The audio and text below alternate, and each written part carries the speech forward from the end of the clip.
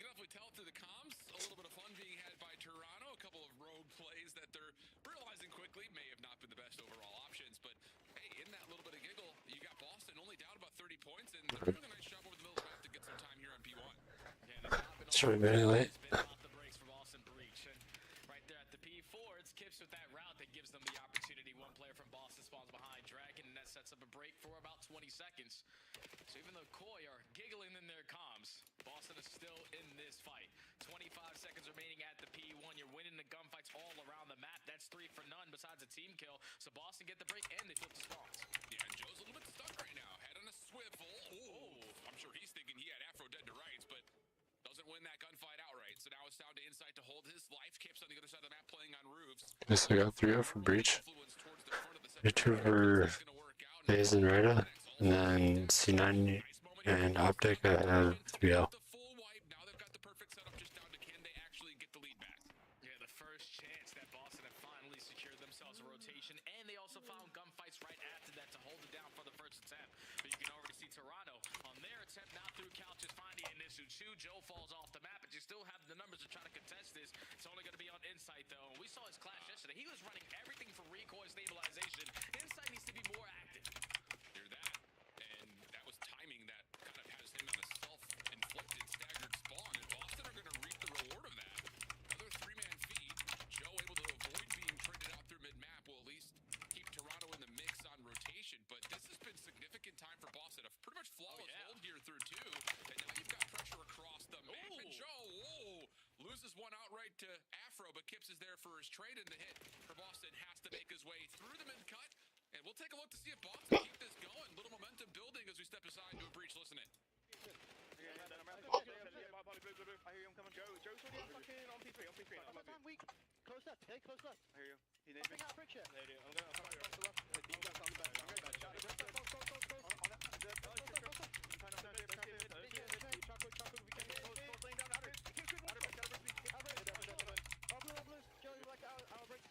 One shot on time. There's one B cut. I'm leaning over. Pushing him close left. Yeah. Close left. He's on outer brick, Joe. Weak. Okay. Can we close blue now? No, just the main. Kiss me. Kiss me. Dead. Nice, I'm watching that brick. I'm on the back. Oh, someone can have to play with me. Missing Jamie.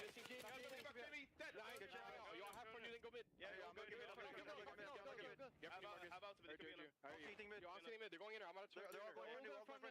We can swap. You trying running into me. There's 2. Take your time. 2 guys back around the back. Back door on the pillar. He's a bully. Back door. One shot, Jamie. One shot back door, Jamie. One shot, Joe. You going down the window? One shot, spot Nick. Absolute inner. He jumped out. He jumped out the window. He's close. Close left. Nice big kill. Yeah, nice moment here for Boston overall. Toronto will get some of the scrap time though. That could lead towards, again, just kind of regrowing the deficit that was already in play throughout the majority of this map. And this last hit for Boston is falling apart. All 4 will fall. And this back 20 is looking really good for Koi.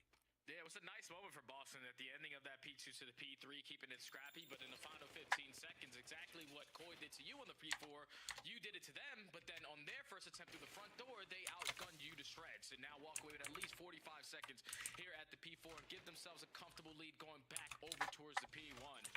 Just situations where Boston, when they beat them to the punch, when they are in the driver's seat, where ego challenging in certain situations and losing those key one-on-one gunfights, that's what's giving Koi this lead.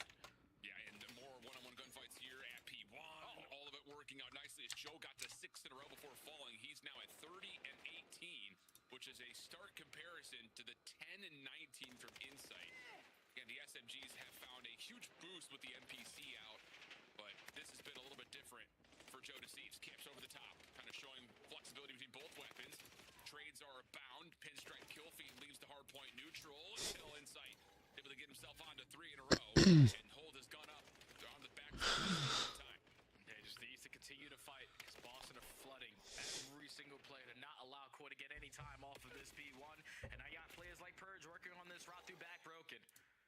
It's going to allow his team to soak up this junk time and now try to contest for these spawns because one player from Koi is going to be all the way across the map. So you have the numbers. Purge with the frag and Spark with the gunny. The only player in the backside has to be Insight. He needs to make a big play. Yeah, Yeah, but I don't know if Boston are aware that he's back here at the moment. They will once the guy will spawns. Drop, and yep, so say once he spawns, they're going to realize, whoa, we're in some trouble here. So now Toronto have a little 2-2 split. 2 from the back, 2 from couches. Can they find the gunfights, though? Maybe easier said than done, although Kleenex and Insight. First game though. That point by finding the opening very cleanly. Now Kip's back to the hard point. He's going to clear some space. And Boston don't find a single kill off of what was a very solid setup inside the hill. Unbelievable. Yeah, that's tough, man, because Yeah, see, Boston is just flat sometimes. all four dead. We can take more space through the front side, and the back spawns are secured. So they can still close it out here with all this P2 time. You're going to give it one last push if you are Boston through the front, and Spark gives you a double. Yeah, Insight, though, really starting to heat up now on 5 in a row before being traded up by Purge, who turns that into a second. 12 seconds of scrap time, not insignificant for Toronto, so Joe will hit that off the delayed spawn, and that is time that will get them over the 240 threshold, just down to Boston, having to play perfect COD. And it's a split pinch setup here with the spawn from Purge. He finds the first. That turns the heads of Toronto. Good kills from the front, combining with that effort from the back. So now it's just out of can you finish off this last hit, but where are we? We're not inside the hard point. We're just both doubled up inside a 10. Toronto pick it apart, winning moment potential. And Toronto wins game 1. That is indeed the case. Another moment where just like we just saw P2, Boston just maybe too nervy playing from inside the hill, give up too much space, and drop the map. Yeah, it just doesn't make sense though, Al, because Purge is working on the pinch, and you also found a kill from Dojo's side. So that puts you in a 4v2. We have the numbers, we have the advantage. All we have to do is chow in sync. You don't, and that allows Kleenex through mid-cut to find a 3-piece, Clips to clean out the final guy, and Koi to close out the game. Boston, especially on that first rotation, was just a little bit late to the party. Lost every single roto, and then in the time where they had an opportunity to get it done at the P4, you instantly got broken. Koi were having a little bit too much fun, especially when we jumped to that listening. That gave Boston opportunities to get themselves in the game or keep themselves in the game, but Koi were in firm control from start to finish due to this lane presence. Yeah, and just overall objective control that comes off of that slaying, I think, is also important to note. Like, we saw that a lot for Toronto when they were in the midst of, I would say, their major 2 qualifiers in particular, and also just at the major on this map. Not only do they find good team kill-death ratio, but more importantly, all 4 players able and willing to get inside the hard point when the situation calls for it. So, good stuff for Toronto to battle back against some of the hilarity that they were kind of doing to themselves versus this Boston, very recently formed Boston team, but it's still one of those things. It doesn't seem to matter what the roster is for Boston. The same problems continue to plague them when it comes to confidence in low number situations. That's something that I think we all noted on very heavily with the first iteration of this roster, where it's like, hey, in 2v2s, they're just kind of falling apart and like getting under their heels, and we saw that a couple of critical times in this map as well. Yeah, it's just Boston. I don't really know like what you can build off on, because slaying is usually the key to success to fix all of your problems. You're not finding your kills, that means you're not winning rotations. Also, you're not finding your kills, that means you're not holding down setups, and you're probably most likely not breaking into HPs. So it's a struggle. SMG's performed a little bit. You gave yourself some highlight moments, but the ARs were lackluster there on that opening den. So if you are Boston Breach, again, another situation where you find yourself down 0-1 in this series, looking for a search and destroy bounce back, and for them, it's kind of sucky because Colossus is out the map pool. They've only been able to win 1 map other than that, and that's Raid, and unfortunately, that's not map number 2. You got to figure out Fringe. Yeah, man, it's always really interesting when we get to this halfway point in the season and we deal with, well, in this particular instance, a weapon meta change as well as a giant map change. Like, I don't know if we've had this much, removal and addition of maps. Yeah. Maybe ever in the CDL era? Like, I'm thinking back to like when we did a little bit more like Cold War, we had like an influx because we added things like Express and Raid and like all the lineage maps from Black Ops 2, and it's kind of the same thing in this instance as well. But this is a weapon meta, a significant one, change up. Plus, we're not just changing and removing maps, we're also adding another one to the hard point and the search and destroy map pool. So it's like you really have to get with it if you're especially a team who finds themselves in the bottom half of the league, because there's just not a lot of time for you to make up points and relearn maps and relearn weapon metas. It's a huge curveball being thrown their way. Yeah, it's realistically a brand new game, man, because because you see the teams that were shining in that AR presence, like the Miami Heretics, they were great when everybody was running an M15. You saw them in their first series when they have to make those adjustments now to the NPC meta. It was a struggle for them, and you saw it for LA Thieves. They showed drastic improvement. Vancouver have been on the upward trajectory. Some teams it's working out very well for them. The other teams who have lackluster submachine guns are still the ones struggling. So got to figure out the weapons. Obviously, like you said, you got to figure out the new maps. And I think for the squads who are struggling, that's your key to success to try to catch these guys off guard is the new maps. And what we saw from Boston yesterday on Fringe versus FaZe, they had a lot of rounds where they get the first blood, but throwing away a bunch of these number situations. I know that's FaZe. I know that they're usually historically known for clutching up in a majority of those rounds, but those are situations that you cannot throw away. And now versus Koi, who aren't the best search and destroy team, you redo those adjustments you did from yesterday and come up more prepared today on Fringe. I like that call. I like that call a lot. And, you know, again, it's just keep your eye on it. I know we kind of mentioned it in very cursory notion, talking about like Boston, whether it's respawn or search, when they're into a limited number of members still left available. So again, talking about 2v2s, 2v3s, like when we start to deal with less than 3 on the map at one point in time, it just feels like there's no one quarterbacking the call. It just feels like they get a little bit lost, a little bit stagnant. That is something that could definitely come to bite you, especially on Fringe that, let's be honest, like tempo on this map in this first weekend has been high. Like we're dealing with some very lightning fast rounds. It almost feels like early vault from last year, for instance. It's just everyone diving at each other, and usually the round solves itself in the first 45 seconds. So if you are finding yourselves in a 2v2 early and you're still forcing these engagements, you need to be able to read the situation and make the right read, and that's something that Boston's really struggled with. Yeah, and that sometimes can be due to like making a brand new roster change, a lot of ISO ball all around the map, even in number situations, not really understanding what the play call is as a collective unit yet. But versus a team like Koi, you can definitely capitalize on. This is the tab, bro, but I can't have it in the. Can't do the stream together because I'm in the watch party. He found himself in so many key positions yesterday, like what 04 was doing, but 04 was winning those one-on-one gunfights. You need Purge to have that kind of impact, to have that kind of game-changing difference with his SMG, especially around that A site. Yeah, and I think it's, talking about, Purge and, being, so to speak, like the last standing member from the long lineage of the Boston Breach roster, especially the one from last year, you have to kind of feel like at his point in his career, no longer anywhere near the term of a rookie, wouldn't necessarily say that he's the most veteran player in the league because of the bouncing back and forth between multiple teams, but obviously for this particular roster, he's probably feeling like I'm the guy in the camp, so I'm sure he's going to be very vocal. We've actually heard that a lot from listen-ins from Purge, getting more active, but at the same rate, you also got to keep in mind, like Afro and Nasty technically as a duo together have the most overall success in terms of playing off of one another, whether it was back when they played on London or more specifically when they played on LA. So it'll be interesting, I think, to see like who takes over, especially in search, between that duo and then Purge wanting to be the quarterback for this squad. Yeah, I think Purge can be a good quarterback whenever he's putting himself in those positions and not scamming in those situations, because that's when he's playmaker Purge, the guy that everybody likes to watch. But when he puts himself in that position and then overextends a little bit and gets caught, that's when Purge, everybody's looking like, oh, this guy should be dropped. He's without a doubt like one of the most intelligent SMGs potentially that we've had because of the way that he thinks about the game. He's just truly lacking gunning at points, and that's what's causing. Yeah.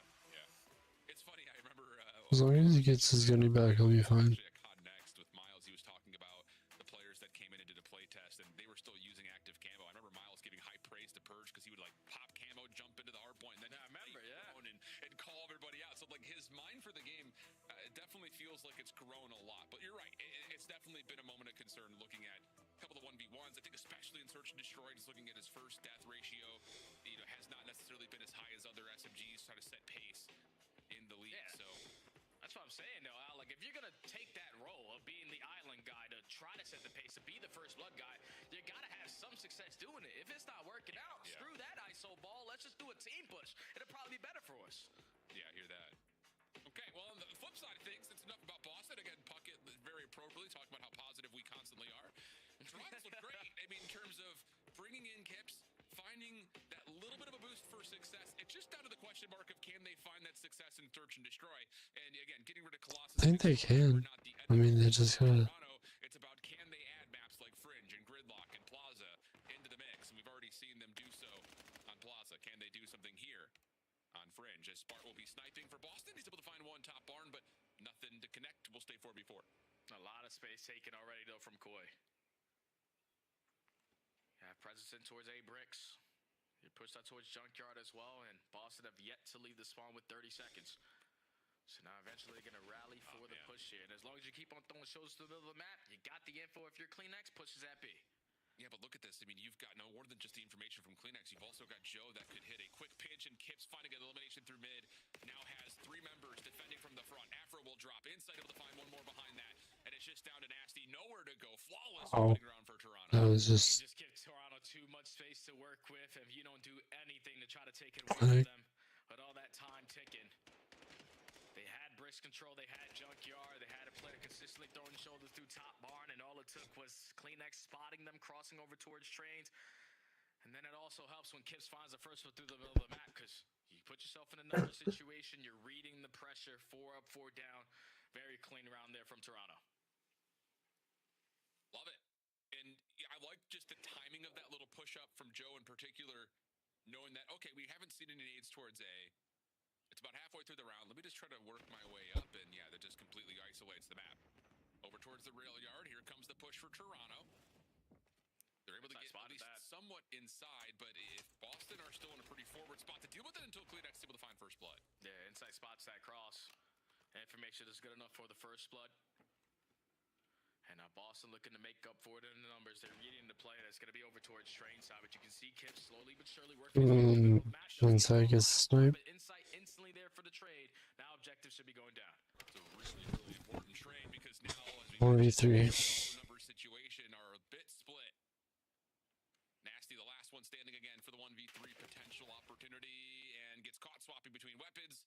Good feel out from Toronto again. Just we get our first level of space. We get into that rail yard position. Our scope is up. We can lock down mid-map to deal with the defense rotating. And wouldn't you know it, all it takes is an opening slide out to find first blood and completely open up the map. I said it before the map starts. Boston threw away a lot of numbers situation versus FaZe, but if you don't find yourself in a numbers situation, it's probably even worse in that category. Cannot continue to get first blooded here on Fringe. Because when you're simply outnumbered, even though Spart finds that trade, too many angles to be aware of. Insight instantly responds, and then Purge single-handedly is thinking the bomb's got to be getting planted, so I potentially have the jump on him, but he gets caught, and Toronto quickly up 2-0. Yeah. And look at this from Toronto, already aggressive in front of the A site. Afro trying to just feel things out. Will be pushed back by stuns and nades. That's a lot of ground given to Toronto. Wow. They're happy to have that, and that's They're all the way already up in 10. Forward, scale them deep. Everyone else defensively can worry about mid, And does a good kill. We got first blood. We got numbers.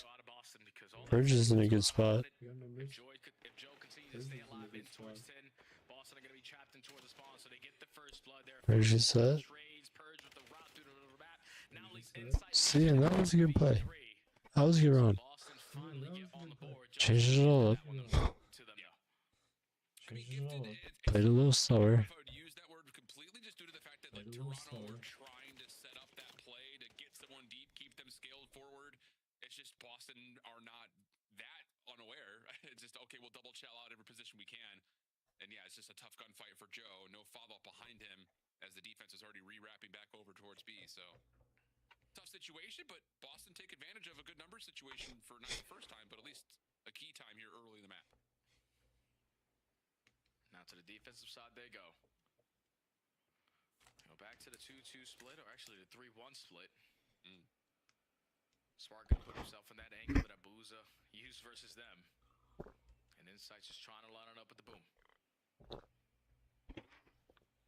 Toronto will know, though, by taking their time here, that they will have to clear every tight corner.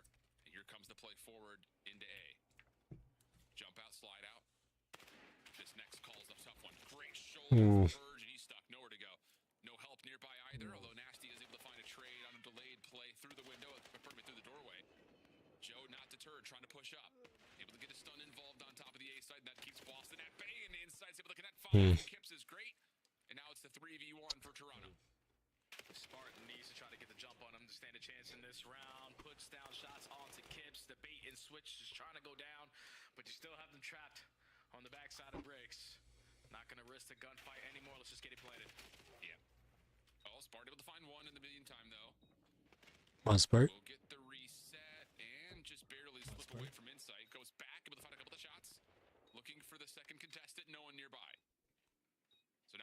his way onto the bomb. Has an NPC to play with.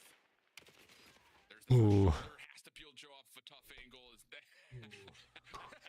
Joe's up there like, he's doing what?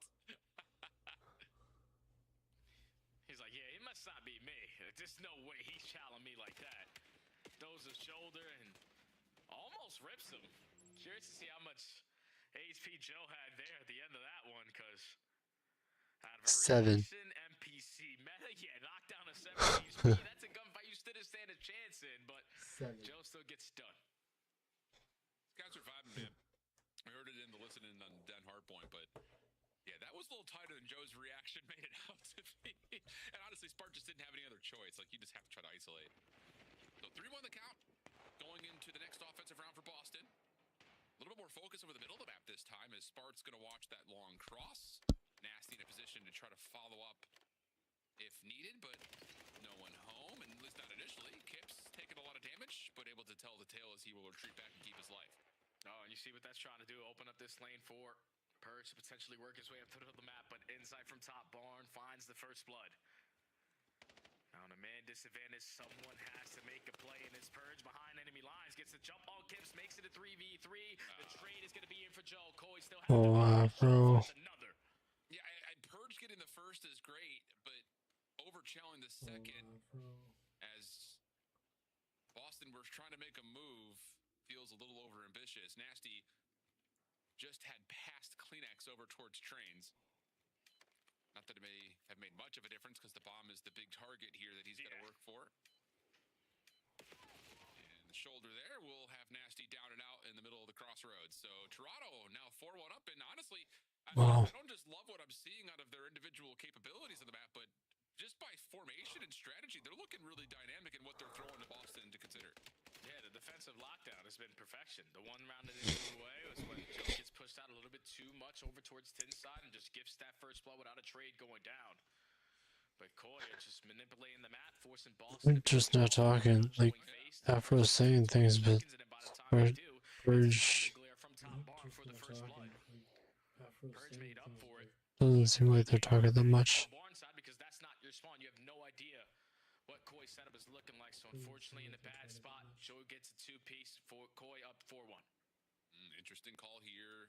Double push down through the rail yard, but at the same time, Boston are tossing a ton of nades at the front of A. They don't land, though. And that's important, because no information getting tallied by hit markers means Boston are already committing that this is going to be a B hit. It's not fully that, though. Bomb is still playing over towards the A side of the map, so Toronto are going to make noise at B, and then likely see if they can flip things back over, but this first push to the top side of the barn, not going to work out. Inside also drops. Let's get 2 kills. And any plans of Toronto trying to finesse the map are now They should have this round. This should be the round. It's 2v4. It should be Boston's round. 4v2 left up to the superstars on Toronto. Joe and Kips. This duo, you can never count them out of any situation, but time is starting to tick. Yeah, I think Joe's been scouted out by Spart as well, topside barn. Yeah, he was ready for that the whole way. Kips, 1v4. Good damage onto the first, able to finish with the pistol, and the second shots were clean, but the health pool just a touch too much to deal with, and Boston get another round on the board for them. Yeah, great defensive look there. Just go for the 3-1 split. That's been working for them, and Koi decide to split up the teammates and go 2-2 across the map. That allows Spart's positioning to be impactful on the backside of barn. Gets the cross con for Perch to get the first blood. Walks up train side to find the second. Yeah, that was good. And then Joe and Kips just outnumbered in that round. Stood no chance. Boston continuing to fight. Need back-to-back rounds here, though, you would feel. Yeah, they need an offense. Yeah, they desperately need an offense. Yep. 3-1 split for Toronto defensively. Joe just kind of on an island towards A. Will play pretty safely that direction. Spart with the trophy in front of him is just going to hold middle. And this is, again, Boston just playing a little bit back, seeing if they can catch Toronto playing with some speed. But none occurring here. It's going to be breached. The ones who have to make the call on what they want to do. 30 seconds already gone. And Toronto aren't giving you anything. Like, inside, all he's doing is throwing shoulders from top barn. Oh, but no. Kips, this time with the sniper, finds that first one onto Nasty. And there's only 45 seconds left. You are still left to leave your base. That was through this window that Spart's at, I want to say. Or somewhere nearby. So it's an impressive. Yeah, sometimes it just seems like they're playing too slow. Now you have a huge issue to deal with if you're Boston. Yeah, and this is why Joe's able to find just a little bit of information, lots of damage thrown in his direction, but he's got help nearby. But it's Kips who's got the scope again, remember. So he will back away and see if he can get a second chance to just defend this bomb. Nades off the inner walls. Whoa, that's an interesting little wall bounce from Afro, giving himself a chance to fight for the bomb. Is now down. Kips had seen that, but Spart finds the double. Leading it just down to Kleenex. 10 seconds on the clock. They have to commit. Kleenex aware of that, finds the first. Backing away, up and over the doorway. No, not quite able to finish off the 1v2 in Boston and get the much-needed offensive round. It's a big play. Big round now out of Boston. Slow and steady wins the race. You don't find the first blood, but he said, screw it, we're just going to rally all of our guns through 10. You're able to isolate onto Joe, and then Kips in a bad position with that sniper. If he has any other gun, he's taking that bomb and most likely walking away with one, but Kleenex not full HP.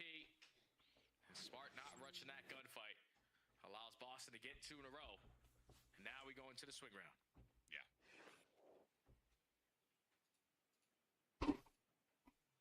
Toronto has shown their willingness to play aggressive on the offensive side of the map, especially towards B.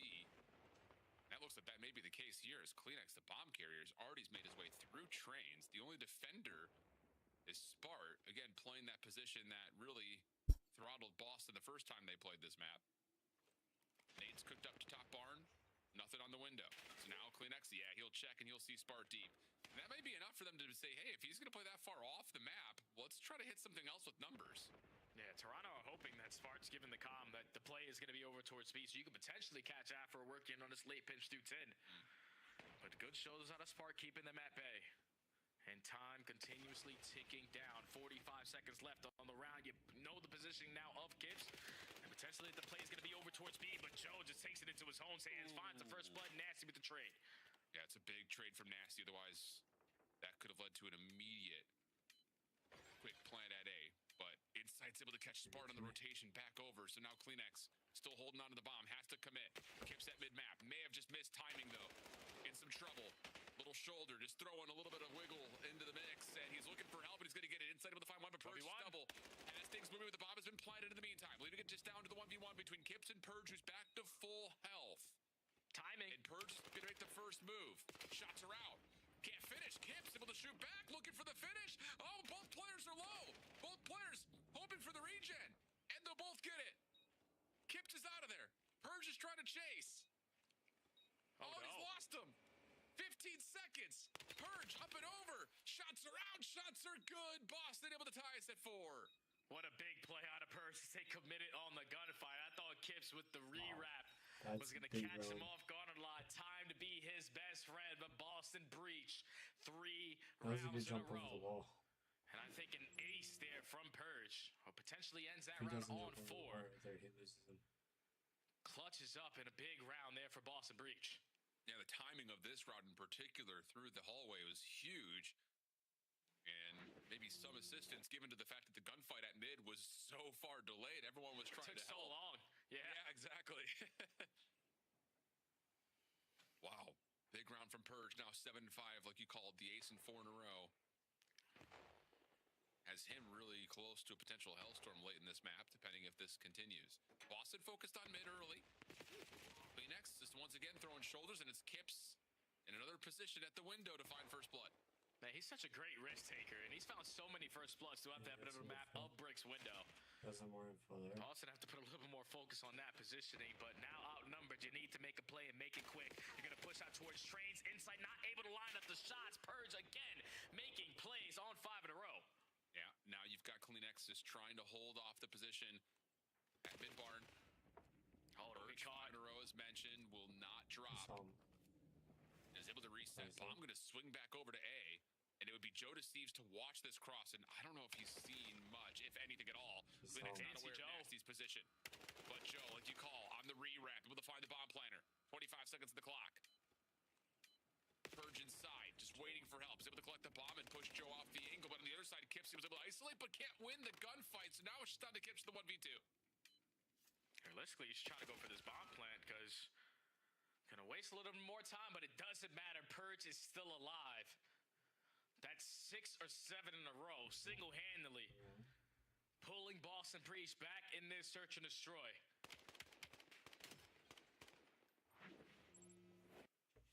Take a look at the replay from Insight. He's just overwhelmed by the pressure and the omni movement there from Purge.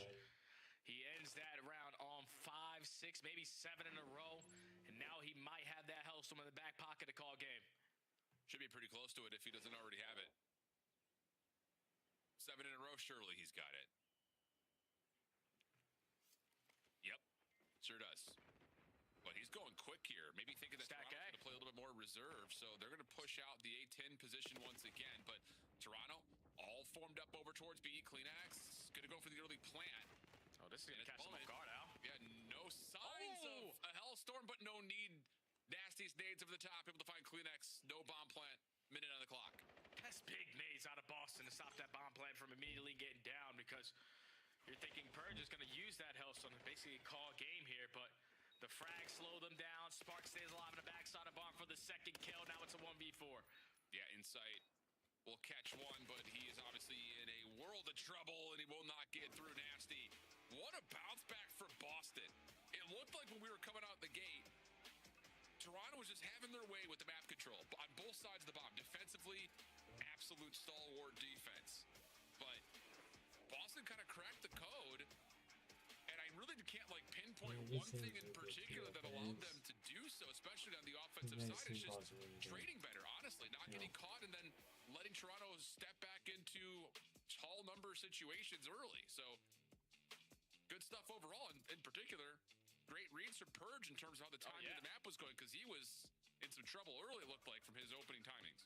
Yeah, it's all that Boston switched up their gameplay from the beginning of this game, because it's usually Purge taking all those wrist routes. It was Afro this time around, and he was struggling in that category, especially when he was pushed up towards mid-elbow. That's what was allowing Toronto to run away with early in these rounds. You go up 4-1, and then Boston make the adjustments. A couple rounds where they still get blooded, but you had players now in a position to make those impactful plays, and this is what I'm talking about with Purge. Like yesterday, we saw him on this map go 2-9.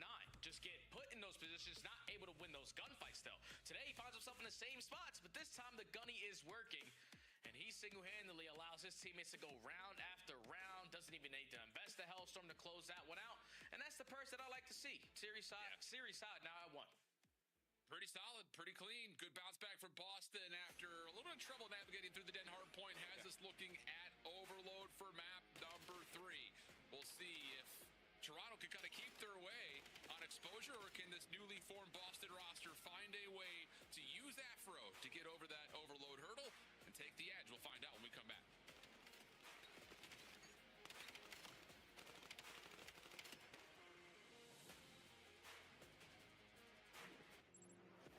Monster Energy, the official energy drink of the CDL.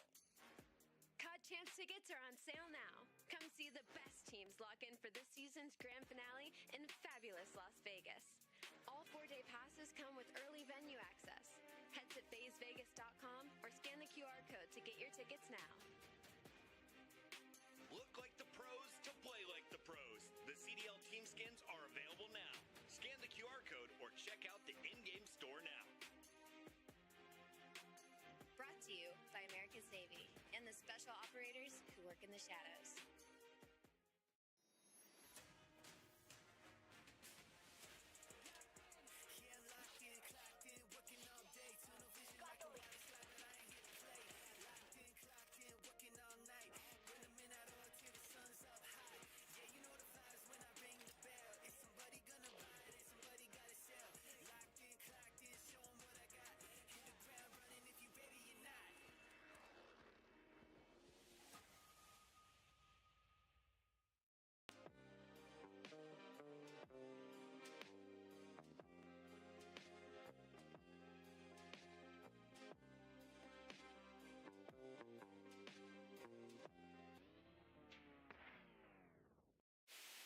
Did you feel bad about eliminating Vegas Legion from Champs? Yes and no, but yes. They're seeing them like, ugh. I don't know, actually. You are lying. I'm lying? Them guys. Yeah. My bad, Clay. Keep that shit together. Do they keep showing it? They added it to the Hey, man. Yo, why are they showing me reacting to them showing me? You know what I mean? Like, what the f? That's good work. And I'm currently reacting to that clip of me reacting to the clip of me. That's gonna be on the next one. You know, and now they're gonna upload me reacting to the clip of me to me reacting to the clip of me. Unbelievable. Good grenade. Oh, he just ice skated on him. Yo, that was a skateboard move right there.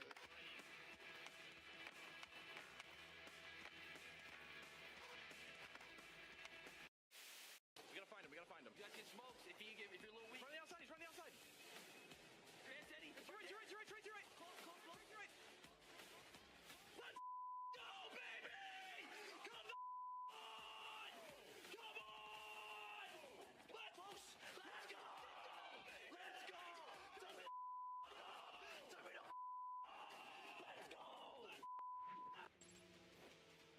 Welcome back to the Call of Duty League, and I'll tell you, whether you are someone who just thrives on watching the CDL or you enjoy Warzone, DreamHack in Atlanta is going to have a little bit of everything esports for you. Make sure you join us in Atlanta. You can get your 3-day ticket packages now, and tickets are moving fast, so please don't hesitate. If you're even on the fence for it, you got to get in. You got to get involved. Birmingham was a movie. Atlanta, we haven't been back to since the Modern Warfare year, Jay. It's going to be nice to be back in the Deep South, and not only that, hey, it's things like Warzone, things like CDL, but Challengers, after the last event, seeing some main stage action for Challengers, this season of Elite's going to be insane. We got 2 teams to qualify still to the Pro-Am, Jay. It's going to be unbelievably tight, tense, and fun Wednesdays and Thursdays. There's so much on the line for these amateur teams because realistically, this is your biggest opportunity to see what you are like up against the best in the world. So you got to get a top 2 finish or at least win the Elite to get that final spot to go up against the best guys. But I think without a doubt, it's going to be a top tournament because everyone loves a good underdog story, right, Al? Yes, sir. I mean, we've seen over the course of, well, the last, 2 shared events between Challengers and CDL. Challengers teams are Face fighting. Killers. I'm telling you. Remember? I mean, the fact that we had 2 teams from essentially the Challenger space qualify through EWC groups. Yeah, that was insane. Like, what are we talking about? We're going to get some absolute nonsense happening in Atlanta. I'm here How cool is he? Look at some of the overload statistics, though, in particular. We talked obviously It's been going to for Boston, but Joe yesterday final. was everything. Ended up having to play against OpTic. It was on this It'll be pretty fun to see. trying to just do a little bit better than what they threw out after dropping this map to Riyadh, but the killing presence for Toronto on exposure and really any overload map has been insane. So trying to find those metrics once again to show. Yeah, they're going to have to figure it out on exposure overload because this is a map like Wheeler talked about. They played it 7 times in a row. No team wants to square up with them on Den anymore, so you got to get better at this one so you can have the exact map pool that you want versus any team. So Coy, at least versus Falcons yesterday, we're always playing on the back foot. We're always trying to chase around the EMP carrier. You cannot allow that to be the case. Don't allow Boston to dominate time. Yeah, now we're looking for some map control here early, though, and Toronto is going to find a lot of pressure out of the M15 of Kips. Insight kind of head on a swivel here, looking for the next contestant as Nasty takes down 2. Spart finding a 3rd from up top, but the trades out for Insight. Looking for 1 more, but no. That space now gained for Boston. Chance to grab if they want to, but instead are going to put pressure on the spawns. Kips comes out and finds the opener, and now the awareness is out for Toronto on where this EMP is moving. Yeah, they take care of the lead blocker, Nasty at the A point. Now you know that Boston had to relocate over towards B. You've already cleaned up house on your first Wow. So now Coy have all the map control. Nasty needs to try to find a kill. He cannot. But Purge with that frag over the top is going to slow down Coy just a little bit. Yeah. For at least a moment. Here's the full setup, though. Going to get essentially a 4v4 over the B site. Nades are landing. Boston able to find the first blood in this engagement. Purge trying to follow up, and does he expect the player down low? Not. Oh. Yeah, Kleenex able to find 1. Spur got him, though. Very, very quickly able to find the trade. So once again, things stay in this tug-of-war 50-50 battle over the panels. Yeah, like Coy, we got to get a little bit of finesse, or we're just going to see, have a square-out battle here at the solar side. Yeah, SMGs found success early on, but we were a little bit slow on our pressure. And that's what allows Boston to still hold on to this cold line stop. Now you're going to force Coy off the respawn. EMP is going to be reset back to the map, and neither team is yet to get a score. Wow. I like this from Toronto, just allowing this EMP to reset because it changes the battleground and it's out in your terms. The problem is they don't track Afro moving through dirt. So now all of a sudden Joe's in some trouble, has nowhere to go. Again, are able to find the time to at least win back the mid-map. But as you call for it, Kleenex needed to get involved in it as he does. Toronto able to find a couple of kills to work some pressure back in their own right.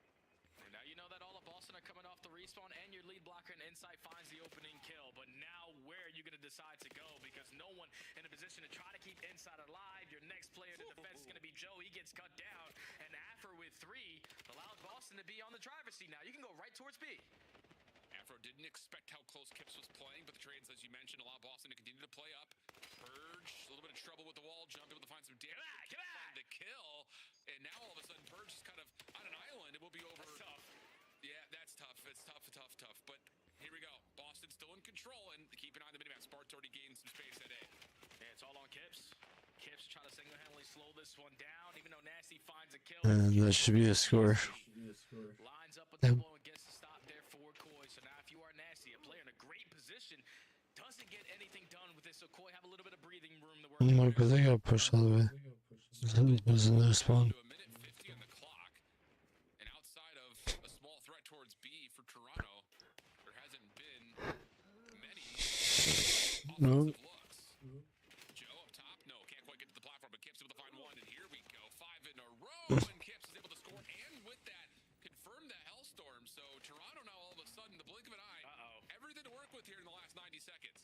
And realistically, if you're a Kips, you can use this Hellstorm to guarantee score number 2, but who needs it when you have all the map control the way that you do? Purge takes the extremely long route around the backside, and now you're just hoping that your teammates can find the kills to stop the ejected. Dave Koi gets score number 2. They just got finessed right there. It happens that fast. Yep. Purge red, dealt with. And now all of a sudden, Toronto with a minute on the clock are going to have dirt control. Joe able to find more, and if you find this EMP in hand for Toronto, they may touch the 90% possession mark in this half. It has not been all that great for Boston, but they do clear out dirt cleanly, and that's an opportunity to move with some speed over towards A, putting some pressure on the Toronto's defense. Yeah, but you know, Toronto already off the respawn, so we need to add a little bit of finesse into this objective push. Kips is only able to take down one Afro there for the trade, but now you have all the presence you want at this A point. You just got to get past Insight, who's trying to single-handedly hold it down. Yeah, that's a good point. That's big. That's a good point for them to stabilize. Considering how quickly Toronto were able to start to take over in the 2-minute mark. 14 seconds on the clock. Boston with some good map control over the middle of the map, but Joe is on the pinch, and they're going to be aware of that. Afro clearing out space through Gens, able to find one, but now he's the last one standing, and Toronto's going to have a chance to get the overtime in. Keep in mind, they still have the Hellstorm to play with. If they want to try to force this forward, and Kips has hit the pause button, so he's going to try to call that in. This could lead to a very quick score. Boston's going to try to push forward and take care of the EMP carrier, and in that moment, they do. So a tough decision on both sides, but Boston make the right read. They deal with the carrier, and that pretty much mitigates the Hellstorm. Oh yeah, whoever's Koi's objective runner right there, all you have to do is just stay alive. Allow the Hellstorm to be impactful, because Purge through low dirt, all it took was one-on-one gunfight. I promise you, one of those little missiles that's coming out of the Hellstorm was going to take care of him, and you would have gotten score number 3. But you rush that push, get nothing out of the Hellstorm, and now Boston, realistically, after an abysmal first half and time of possession dominate there from Koi, only down 1 with no Hellstorm. Yeah. Feels like a Sunday miracle for Boston. I don't know. It's also a little sloppy here from Koi. Oh, for sure. Again, to Bucket's point, we are just spitting rainbows over here. Yeah, you know, I'm always speaking facts, though. I don't care hell what organization you're playing for. If you're playing good, I'm going to tell you. If you're playing bad, I'm going to tell you. I hear that. Afro has actually found himself a Hellstorm of his own. Okay. See how Boston try to use that, as they're going to get 3 down immediately. Insight just needs to be traded. There should be a chance here for the breach. We'll see how they deal with it as they get wiped in their own right. And we swap over to see how Boston calm out this next moment with the breach. Listen in. They're long box, they're long box, you guys resting clean. Long box, dead, one guy's hit Joe. Let's go, Toby,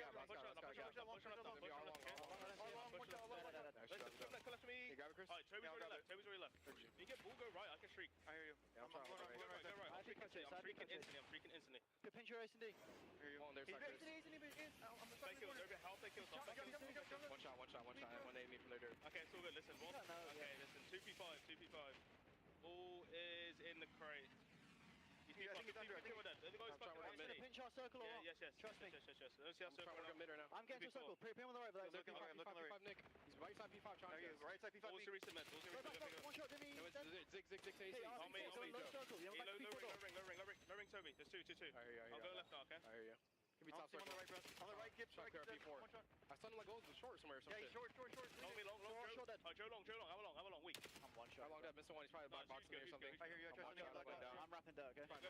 Just slow pit it. I'm top ringer now. I'm showing mid. Yo, they're long. One shot. 1 HP, they're long. Absolutely long. Yeah, They got 1 HP. S&D, They're gap one. They're gap one. S&D, long and Long, five. nice. Good shit. SD,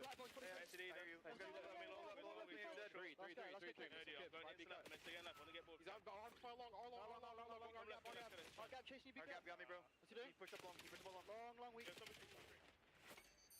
Doesn't that final moment right there just kind of spell out what's been going wrong for Boston? They do everything they need to besides deal with the one player on the pitch. Kips finds 3, and now all of a sudden he's going to score behind it.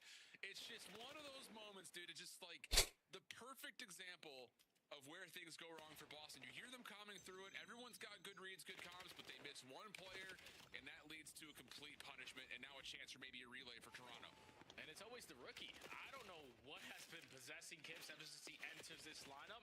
So whenever you need him in a position, he is there. And you need him to get multiple kills, he finds it. He's the guy who, when that Hellstorm gets invested, flies through top mid and finds a 2-piece through low dirt. And then off the respawn, gets 3 to stop that push. The rookie continues to shine. And now there's only 2 minutes left. Koi just got a hold. Well, the play for Boston starting to develop over towards A. Afro in particular at mid-map wins a key gunfight. Joe also stopped from pushing forward. So again, you look to the Rook. Kips for 1. Not able to get more though, and that will be a very quick score for Boston. Tons of time on the clock here. Plus, with the next EMP location being at bottom, pressure is still very much so alive and well. Well, the problem is Boston cannot themselves stay alive and well. And Toronto will recontrol dirt. Yeah, Koi already worked their way out the OE, found that opening gunfight, and now have control of the side of the map that they want.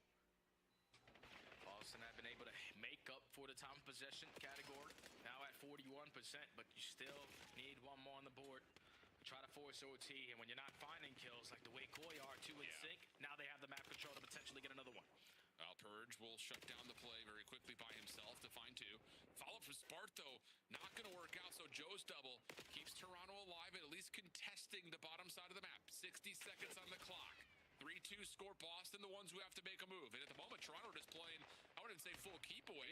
They're just zoning out the battleground, and now Insight will grab. And this comes down to, does he decide to park the bus or not with the last 50 seconds? It all depends where these kills are going down, and the team kill's definitely going to help this scenario. You were looking at the rookie to potentially find kill number 2. But you're more than happy to just control the EMP. Allow Boston continuously to try to chase you down. There's only 40 seconds left. Yeah, and this is really smart play from Insight. Just tracking behind his teammates, knowing Boston has to chase, and the game-winning score could potentially be here, and it will. Really heads-up play with the clock from Toronto with the advantage. Insight getting the final score. Boston will keep it relatively tight. I mean, considering at one point this was like an 80% possession arrow in favor of Toronto, but both Hellstorms come up empty. And even though there may be a chance to score here at A, there's just not enough time for any overtime to come through. Yeah, they have no chance at the reset, so the tally is going to be 4-3, but Koi are going to walk away victorious, making the adjustments off of that map that they played versus Falcons yesterday, not allowing the opposite team to dominate the time of possession. You do it flawlessly, basically in the opening round. A couple mishaps from both teams, with both Hellstorms in play that don't lead to scores, but Koi a little bit more proactive on their counterattacks, just kept themselves in a comfortable lead and always forced Boston to play from the back foot. Yeah, and I would say, and I don't know if there's an actual number behind this or not, it just feels like Toronto's ability to relay is one of the strongest overall in the league right now. We see it on Den very often, on exposure. I think especially in this particular game. Going from the neutral midpoint score into a second very quickly. We've also got to keep in mind that they are the only team to 8-0 a squad on Overload, I believe, and they've done it 3 times. I mean, it's been pretty next level in terms of what Toronto can do in terms of when they start to score. They score often, but it helps when your time of possession is also as high as it has been, generally speaking,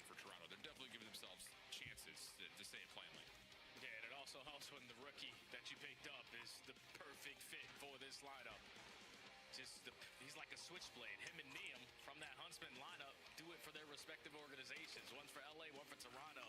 Just whatever you need them to do at the time of the game, they are willing to do it. You take a look at the highlights here. Boston found 3 dead in the feed. Can't locate Kips. Oh yeah, I'm gonna get 3. I'm gonna recover the EMP, and I'm also gonna score it. The guy is just doing everything for Koi. The little things making such a big difference. And without a doubt, Kips is jumping up to that Rookie of the Year conversation for me. I think so too. It's always really interesting when we have conversations surrounding Rookie of the Year because, you know, you look at a player like Lurks, for instance, he's also been unbelievable, but he also finds himself on Carolina. Whereas, you know, it's just Kips is finding impact as an individual, but his team is also winning. It just helps, I think, boost you in that conversation pool. But again, you know, it's for me, it's beyond the Rookie of the Year conversation. It's can Toronto do what they faulted to do last year of being a contender on Sundays? You know, we start to see that in Major 2. We start to see that they could hang with the big dogs that are out there. They could even win a couple of the maps, if not series. And more often than not, they're handling the teams that are at the bottom of the standings with relative ease. So everything's been trending in the right direction for Toronto. That's the long and short of what we're getting to. And now we jump into map number 4, where Toronto would hopefully close things out. And eyes, I think, for me, just go down to the synergy that Boston's looking for with Afro in the mix, trying to get that again, that long-standing or more long-standing duo between Nasty and Afro back together. And now you're going into a map that neither team has yet to play so far in a professional setting, but you have definitely been putting in practice on the back end. We've been able to see gridlocks a bunch of times so far throughout this weekend.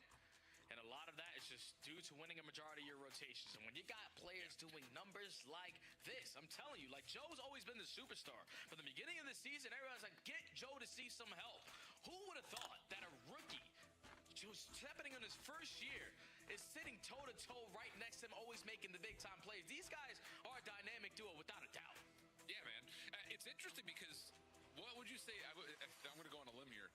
I would say the one time that he had help, like in a major setting last year, was when Mercules was subbing in for Beans, like at Boca Raton. Dude, unreal stuff, man. I think especially when you talk about the story of a player like Kips, like, not to like downplay it, but his Challengers career prior to getting picked up was relatively insignificant in terms of other Challengers players who find themselves getting that promotion into the league. So it comes with this sudden level of spark and shock. And it's been really, really solid for Toronto as a whole, thanks to Kips and the electricity they found in him. 1.27 KD in this series, already at 64 kills. So could there be an opportunity to boost that on Gridlock? Map that, I will say personally, It's I'd good. love to see this one back in the rotation. I love this map. Oh yeah, I love this map, but I don't really know how I feel about it in this title so far. That's fair. It can be very punishing for certain hard points, especially if you're late to the punch, but talk a little bit more about Kips and being prepared for this moment. I think, without a doubt, being picked up by the Huntsman and Meta's moving them across the world to a different state, getting him in that environment of, like, what it's like to be a professional, has definitely prepared him for Toronto Koi's position. So into the map number 4 we go, with Koi looking to close this one out. Boston already late to the party here at P1. All right, here we go. Toronto, early time. The headies that are still just as nasty around this mid position, that one in particular. Well, Nasty has to kind of give up the angle and play off timing, and that will work out. The SMGs will connect. Boston find the break, 25 seconds, but again, heads on swivels here. You've got pressure from Insight, trying to flip the spawns. Yeah, it's a good route there from Insight to just get one and just draw the attention from Boston to put focus on him, because now it's going to open up so many other lanes around the map, and Jodeci was winning the biggest one off the rotation towards the 18. It's going to allow Koi to set up, and if you are Boston, preach, I promise you, you don't win rotations on Gridlock, you're most likely going to lose. So Nasty needs to make his impact felt on this pinch and doesn't line up the shots. Yeah, and I love this position from Insight, just making sure that the play has to be through fire. Spart already getting back over towards the front side at 18. This position at pillar, tough to shrug players off of this, thanks to the fact that you can just shoulder it all day long. And as Toronto clean the field, now they're just going to try to deal with the last couple of members. Afro cannot get the regen. Purge will also drop, and that is a nasty staggered set of spawns where you can just wall bounce and keep the reinforcements at bay. Really solid hill here for Toronto. Yeah, you can't even touch this if you're Boston. Now you're banking on a 2-2 split spawn opportunity to get some kind of time this at this HP, and then Spart from the back line's able to at least get Koi off of it for now, but spawns flip. Jodeci with the reposition. positioning, and the M15 holds down the street spot and gets a couple kills for his teammates to hold down the remaining 10, and they have the road to the new, so Boston gotta play ahead. Yeah, Owen has seen Spart make his way into towels, so Joe will be alerted to that. Follow up from Afro. Also red. Really good start here for Toronto. I mean, rotation-wise, we expect this, but setup-wise, they have absolutely dominated so far through 3 hills. Spart is going to get taken down over towards Showers, and now you know all of Boston Breach are going to be attacking from the front side, and a team kill isn't going to help this scenario because now you are outnumbered. Koi hold on to the bush, and Boston can't do anything right now. Yeah, no, they cannot. Oh, mercy. 87-9. Yes, that number is real. Now inside, stunned up, but damage into Purge. Not going to win the battle, though. Leaving Joe by himself. Not quite able to collapse, find the double. Kleenex feeling like he could find the last couple of kills in the final 10 seconds.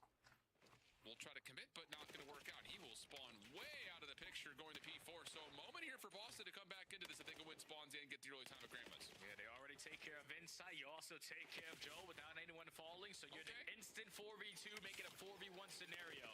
You just got to trade the rookie, and you're able to do it very cleanly. So Boston secure the back spawns and now need this 50 seconds to make it a game. Yeah, Purge just trying to get some space at the front side of the hill. That will not work out, leading to Toronto finding a 2-for-1 exchange.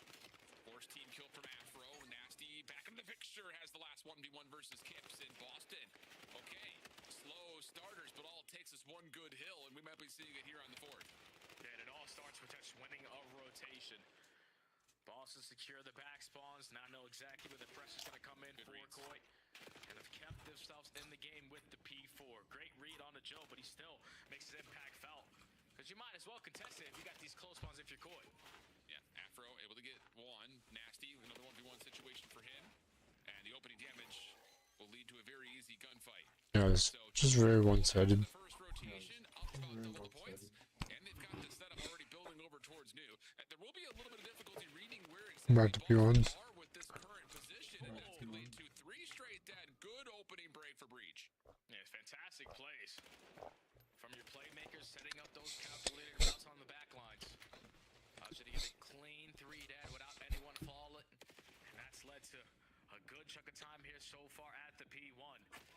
35 seconds remaining. It's going to fall onto Joe, trying to work around the backside of Nail. He does win a one-on-one gunfight. Now it's all on Nasty to try to hold this one down. Yeah, but he will be pinched up again. The chaos spawns ensuing. Purge following, trying to hold out this position over towards Broken Stairs.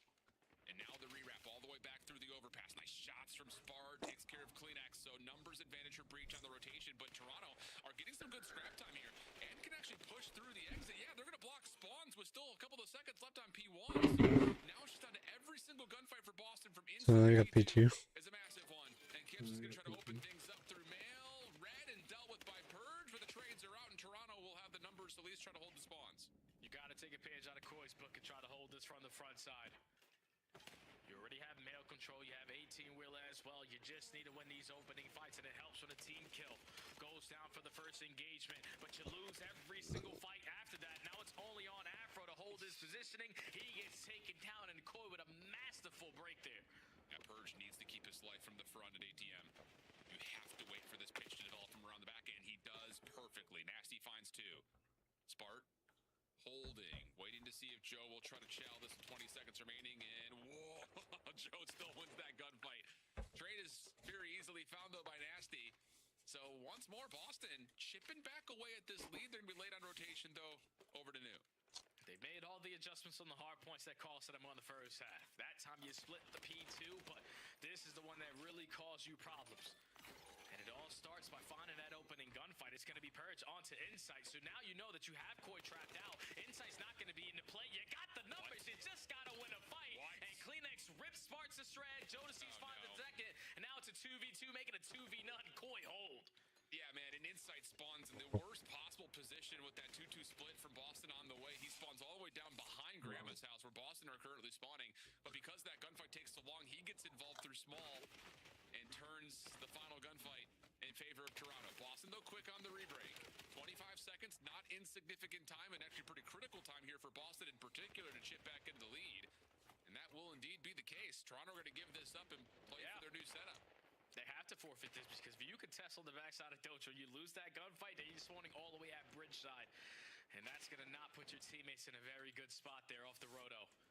So you're going to cut your losses. Boston only going to be down by 30, but they're again looking for the opening engagement. Joe playing an off angle is going to be able to spot, and him and Kips combine for 2 to try to hold down the backside, and they do just that.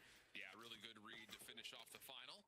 Should know if you're Toronto that the spawns will be from the front. Kips, yeah, just the shoulder to confirm that. The timing out of the gunfight versus Afro. Plus, to shut down Nasty. One more. No, Andre's just feeding the lobby. on the way, though. Nate over the top has Spark completely tagged up.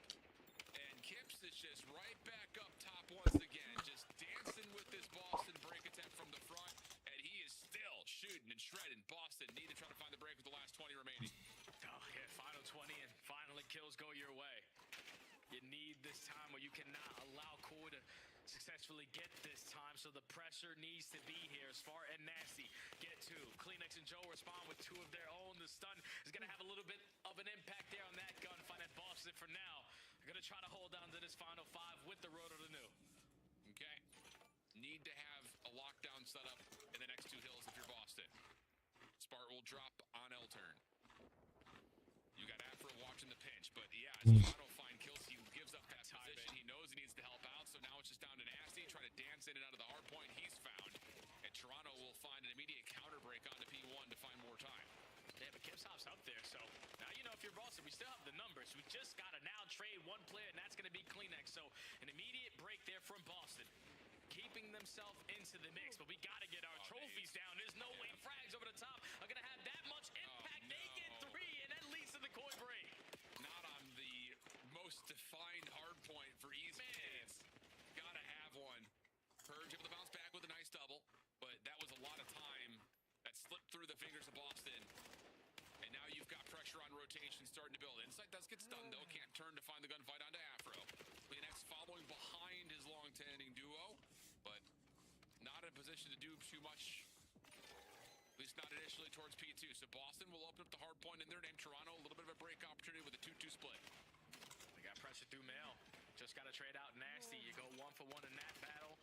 And now the rest of Boston still here trying to hold it down. Kleenex in a power position though towards mail side. Secured the front spawns here for Koi. The same exact scenario that went around in the first set of HPs. Koi's looking to hold it down for the game. Yeah, Boston just do not want to try to be breaking this through bus stop. But they will find a chance to contest. Just, that's all they could do. A moment of contest at best. Still winning this hard point, so Boston have to play for every single second. Moment of confusion here, though, for Toronto. Not 100% aware of where the spawns were for Boston, so a couple of freebies get tallied, make it all 4 now straight dead. And that will lead to a nice moment of rotation timing-wise for Boston on top of that. Yeah, and now this is what Boston needs to do. Win the gunfights off the rotation, but Afro unfortunately gets caught. And now your teammates are going to be outnumbered over towards P3. So Purge, what do you got, my friend? You need to line up a couple. It's all on you and Spart. They find the initial 2, and Boston win the rotation. Okay. You cannot lose sight of how these spawns can move around, though. And at the moment, Afro's the one kind of making sure that Toronto are going to be hitting through the small room side. Purge, up close and personal, overwhelmed. Oh, no. Follow-up. Another one of those moments, Jay. It's another one of those moments where Boston have the exact right setup. They should have no questions on the reads, and they don't win a single gunfight. Yeah, it's tough, man. You just get overwhelmed on the backside of Dojo because you had Afro scouting for that pinch route, but no one from Koi hits it. They know that someone has to be watching that side, but say, screw it, let's take our 4v3 on this side of the map. You win every single gunfight for that final break. And Koi able to close out the series in 4, potentially add Gridlock to the mix. But Boston, again, losing the key gunfights off the rotation, cost them in another HP. Yeah, and I will say, you know, kind of the eye test for Toronto, largely positive, but it's the same story, just maybe a different chapter of the same book here in terms of finding rotation success. It all comes down to just timing and making right decision-making at the right time. And so far, that's been true, it feels like, for Toronto across the board, especially with looks early here on Gridlock. And in particular, you know, no stranger to the map are Insight and Kleenex. They played the map very competitively with so they're going to know exactly where they need to be, what times they need to be there at. Maybe I would say Kips might be the only one who really hasn't maybe had a chance to dive into Black Ops 4 just based on his age, but that's pretty superfluous. And for, I would say Toronto, just if you can just keep finding those timings, you're going to keep finding wins, especially knowing that their slaying presence has not been affected no matter what the map is. It's just not getting beat on rotation, which is where they've often faltered versus top teams in the league. Yeah, the good thing for Toronto is that you walk away with the W, but the bad thing for Toronto is on the search and destroy. That's what you truly want to add to the map pool if you are Koi, because respawns, they can go blow for blow with anyone. They just need to extend their S&D map pool because they lost that Colossus search and destroy. They lost exposure S&D. We're back. You need to try to figure something else out. So yesterday was great on Plaza. Fringe needs a little bit more work. I imagine that will be the main discussion in the lab this week for Toronto. For Boston, not the greatest debut weekend overall, trying to get some boost from Afro. But at least we know that, hey, Toronto's looking just as positive as we would have expected, especially coming off of Birmingham's results. So great stuff for Toronto as we head back to the desk with all of our overwhelming positivity that we have. So much positivity.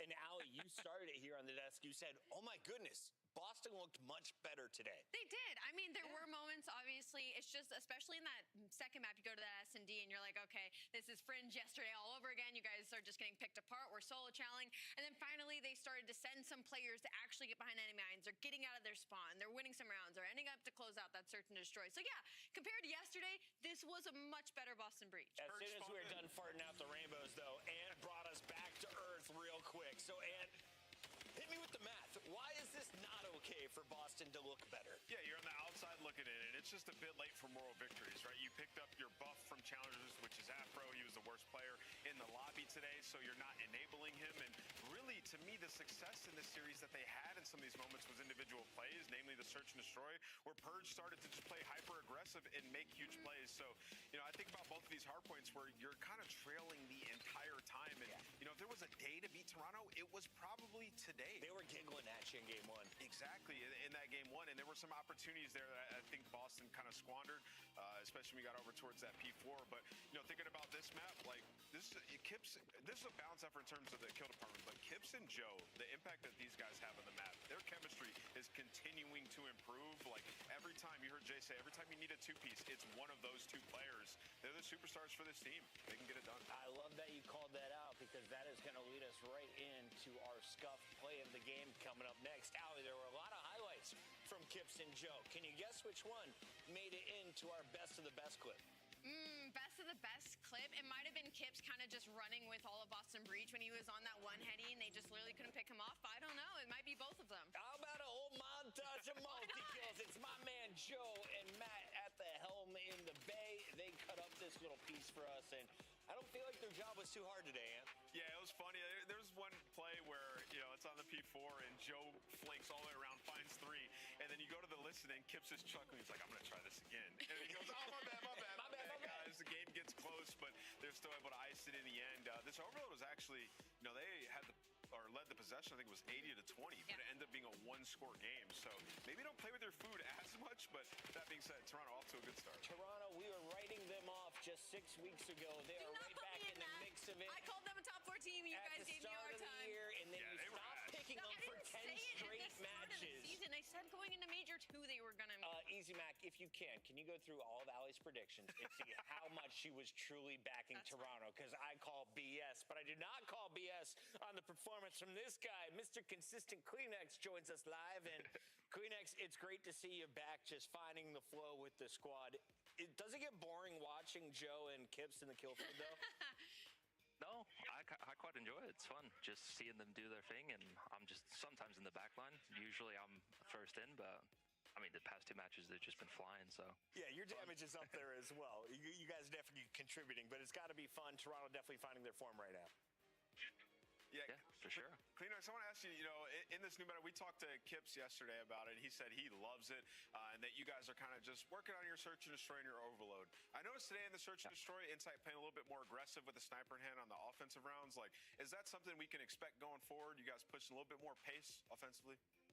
Yeah, I think that was something we talked about quite a lot after the major, that we just didn't really have like the sniper aggression, and I think we just let Jamie do whatever he wants with it. I think for us other 3, we definitely have to figure out a little bit more, but yeah, I feel like we threw the Fringe away, but That's just how it is. Yeah, like there were some good rounds in there. I think you guys will continue to improve there. I'm gonna take away for sure. Need something to get better at and improve on, right? Kleenex, I want to ask you a little bit about Toronto Koi's identity right now. I feel like with the addition of the new meta and the maps, it feels like some teams are having a little bit more of an identity and like they're really good in the rotations and the fundamentals. Like when watching that gridlock, you guys were head and shoulders above when it came to being on top of rotations and team working together. So what do you feel like your identity as Toronto Koi is right now? I mean, honestly, I feel like the two new maps that just came in, Gridlock and Sake, just favors us in a way that doesn't really favor other teams. Like I'm happy Blackheart is out. I can't lie, but honestly, we just have pace, but we also got the rotation. I think overall we just play way better on bigger maps, and I mean that's just how it is. Thank God. He's a real Call of Duty player. Exactly. Do the top 4 teams pull away this stage from the rest of the pack? I think so. I'll include us in there too. How about that? I got you right there with Toronto Koi climbing up after top 3. It's hard to argue against it. Congrats. Thank you so much. Have a good That's Toby, our first winner of the day, but we got 2 more match winners coming, and the next one might be a Falcon. You think so? Or Vegas.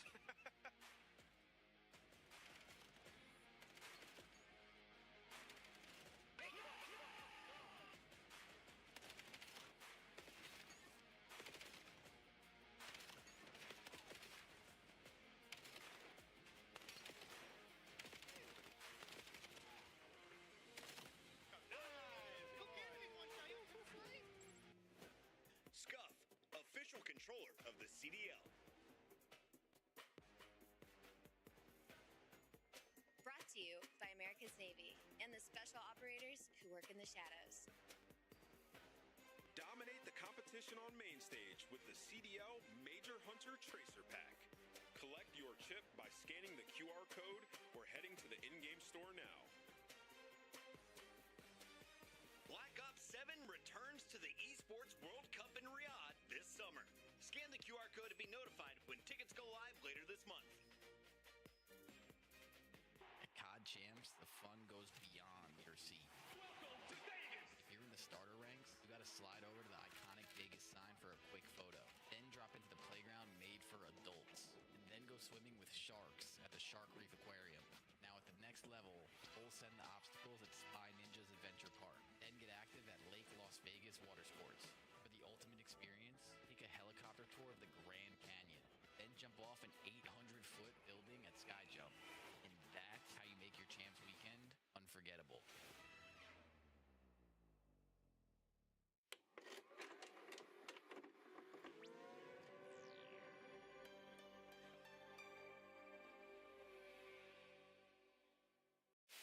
Insight's not going to see it. Kleenex going to get caught off guard, or is he? He gets one. That's a decent one-for-one trade. Insight right back over, looking for a little bit of help from Scrap. 2v3, selling the cross, dealt with by Scrap. Sip also seen on the cross. 22 seconds. Draza trying to work this with Scrap able to turn this down to a 2v1. Just down to Sip. Not gonna happen. Shut your mouth. Toronto in the grand finals here at home. In honor of our Father's Day, we're going to have a friendly competition amongst the dads on this show. How many dad jokes can we fit in? Well, I have the opportunity to go first. So, Allie, let's take the lead right now. Why can't bikes stand up on their own? Why? Because they're too tired. Got her! All right, let's keep this moving, nameless, because we got a lot to talk about. Starting here with the standings.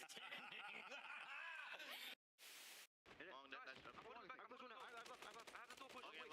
Stay left. Long. I have the door. You do 2 front door. Look at one. Let's get front door. Let's get front door. What's your front? Nice up. Let's get late. Long. Stay left. Sit down. Oh my God. Man, let's go. Baby. We're sweeping them. I promise you. God. Oh my God. Holy. They ain't ready for you. They ain't ready for you.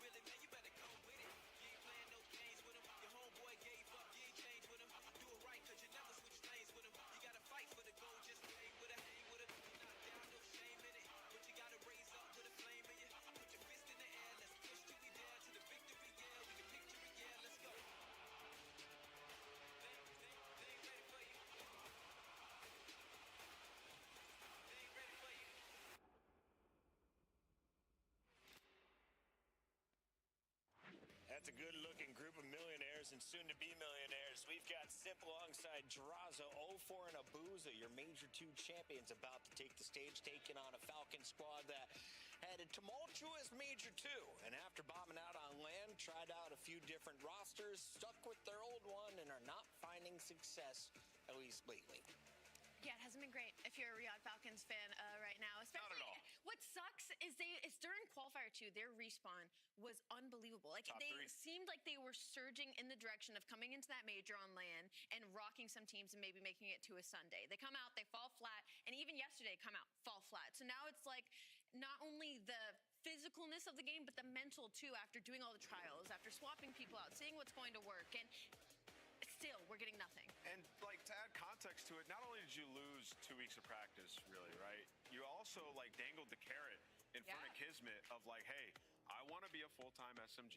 This is how we do that, by bringing a guy like QK in, and maybe our search gets better. You don't commit to that. You go back to the old team.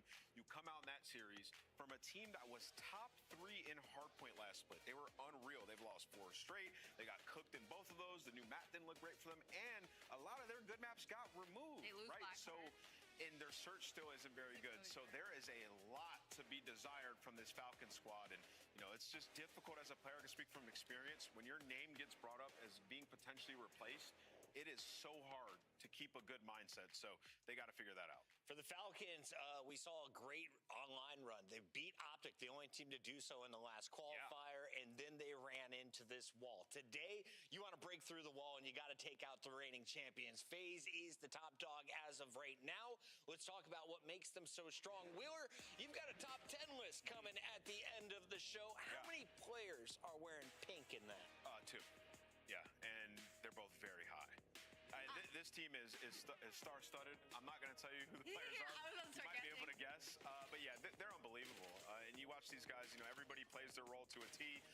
Twin, since coming back from that final, was unbelievable in that debut series. And, you know, these guys in all 3 of the game modes, like, especially the one, the Saki we saw, the new map, they were unreal there. So they're just going to be a hard out for anybody. Ali, Maven nailed it yesterday. We have some strong recency bias, and for good reason here in the Call of Duty universe. The Black Ops 7 teams taking turns at the top of the podium, but in the last 30 days, 8-1 is pretty darn good for FaZe. Oh, absolutely. And it was kind of just waiting for 0-4 to get active and consistent, and that's what we got to see at the major. And then it was a question of like, okay, does 0-4 come in and continue this? And he did so far from what we've seen. Now we get another opportunity versus the Riyadh Falcons. And as we take over the maps and moves, we have Colossus as the map number 1. We are going to see 2 new search and destroys in Fringe and Plaza if we get there, although I'm not feeling too confident. What I'm really interested in, though, is the fact that they allowed Scar in twice. So who is the better Scar team? We've got a ton of numbers here from FaZe and Falcons throughout the season. Your OGs, you don't want to square up on the new hard points, it looks like. Yeah, if we're talking hard point, I mean, FaZe are 5-4 on it versus you look over at Riyadh, they're 2-4. So not a huge difference. Like, I mean, they both play it.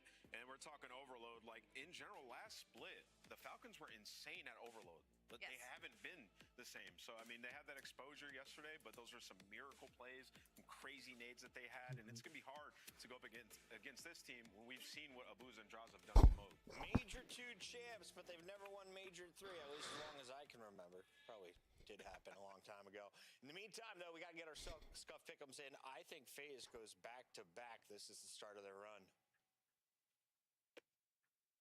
We're up in. So are the fans. You guys.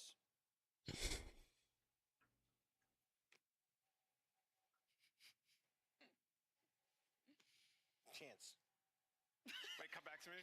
Wait, is I got one more. I got one more. Miles fake talking right now? He's fake talking. What's this? Wait, should I do it the other way? Is it 4-0? 0-4. 0-4. Twin. I'm gonna go. Understood. All right. I'm gonna go. Yeah, have fun, out of guys. here. I'm gonna go. I'm still attached.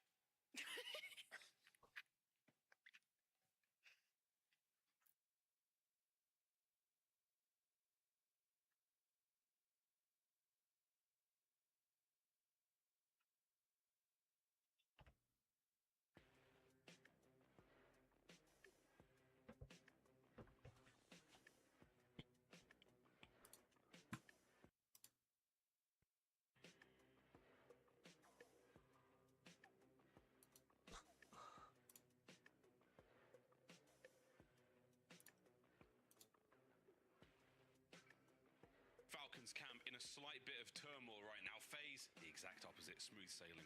Major 2 champs, very, very strong weekend so far. Let's see if they can close out big on this Sunday. And Colossus to kick things off as well, so we're going to get the guns warm nice and hot. Let's see if they can close out big on this Sunday. And Colossus to kick things off as well, so we're going to get the guns warm nice and hot on this fine Sunday. So who's going to pay off better, because not only is it Colossus SMG map, new M platform, maybe, just maybe, can level up their game. Maybe Accent will be able to manage it, because respawns for Falcons never really been the problem. Well, we'll find out. They've been a problem time to time. Opening hits from Abuza are good. The nades are a delight as the opening onslaught will continue. Your boy Abuza finding those kills, but again, eyes on the NPC right now. We are collecting data. We are piecing it all together. 0-4 continues to be an absolute 0-4 just work he has done with that gun. Nice multi-kill in the feed, gets his boys that little bit of extra time, and again, endless attack towards his P1. FaZe have managed to dig in for now. Yeah, great pressure as well, because even when Falcons were getting some of these kills, unable to actually pierce through and get that time. Great damage being done, and the cleanups for FaZe absolutely there. And FaZe now ahead of the game, starting to think about the rotation. Simp is that guy. 2 cleanup kills for him, and there you go. You get the spawns as well. So tight-knit P1, FaZe, ultimate advantage in the long term. See how that advantage plays out. You got Kismet making a route. He's gone undetected long enough now that surely the spidey sense is a tingling. No, it's more than a tingle. It's a shot in the back. Nice work as Falcons take care of the early rotation from FaZe. We're in on towards new time. 0-4 now trying to dig himself into a hole. Can he escape Draza? What a shot. And now it is once again. Oh, man, another break. FaZe, it looked bad for a second, and they're alive and kicking.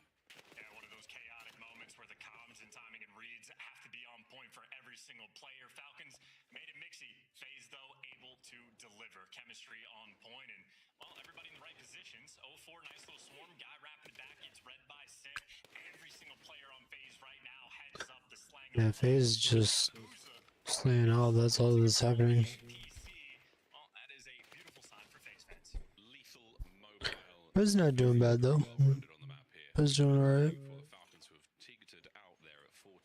Unable to get much more. That P2 looked good for the time being. While P3 is looking way better. Early rotations there. Let's see how the gunfights go. Well, already the swarm is starting to commence.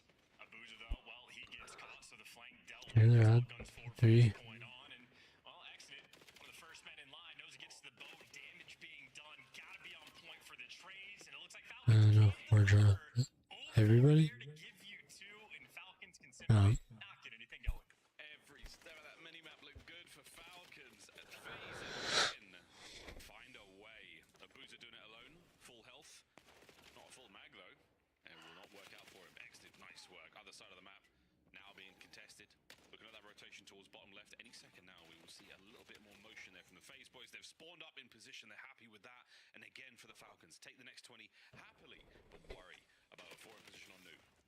That's a chunky, like, final 20 seconds for them to get as well. So the rotation going to be maybe meandering in the background, or maybe you'll get nothing. You don't get all the final 20. You get broken on time. You don't win a single gunfight on rotation. And FaZe just did every single thing right on every different section of the map. And now they're going to be a little bit comfortable at the start of this P4. A little bit comfortable.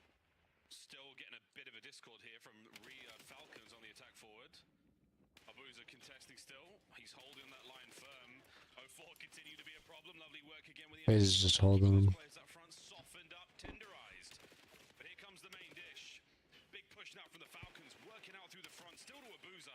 The kills are good, but Abuza refusing to go quietly. That's a good break for the Falcons. Falcons are in. Big break. Sort of that overwhelming onslaught, just that endless push through the front. And it looks like they're trying to make And then FaZe gets back. though in the feed, good cover too, and, well, at least enough to keep the Falcons off at times. Seems like Riyadh, when they have a good thing going their way, it only turns into maybe 10 or 15 seconds worth of actual hill time. So after the first set, FaZe built themselves a sizable lead. Very strong work from FaZe, as expected. Well, a 50-point game going into the second set. Here's a little slower here off the rib. That 8 and 14 not looking anywhere near as delightful as everyone on FaZe. A bit of a spree there from Abuza. He's also been looking fantastic all map long. 0-4 with the 11 and 9 as well. Great work out of Cell. That is going to be a bit of P1 going their way now. That's a good time. And once again, FaZe all over the map. Yeah, weird splits as well. So 0-4 is going to be annoying. Draws over towards through the time and gotten a few ones off of it. So once again, long term, FaZe do right. Abuza there for another 2 in the feed. Miles, he's already up to 20 kills. Up to 20. See how far he can go. And while we watch, let's listen in as well. And left to me. I'm here. P4. Yo, right top. Right, go left. I get it. 1 HP, both 1 HP, bro. XD that spread. They keep me tunnel. I'm helping left, okay? Yeah, that's fine. 3 left, I think. 3 left. Close that. Real right, deep right, heli. I can't stop. Nice. There's one in front. Both here. I'm on the back. Yeah. Yo, he's headed back. Side back. Yo, come left. Yeah. Listen, what's up? Kid's back, heli. Here, heli top. Hey, I know. Help each other. Stay heli. So far. They're gonna be up front. Back. I'm here. 1 HP time. Hold on, time. Super weak, guys. MC time, guys. Holy. Nice, Chris. Good time. Last guy P1. He's still there. He didn't jump out. Look at it. I did P4 too. I need one shot. P4 just above you. Right over. I give it up. Nice. I'm going P1. Touch you. P1. We Credit. Jordan, go. Then we saw behind us. Yeah, I'm out. There's one. Listen, AG, he's probably tunnel already. I'll go down. One HP. I'll sit tunnel. We're front. I'm with you, Vaughn. Let's go. You're front. AG is. You went tunnel? No.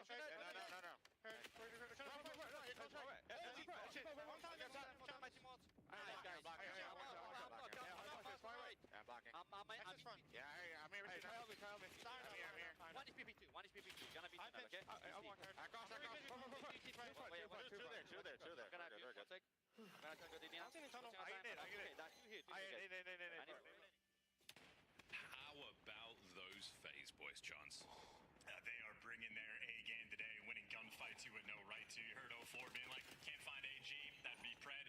Don't know where he is, but slammed him in the gunfight. So, yeah, everybody's dialed. NBC feeling great in the hands of this FaZe sub-duo. And by sub-duo, I mean entire team. Even Booz has had it out for half of this game, and he's still leading the lobby at 25.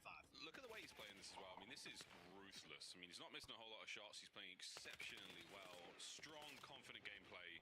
04, just every bullet. Yeah, FaZe is just slaying out. Moment where the Falcons, a team that we have heralded as a superstar squad, are being absolutely. That's all it is. FaZe in first control. Relentless aggression too. I mean, if Booz was filtering in, shooting it, you're getting shot at P2 spawn by multiple players, and you've had what 3 seconds to breathe, and then you're chasing Ghost when you're coming off spawn. It's the second guy in line that starts to kill you. Oh God, where's 04? He's shooting you in the back. It is just, I mean, overwhelming. This is a daunting effort Falcons are having to deal with. If this were ranked, this would be my last game of the night. I'm off, and I'm like, oh, this is the second game on. I'm like, bro, I know though, but this one has just, it ain't for me today. 202 to 89. Draws on the snaps, Simp on the snaps. The third, if he gets this, there's no way. Cell digs in for the final 14 of this hardpoint and has already been evicted. Abuza, 04, everyone, everywhere, and everything all at the same time in every possible orifice you could ask for. The Riyadh Falcons are suffering here on Colossus. Yeah, and the only award they can win from this map is maybe to not get 100-point clubbed, but that is a very loose speed phase. Once again, in control, correct side of the map that they're playing from as well. The only thing they're not doing right is maybe getting a trophy inside the time, but that is a limited resource. The bullets a little bit less so, but Falcons. They did get 100-point club. You made it past the 100-point. Good enough for now, but it does not feel like a victory of any regard. What amount of a comeback this could be, and we are starting to get the climb on. 30 seconds to go here. No victory for the FaZe boys just yet. Quick mathematicians. Draz trying to keep them in spawn. Great awareness once again here on Colossus. Keeping a hold of this broken hole. It could be a 2 here. Nice work out of Kiz on the attack, but straight into 04. The next line of defense here from FaZe. 2:30 now. We have to go to a P2, but so far, that is a good thing for FaZe. This is a menacing performance as well. I mean, if you're looking at the kills column, by 25, 30 kills, you expect the scoreline to look exactly like this. So even on a mixy map like Colossus, absolutely holding it down. Maybe a nice moment here for Falcons, though. Able to mostly clear out the map. You get control of everything well, but the spawns and Sim, joined by his teammates, they're going to flood. Yeah, going to flood through now. Couple kills, one more to get there on time, and it's going to be Pred. Not going down without a fight. Lovely work on the second man as well. So, Falcons look to fight for another push. Here comes Damn, Falcons have to. Abuza. Suffocating gameplay. That left stick is locked forward. So Falcons hold this P2.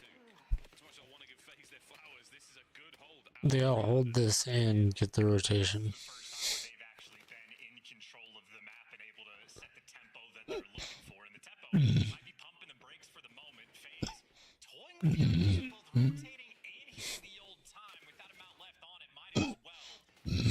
Rotation is going to be key. Falcons right now, they're going to have to move fast. Nobody is near this new Yeah, Falcons would need the rotation. Firm control. Worrying about Good one. trying to be that final wrench in the cog.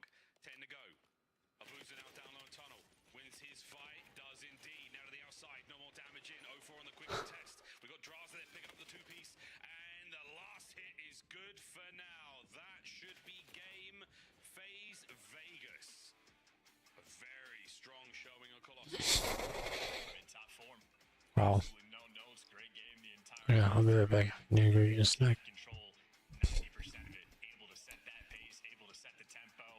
And the NPCs, I mean, Draza, one of the best flex players in Call of Duty history at this point. You know, he's no stranger to be able to pull out that secondary gun, but even Abuza, one of the slower AR players, getting active anytime he had it in hand, absolutely running the show. The stats going to be crazy. Yeah, 37 kills for Abuza, 4,700 damage, 2 minutes in hill time. If you're a FaZe fan, you could not ask for anything more out of your AR duo. Yeah, this is what you want again after winning a tournament. A lot of teams, you know, they get a little soft. Victory, it costs them their strength. It has not cost FaZe anything so far. They're looking strong. What they want now are more worthy opponents. Look at the highlights here, folks. This was a really strong one. At times, it felt so hopeless for the Falcons, but they mustered up the comeback at the end there, and that is exactly what you needed. Our team in green here suffering early on. A strong showing towards the end, so they can't keep that rolling into the search and destroy. Charles, any other sort of major highlights here from FaZe Falcons map 1? I'm just impressed with FaZe. Again, how many of these highlights are going to be players just getting shot in the side or shot in the back if you're a Falcons, then not able to get any of these trades. I mean, the snap's always on point. Finally, a nice clip from Kismet, but and how many is this even really going to be? Yeah, just 2, and then we move back to the FaZe show. And I just think for Falcons, it's a situation where even if they're not getting, like, you know, world star from time to time, even if they're getting some of these trades, I still think just the setups they were having on the map were so far behind the actual pace that there was truly nothing they could do. It really did feel like every push, every gunfight. I mean, every time we see an 0-4, something about the way he's playing right now, he's dodging bullets. Like, he's just looking so, so good. The timing and all the hits there from FaZe, working in great unison. We saw the stat screen, a bit of assist work is going to be very, very impressive as well. The game flow is going to be all FaZe. I mean, this is not going to be a very good-looking game flow for the Falcons fans. And yes, if you don't want to look at that one, please avert your eyes to the left-hand side of the screen. All FaZe, all day. So great resurgence towards the end there. Again, kudos to the Falcons for showing that good, strong fight. Man, just felt unwinnable at times. FaZe scriptwriters did not exactly go crazy. They were leaning very, very pink in this one. Indeed. And if you're going to be staying on the pink side of things, we've seen FaZe play on Fringe, had quite a few good looks on it. Maybe not the most diverse strats they've had. They had a couple repeats on the defensive end in the mix, so interesting to see if FaZe are just going to go for that exact same style they showed off just the other day. For Falcons, though, this is going to be their opportunity. Their terrible S&D team, that has been their main sort of cause for concern. And now for this series, it is 2 brand new S&D maps that are going to be in the mix. Plaza, they already have a rep on. Didn't really go too well for him, but Fringe, just an opportunity for this squad to hammer out some new strats. I guess not. FaZe brought the goods, so this is just a true test of Falcons. Can they keep up with good teams in a game mode with an opportunity like this? I'm just hungry. I didn't have any lunch today. Wake up before starting the stream instead.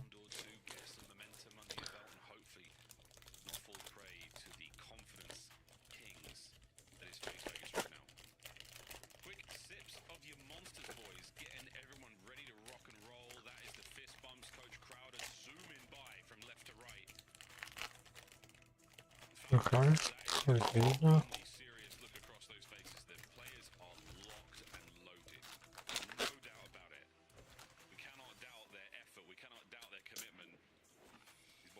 Sweating for this one. This is, oh god. Again, if you are a Falcons fan and you're feeling the love right now, look away now. Lordy chance, what's going on?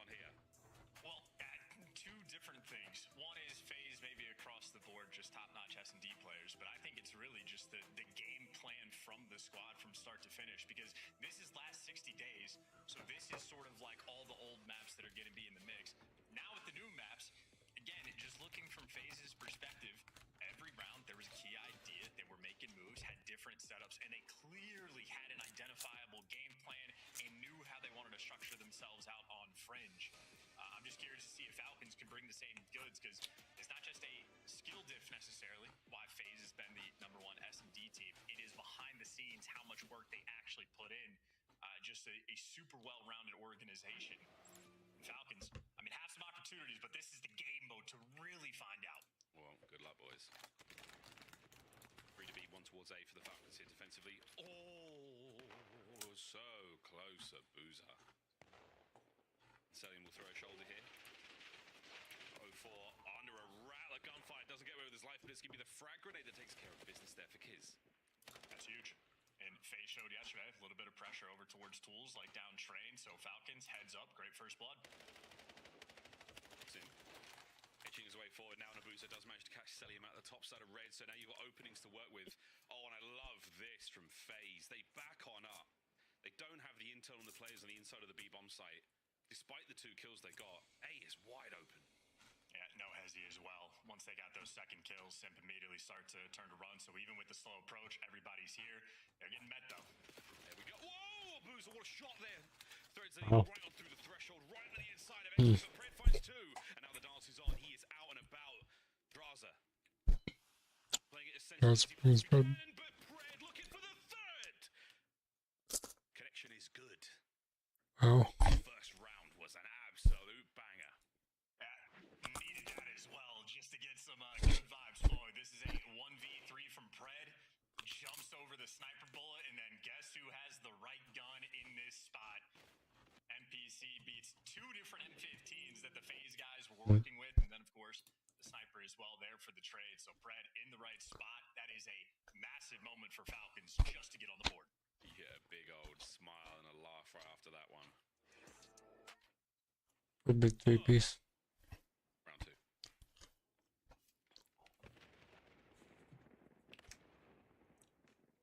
Exnid, our young Saudi Arabian sniper, what can he connect onto here? Like that angle. Nobody home just yet. Oh, Boozer, you nearly. Oh, it fell past over. At least one over there. Worried about Selim there. He's going to be on that right-hand side flanking. Or Exnid. Good hit marker. A slight reshuffle here for FaZe, but they are not giving up anything. The fight is on through tin, and we're doing it. 0-4 right into the inside. Should be good for 2 here. Fantastic work on the next man as well, and Exit has been suppressed again. Back over to the middle of the map on the rotation, and here comes a Boozer on the flank. Oh, it's a perfect trap from FaZe. This could get extremely ugly. Oh. For them. Still going, Chance. Oh my god, look at that mini-map. FaZe just had everybody prowling, but as long as they don't get 1v3'd in back-to-back rounds, they're gonna be okay. Don't. It's not impossible. 0-4, he's gonna go with his last 20 seconds. Good shots from Cell, but FaZe. The way they maneuvered the map there, I love it. Yeah, there were 2 there. I just feel bad for Exnid. He hits a crazy shot on the guy in mid-map, but it's a freaking hit marker. Yeah, unlucky. That's tough. Painful indeed, and then of course the follow-up is FaZe playing with not a ton of respect for their opponents. Multiple players flying around with the pistols, chowing everything in sight, getting a ridiculous amount of damage done. So I don't think that 1v3 is going to be too painful for FaZe to deal with. They've also been 1v4'd this year, so, you know, it happens from time to time.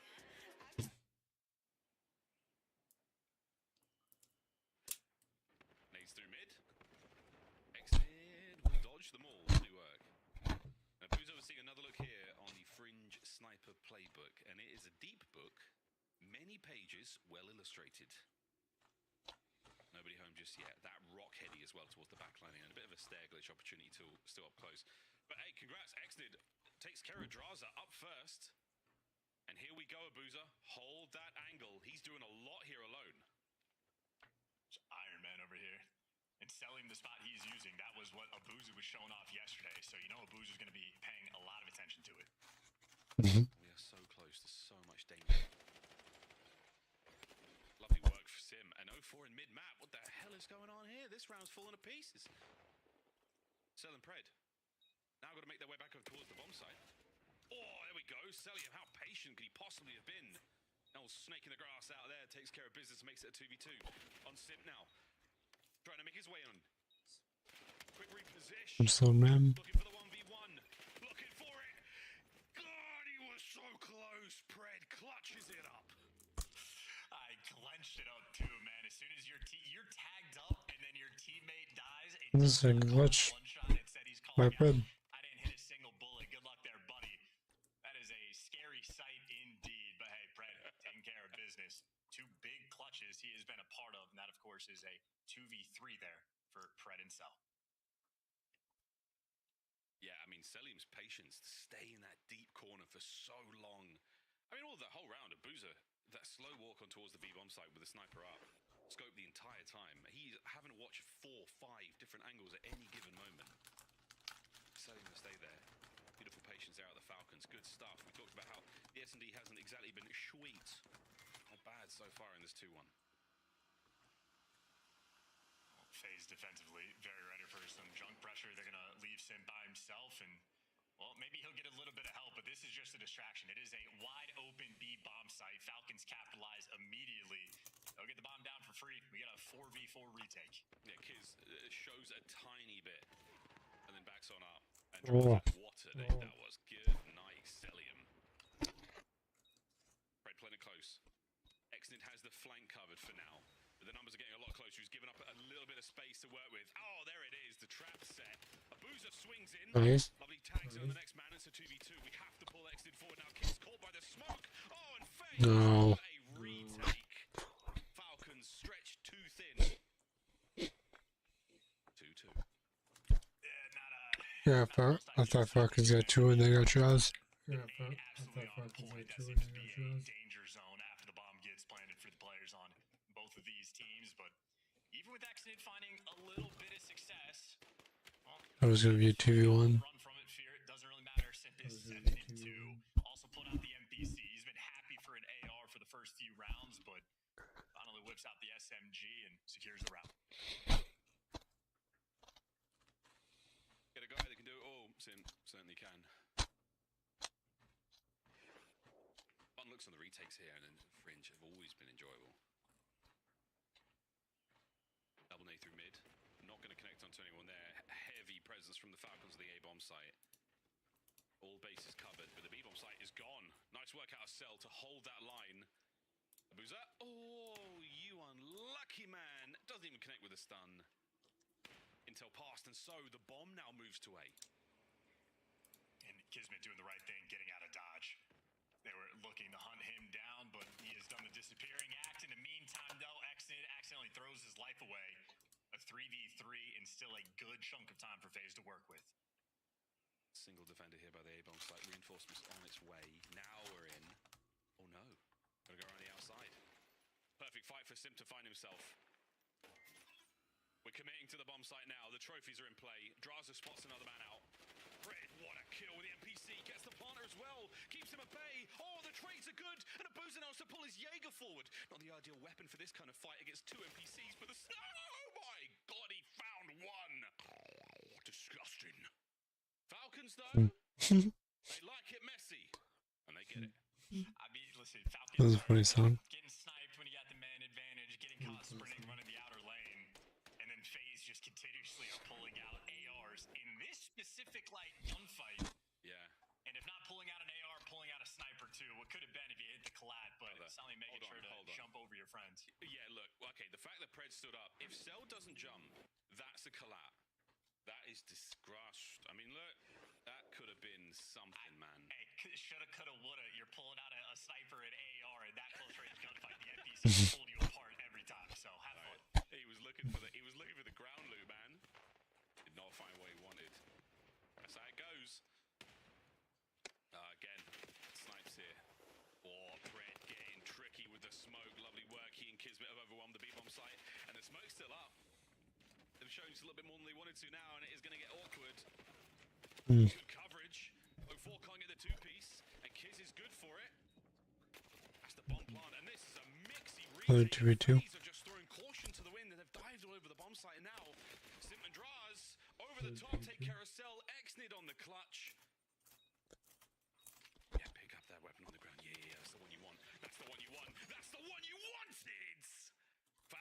Exited. Wow. Saud so clean with it for that 1v2, and thank God for the MTC as well. Just big moments of not getting traded out. I mean, Kismet had a similar situation of he just has to get a trade, wins the gunfight down to 11 HP. So it's coming down to just a single bullet, but Falcons in the clutch so far on Fringe, able to deliver. In spite of the fact that FaZe's teamwork a little bit better. Oh yeah, I mean, on paper it looks FaZe have got the right idea every step of the way. But hey, this is that thing we talk about. Some of these players with their potential, high ceilings, little spikes in the heart rate monitor. Falcons have got it. You backed up the whole roster here. Trophy just at the right time. Thank the maker. FaZe no strangers to the bomb push towards the other side of the map, but they don't have a lot of options right now. We are stuck on the train tracks, boys. Finally making the call to get out. And I think Pred, yeah, he's going to spot this the whole way, so Exit knows he's going to have pressure over towards the A site. Right now, Exit a big responsibility on his shoulders. FaZe looking to attack him from mid. Good for a kill or two, but the first bloods haven't been fantastic. Abuza's certainly got his number there. A couple of shots gone forward. Wait, Exit might be going for it. Nice. Saves the snipe. Oh. Nearly finds the second. More information passed over. A-bomb site, surely, boys. Ooh. Good connection. Exnid. It's a lovely round so far. 2 to his name. Exnid. Yeah, massive. Next man. Is it a snipe off? Here at Junk? No need. Oh, Exnid. Lethal round out of the match. Yeah, Exnid is just nasty. This one as well. A lot of pressure on him because his teammates did their job. Backed him away from train. Did not give up that B site. And when they start roaming through mid, he's getting fed the intel. Backs out of the site at the right moment so he doesn't get overwhelmed, doesn't get caught, and ends up being the guy in the mix for the first blood. Great repositioning. That's a good understanding of the pressure as well. So interestingly enough, Exit I think you got 3 in that round. recommended this, but so far actually paying off. Let him cook, let him do his thing. Don't overload him with information, just let him rock. Definitely saw at least 2 there on the cross. Not see them go back either though, so FaZe, heavier presence towards B here. Yeah, I think Falcons are making the good read, making a good call. Wow, that's beautiful stuff. Another.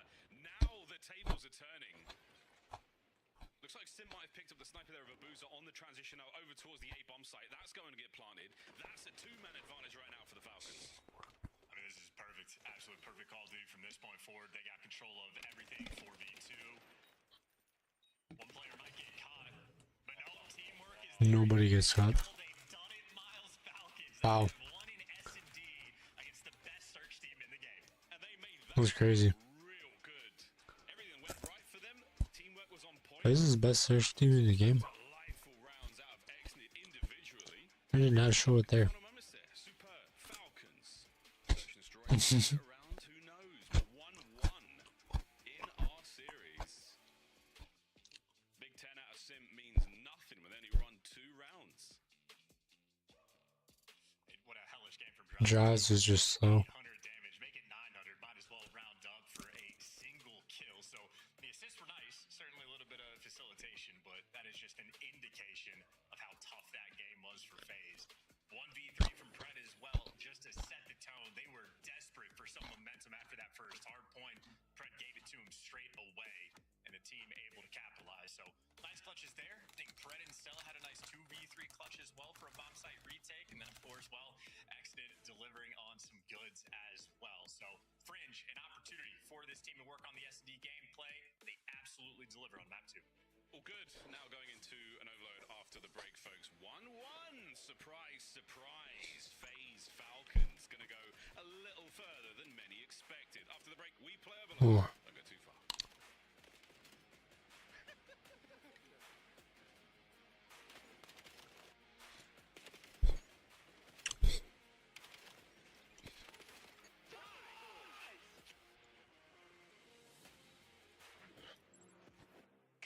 Tickets are on sale now.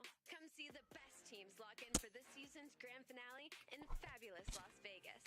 All 4-day passes come with early venue access.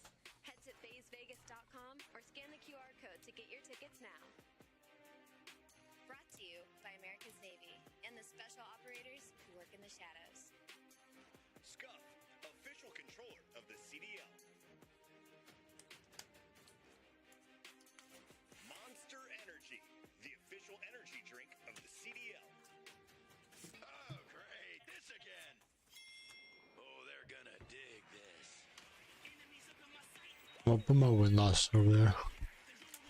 No. Finish the mission. Can I get some help? On the way. Look out, freak bag. It's you and me against the world. Blow for blow. You cannot see me. I be God's clothes.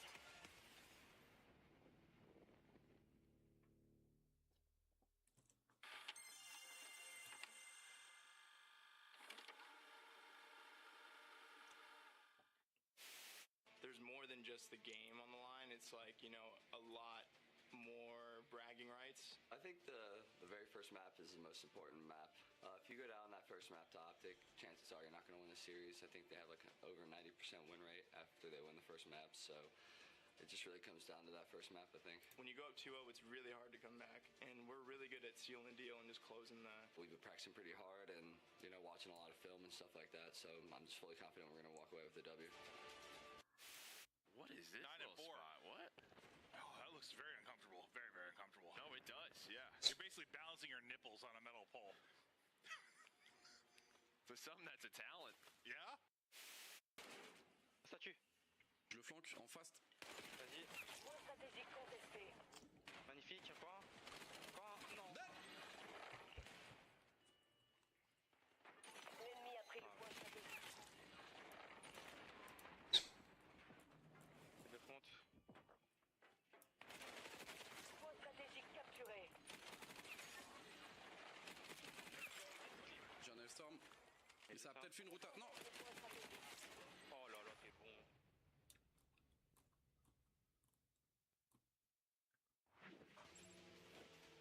Welcome back, friends. Welcome back to the Call of Duty League. FaZe taking on Falcons here. We're going into map number 3.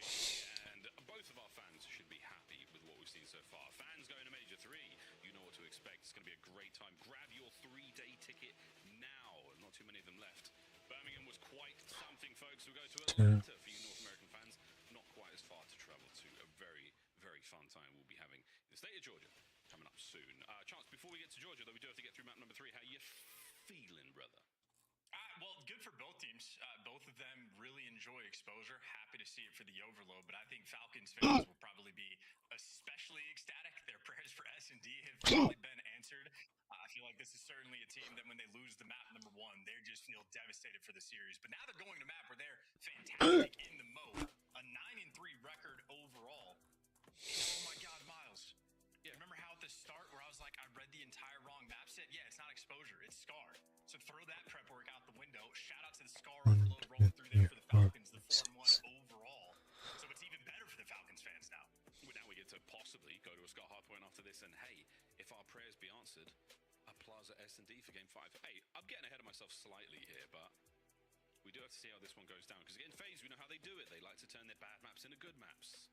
A good map for the Falcons right now, especially with the confidence they've just managed to regain after a solid search and destroy victory. Who knows, folks? The sky might just be the limit. Fierce bumps are out across the board. It is almost time to tango. Our teams are now going to load in to what should be a fun one. Falcons enjoying themselves here on Overload so far in the season. Exited as well at 1.3, not looking bad at all. Let's go. Toe-to-toe, FaZe and Falcons. What could be a very exciting rivalry through the year. Hopefully this is another exciting chapter of that. I mean, hey, they're giving Exodus keys, right? See the Saudi sniper there in the search. Now bring the goods over the overload and let this man get to work. And I think this might be the decider of at least the opportunity for Falcons to win this series. They want and need to get it done on one of their better overloads. Huge opportunity they have before them. Of course, we saw this map, a little bit of NPC love, but doesn't seem to be too dramatic of a change. Typically, I think it's been about a 2-2 split. A lot of ARs being pulled out, especially if you know you're spawning up defensively. AR's working in the feed so far. A nice 2 out of cell there. Looking for that quick pickup, a couple more kills looking great now for FaZe on the attack towards the goals of the Falcons. Now the base is secured, so all eyes forward. Nice dodge in the duck here from 04. Draws also shooting ducks. And surely this is a pickup here. A couple more from Draws would be ideal, but pushing the Falcons players right into it. 3 dead. Oh, baby, that is definitely a run. Get the EMP, someone. It is almost too perfect. You've trapped the Falcons. Top side of the map. Here comes the first. Yeah, and the nade's not quite there to stop it. So, hey, first cap, oh so quick, and the spawn kills. Well, Sim, the last man to take care of, and Kismet gets it done. Now on the flip side, Xnid, maybe some spawn kills of himself, but no, gets taken down.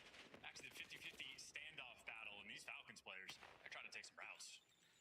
That route was crazy over the blue top. Nobody went sky high. Takes more than a mag, and Xnid did not check his map. So he's going to fall prey to a freebie there from Draws. Abuza now making his way up that left lane. You've got the EMP in full control right now for the FaZe boys. And now you've got a pinch developing. This is going to get a little bit awkward. We don't contest for that one man over the top. Great work from Sim. Now the dance forward. What a goal from Chris Lair. I look at these spawns too. FaZe are standing in every single spawn point. They're going to spawn them up right on top of this new time. So FaZe, got to be quick. Go for this sort of retake and don't let them touch that device. But Falcons, good setup. Reading the pinch. They've been slowed down a little bit, but they still got guys in the right spots. They still got Fred up top blue as well. This needs to be a cap for the Falcons. Lovely work on the damage here. 04 is going to be the last line of defense. Last line, cut down, over to Abuza. Can't stop it going through the net. And with 3 minutes to play, it's 2-1. Yeah, that's huge work as well. Needed the capture, absolutely able to deliver. Got to be a little bit fearful of Abuza. 9-3, man, is laser beaming right now in this series. Seems like Falcons throw up in their spawn, at least heads up about where the pressure is going to be, but they are getting spread a little bit thin. And we had that problem with the hard point as well. Let's see if they can't keep it a little tighter now. Oh, big hit towards the A goal. This is on. Spawns are not going to be good for you, though. You have to now go a little larger than you wanted to, Abuza. Great coverage. Oh, and the slide is there. That is unbelievable. Huge, huge work out of FaZe. A 4 spree right now. A 5, excuse me, for 04. And Sim's pushing up the left lane as well. Suffocating performance on Scar. And again, I don't know if I've ever seen that spawn. A front P5 there from 04, and yeah, it doesn't read it. That is ridiculous pressure that FaZe are not playing with. Almost trolling with how deep in the spawn they are going. But a 3-1 lead, kills flowing their way. Sully wins one with the pistol with the device in hand, but still not an open lane for him to hit. It's a new frontier, and these boys are absolutely out there. Learning on behalf of all of us. EMP still close. Draws are defensively sound. You've still got a couple of members here of the Falcons to keep this play going. What shots out at Kiz. Oh, the mid-map pressure is there. Can somebody get it? A little bit of discourse there from the Falcons. Couldn't quite decide who's going to be the runner and who wasn't. And now you have to win another set of kills. Draza, Abuza, and Draza again. Shut the play down. And I don't even know how you tabulate these stats, but I feel like both of the Zaz level up their game when they need big kills defensively in Overload. Clutch stops on land, clutch stops on line, and they win every single entry gunfight when they were turtled up in their spawn. From range, Kismet giving you the goods, but ultimately a minute left to play. This is FaZe's big opportunity. Yeah. Holding on. Possession has been solid for them so far in the first half. Just under a minute now to go. Oh, wow. Okay, Kiz. Right under the armor of Sim. Right through that heart. 4 spree. Starting to cook, starting to get forward. Trying to get that EMP back in possession. You've got the opportunity to find a few more here. Oh, and make something happen. Lovely word from 04. And again, that might be enough to stop it. Can the Falcons make their way forward? I mean, Falcons have to deal with 04 in their spawn again. He has lived back arena shooting the side. Well, there you go. They deal with him. So that's the first problem solved. Second problem, well, you got to deal with the device. And third problem, you're down by 2. So if you're Falcons, you really want to take this away from him. See if you can get a final cap. Yeah, it's not going to happen. We might be seeing the extra time, but most likely it will be FaZe who get it. Here we go. Xnid. Might be a quick pickup. He's going to double back to the boys. Trying not to lose this one yet. Oh, a quick change to the other side of the map. You've got Kismet in position now. Opportunity for the goal. You need the kills. You need a few of them. Kiz is going to start it off right. Through the middle of the map we now go. Another set needed. One more man left up for FaZe. And Kismet gets it. We could be looking at a goal. Beautiful work from the Falcons. What a recovery. Yeah, chef's kiss. That is exquisite work. You took that route from P2 if you're exited, wrap it back all the way through your spawn, go up top green, take the deep route. And that's a lot of trust in teammates too, because you had then set up in the mix over towards boat while this is happening. So that is a clockwork-like effort there coming in from Falcons. One a really good example why they're so good at Scar. Great at Scar. This second goal from Sim, ridiculous. Doesn't get the kill there, but 0-4 just over his shoulder, that angel. The Falcons are pulling it right back. Very, very doable. And you're not wrong about the Abuza-Draza duo. We saw them in the extra time yesterday. Incredibly strong defensively on Scar. They have just got it down right. Those assault rifles singing sweet so far. A 1-point lead for FaZe going into the second half. Falcons fighting to take down the best team in the game. Your Major 2 champions, but still got that 1-goal lead. Opening salvo. Well, Falcons have a couple players in some cheeky spots. Easy reads though from Sim. Hyper aware for these moments, and FaZe now pulling them apart. Yeah, FaZe starting to get things really going here. With the Falcons are now firmly on the back foot. Let's go for a quick listen in and see how they respond. One shot, over. One shot. He's weak. Nice. Boys. Hold him around. Get close. Go get. Attack. He's down attack. He's still there. On the tank. Top blue. One shot. One's gonna be wood. I think. Yeah, wait. Close wood, guys. Okay, one shot. That's it. And then he's gonna run all the way back. He's holding plane. One shot.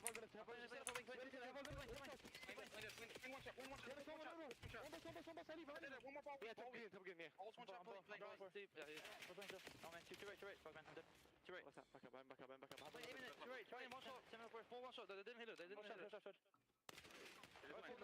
Someone gets mid. I'm on. Draws is mid. I got wallbang. Sim put the fire. They're just holding, bro. I'm on. Mid. Boys. Nice. T1. One shot, bro. Two on me, guys. On the right. T1 dead. I'm on left. Straight to left. We do this so easily, boys. I'm gonna come mid. Hey. Get kills to me. I'm dead. Nice. I'm gonna go right. Go right. Come on. I'm going right. They're gonna be on this one. They spawn on the ball. Yeah. Watch the pusher, MC. I don't see anything. He's there. Draws dead. One more on the truck. I'm not. The decision to go right might have been the wrong one. Now you're forcing FaZe to basically spawn on the next overload. And there we go. Big kills once again. Cell can't hold it down. Abuza's got the pickup here, and technically a completely open lane to run this forward. Here, Psycho, it's not. It might be open in the future, but like you're gonna have to work for it. Now, finally, everybody on Falcons coming off on spawn. That still took maybe 40 seconds for FaZe to try to organize, and even still, not picked up the device just yet. FaZe, well, with 1 cap lead, they're playing a bit of a safety net. They might be punished for it. Yeah. Actually, there's a team kill there from Brett. I take it back. FaZe still active. Yeah, that's it. Running this one forward. Once you get into the inside of blue, it's anyone's guess as to where you're going to go. Can the coverage be there? Yeah, 0-4. We're gambling A. Oh, we gambled wrong. 3 dead. Sim last man up. Looking for at least one more here. Not going to happen. Falcons survive. Yeah, these guys are on point. No, these are great plays coming through. Using the entire map for space. Now you got a Kismet behind enemy lines. First kill in the feed for FaZe. Now it's weird. Now you don't know what direction to look, but still able to get the kills. Last guy with the device trying to go for the jukes and sell him. Well, just going to be annoying before he falls. Drags one to the grave. That attempt is going to be stopped. Minute 50 left to play. He's still got possession here for FaZe. Oh man, we're trying to get very sneaky Falcons. Heroics if it works. If not, nothing. Okay, another opportunity here. FaZe have been caught again. Good work from Draz. Doesn't let him get to the forward position of their spawn. A minute 30 though to tie this up, and the Falcons, they have been the aggressors. Draz, a big pinch. This could pay off. This could be a long term as well, because he could turn and go to bow. Oh, actually, the device resets. So that's 3 in the feed. And Falcon's going to be spawning a little bit closer to the actual device now, so that's a small window of opportunity, but they just do not have any map pressure. And reset down low, working out for the Falcons now. They're just making sure that the base is clear. Not going to grab that EMP. Without the knowledge they can get some legs on it. Shots from Sim. Uh-oh. He's starting to get the cook on. Oven preheat. Nothing there just yet. We have all the ingredients ready to rock though. Draz. Beautiful work. M15 singing. Second man strong and still up and able. Wow. And Falcons with the manpower. Can Sim stop the push? Cannot. Here we go. That's everybody. 43 seconds as well. If you get the kills, you go right away, but you are not in a massive hurry. You want the execution to be clean. Here we go. Kiz starts it off right. Good coverage still. Oh my word, Kiz. Kiz. Managed to make that happen. Device does get dropped. Can't find another. The run through and the equalizer with 25 on the clock. FaZe scramble towards mid-map. It is Simp finding the kills with 20 seconds. Zaza's couldn't get it done there. Now you got to sell him in your spawn. You got to deal with. They're trying to run it away from him. See if you can leave Cell out of the picture, but you get caught along the way. Device in a slightly better spot here for FaZe, but this is anybody's ball game. Either team wants to pick this up. New OT rules FaZe. Last ditch opportunity. They got the Device in hand, and they got the front goal. It is 0-4. Sealing their fate. Two-piece at the end. Nail biter for the time. And FaZe in devastating fashion get it done. Unbelievable game of Scar. And I mean, FaZe won it, but reading the player cams, it was a sweat. It was an effort. And there was the fire from the lungs getting pushed out there. Quick look towards the NTFOs. This is our scuff play of the game. The final moments equalized with 25 on the clock. And after that, Simp in mid-map. Yeah, I mean, I saw 0-4 is able to get that two-piece, so there's the first kill he gets, but he coming off the reset. Oh, wow. I'm trying to pay attention to number 7, because, yeah, he's going to fall all spawn up over towards P2. He's got a teammate in shop. He got Draza holding the line towards mid, so the nice entry kill, but, yeah, one good spawn kill, shoots a guy on the side for the freebie, and Draza gets a two-piece as well. So Draza in a mixy spot and 0-4 for the flanking cleanup crew.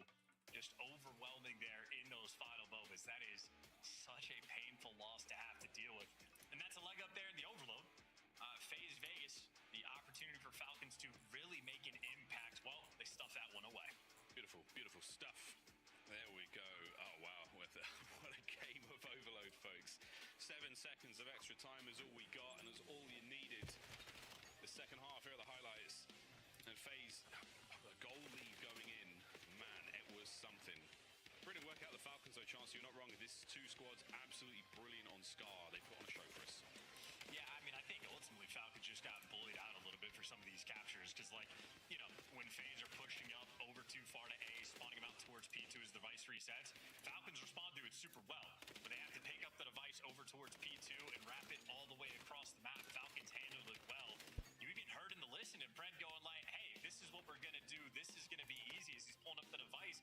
Once Exit gets the 2 kills on that A zone, Falcons attack it immediately.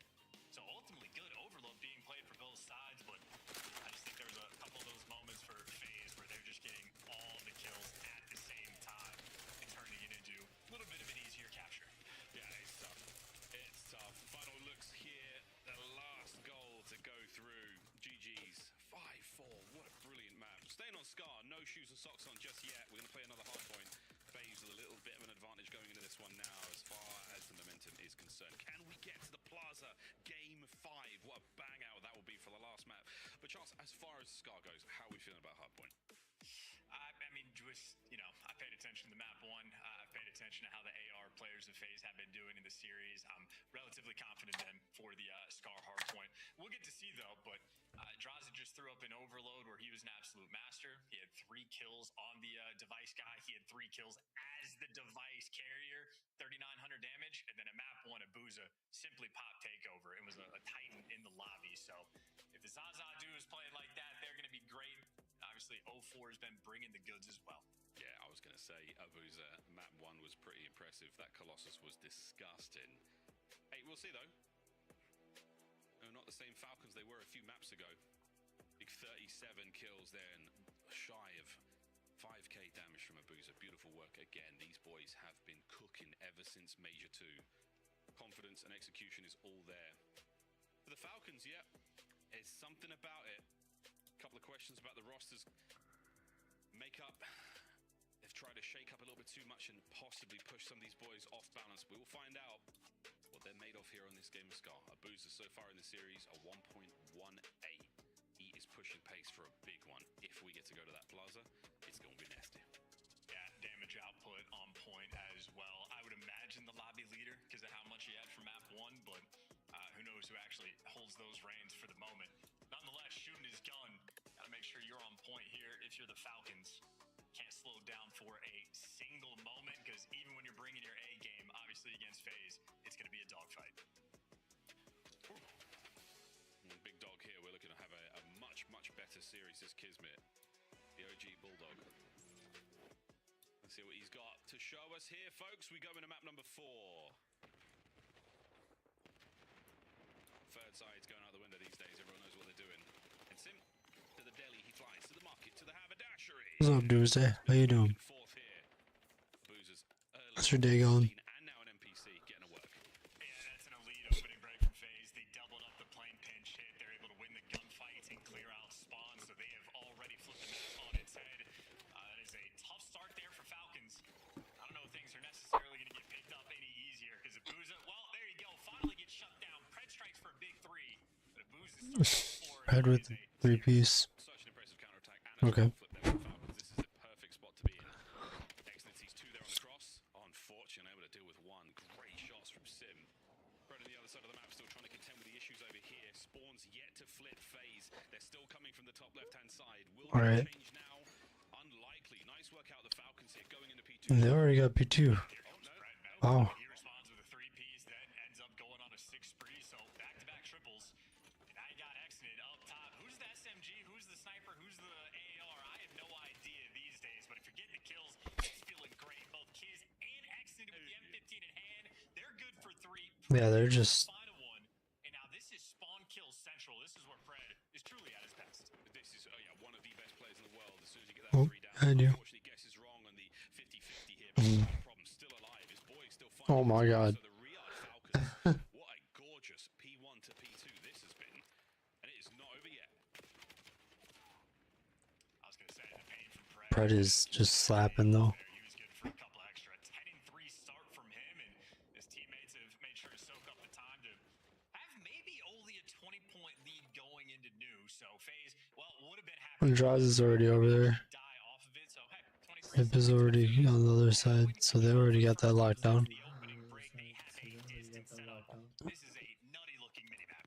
Lovely work from Abuza, clearing that top. Yeah, they got a really weird setup actually. Minimap starting to get angry as the Falcons, they find their respective kills. Exton with a big 2. Oh, wow. Shots from Draws. Draws. Come on, man, that's outrageous. Draws. 7 and 5. Still soaking away this playing time. We are fighting back into this one phase. Still going. Oh, and a swap to the Jaeger would have been ideal, but lead change phase. I gotta imagine Draws has practiced that little wall. I don't think I've seen somebody wall hop on the plane like that for that type of chow, but I gotta go and practice that, add it to the repertoire. That is filthy stuff, and Draws good for another 2 in the feed as well. So maybe not the full 60 money hill you were looking for, but you walk into this hill down by 23. Yeah, but I mean, they're now up by 20. Oh no, 10. Striking right back. Clean 4-man white. Then they got. They should have new. Yeah. One good hard point gets the phase right back in. Okay, there's one. One great hard point now from the Falcons will push them very much into the lead. Trying to contend with everything here. Through the front face go. Oh, and Abuza. Beautiful work, Exnid. That's a nice kill. Gets them out after time. Pressure there towards the back left-hand side taken care of. Pred's still dancing. Pred's still rolling. The NPC looking so good in his hands. Yeah. His 14th kill falls into his lap. Yeah, they're just. FaZe have been able to get close to the time, but they've just gotten torn apart every single gunfight after. FaZe get 2 in the feed. You're expecting Falcons to be able to respond, but they finally lost the back spawns, and okay, you lose the time, but I think your Falcons. Yeah, but that's still pretty close. Yeah, but that's still pretty close. I mean, they can set up a new, but. Back and forth hard point here on Scar in this I mean, map. you can set up Yeah, it's really back, right back and forth. Time allows Draza, his NPC to get involved. Exnid on that back right corner. Not going to let a huge amount through, keeping his boys in position. Ooh. Awkward spawn situation though. You're going to see a lot of members of the Falcons now plowing their way to the middle of the map. Are you going to read this phase? Have you got a head on a swivel? Do you have some sort of heartbeat monitor to see where these players are coming from? They have sensed it, they have read it, and it has got ugly fast. While the gunfight's continuing here, but Falcons still trying to make their way back in towards time. Yeah, and we picked the wrong side, I think, because you had Exnid versus Draza in the back line. As you say, it is an awkward moment, but Draza gives you the world champ veteran diff for being prepared for that gunfight. And Draza's turned that into 20 kills, soaking up the hill time, and he's got a Hillstorm. He's putting on a monster performance for the moment. Falcons doing whatever they can to fight against it. I'm going to go with Hillstorm because he got as well. Well, Falcons a little bit of scrap. Oh, you're a little bit of strap. Going into our new hard point. First set, banger. Second set on its way. Oh, they actually got the strap. Biting distance to that lead. So what Draws are going to do now. Perfect intelligence on a lot of Draws. good damage too. Pred not having it. On a sim. Boy, howdy, the shots in there. Nearly pulling off a monster kill. Lovely nade there from Kismet. Flushes 04 from time. I'm holding my breath for that one. You simply never know. I don't have a feel yet for the NPC at range, but certainly a couple attempts for these long-range gunfights. Not a ton of success so far. So the gun doing what it does best. Good at close range, rather. Now Falcons doing what they do best. Trying to soak up this P1 time. Selling, responsible for the boat flank. Knows there's two there. Gets his one. Gets out. Lets his teammate die on the time, but Falcons are playing for the long term. That's just great work out, Cell. Just locking it all down. Next wave here of Falcons players pushing out, trying to find all those awkward angles. Kismet gets taken care of there. Simba and Abuza now on their way forward. Cell second. The unreadable. The unkillable. Looking for another one here. Oh man, he was starting to wind up for it. Well, Falcons in time. Vegas though on the counter attack. Doing what they can. They're hopping up and down. And Oh god, dude. Kismet, nice too. He's got man up on top of him and trusting his teammates for that one, but maybe 04 just able to sneak his way through. So got the initial power positions, but they don't have the ability to stop the wall bangs. So you lose that power position, but Falcons, instead of flooding, setting up for the break, they're sending two on the pitch to make this happen. It's only 20 odd points in this game. 20 odd seconds remaining there on that P2. There we go, Falcons trying to pry it from FaZe. The attack there from Exit, but it's the Zaza duo. Get there, it's beautiful stuff again. Trey still, Kismet has not closed the books on this just yet. To the pistol, back to spawn. We have not given up. Oh, team kill. Sim's looking at his teammates now, thinking, boys, we might have to go towards New. Gets himself into the right position for it, and that is going to be FaZe on the rotation. One. Yeah, that is a painful hill there, I'd say, for the Falcons, because even when you got 04 out of like top Moose or top Art, they still try to go on the pinch. They get shut down and then just go for the reflood. That have an unfortunate team kill. So This is where FaZe got a lot of time last time. Straza gets to hold onto this hellstorm for the future. Lose mid-cut, but you haven't yet quite lost the time. A 50-50 battle. Here comes the Hellstorm. What was a 20-point game is now a 50-point game. Starting to pull this back slowly but surely. A trophy on Hill, yes. Kismet can't dodge the big one though. As he shoots it out of the sky, not going to happen. Draws connects for two. FaZe should be able to push towards a relatively open hardpoint. Oh, they don't account for Draws. Picks up a two-piece and now scrap to FaZe. Well, they didn't account for the spawns either. Pred ends up spawning back blue. You might have been able to read it since your teammate spawned up both. But now this is maybe, well, Falcons gonna have to convert this into your opportunity to get back in the game. They need this hill to go well. A trophy team kill to start it off. Type of thing the Falcons are gonna need, but the pressure's here. Sim leading the charge. Oh, you need a little moment like that type-ish. And now Sim battling through the back. Good damage. Somebody surely called him out. Somebody surely knows he's on his way here. Can we deal with him? What's going on here? Yeah, they got him out. That's good. Abuza last man. Gotta read that. Deal with it. There we go. Falcons survive the first wave. Wave number two or step. And how about Pred winning that gunfight in the nick of time? The second that he wins it, two of his teammates instantly spawn on the back instead of spawning out over towards mid. So Falcons a little bit of luck on their side for that one, but of course the clutch gunfight's even better. They needed a big hill here on this P4, and well, They had it. exactly that. Still fighting for the final 20. By the looks of it, unless Abuza has something to say, Falcons get that two right back into this game as we move on towards P5.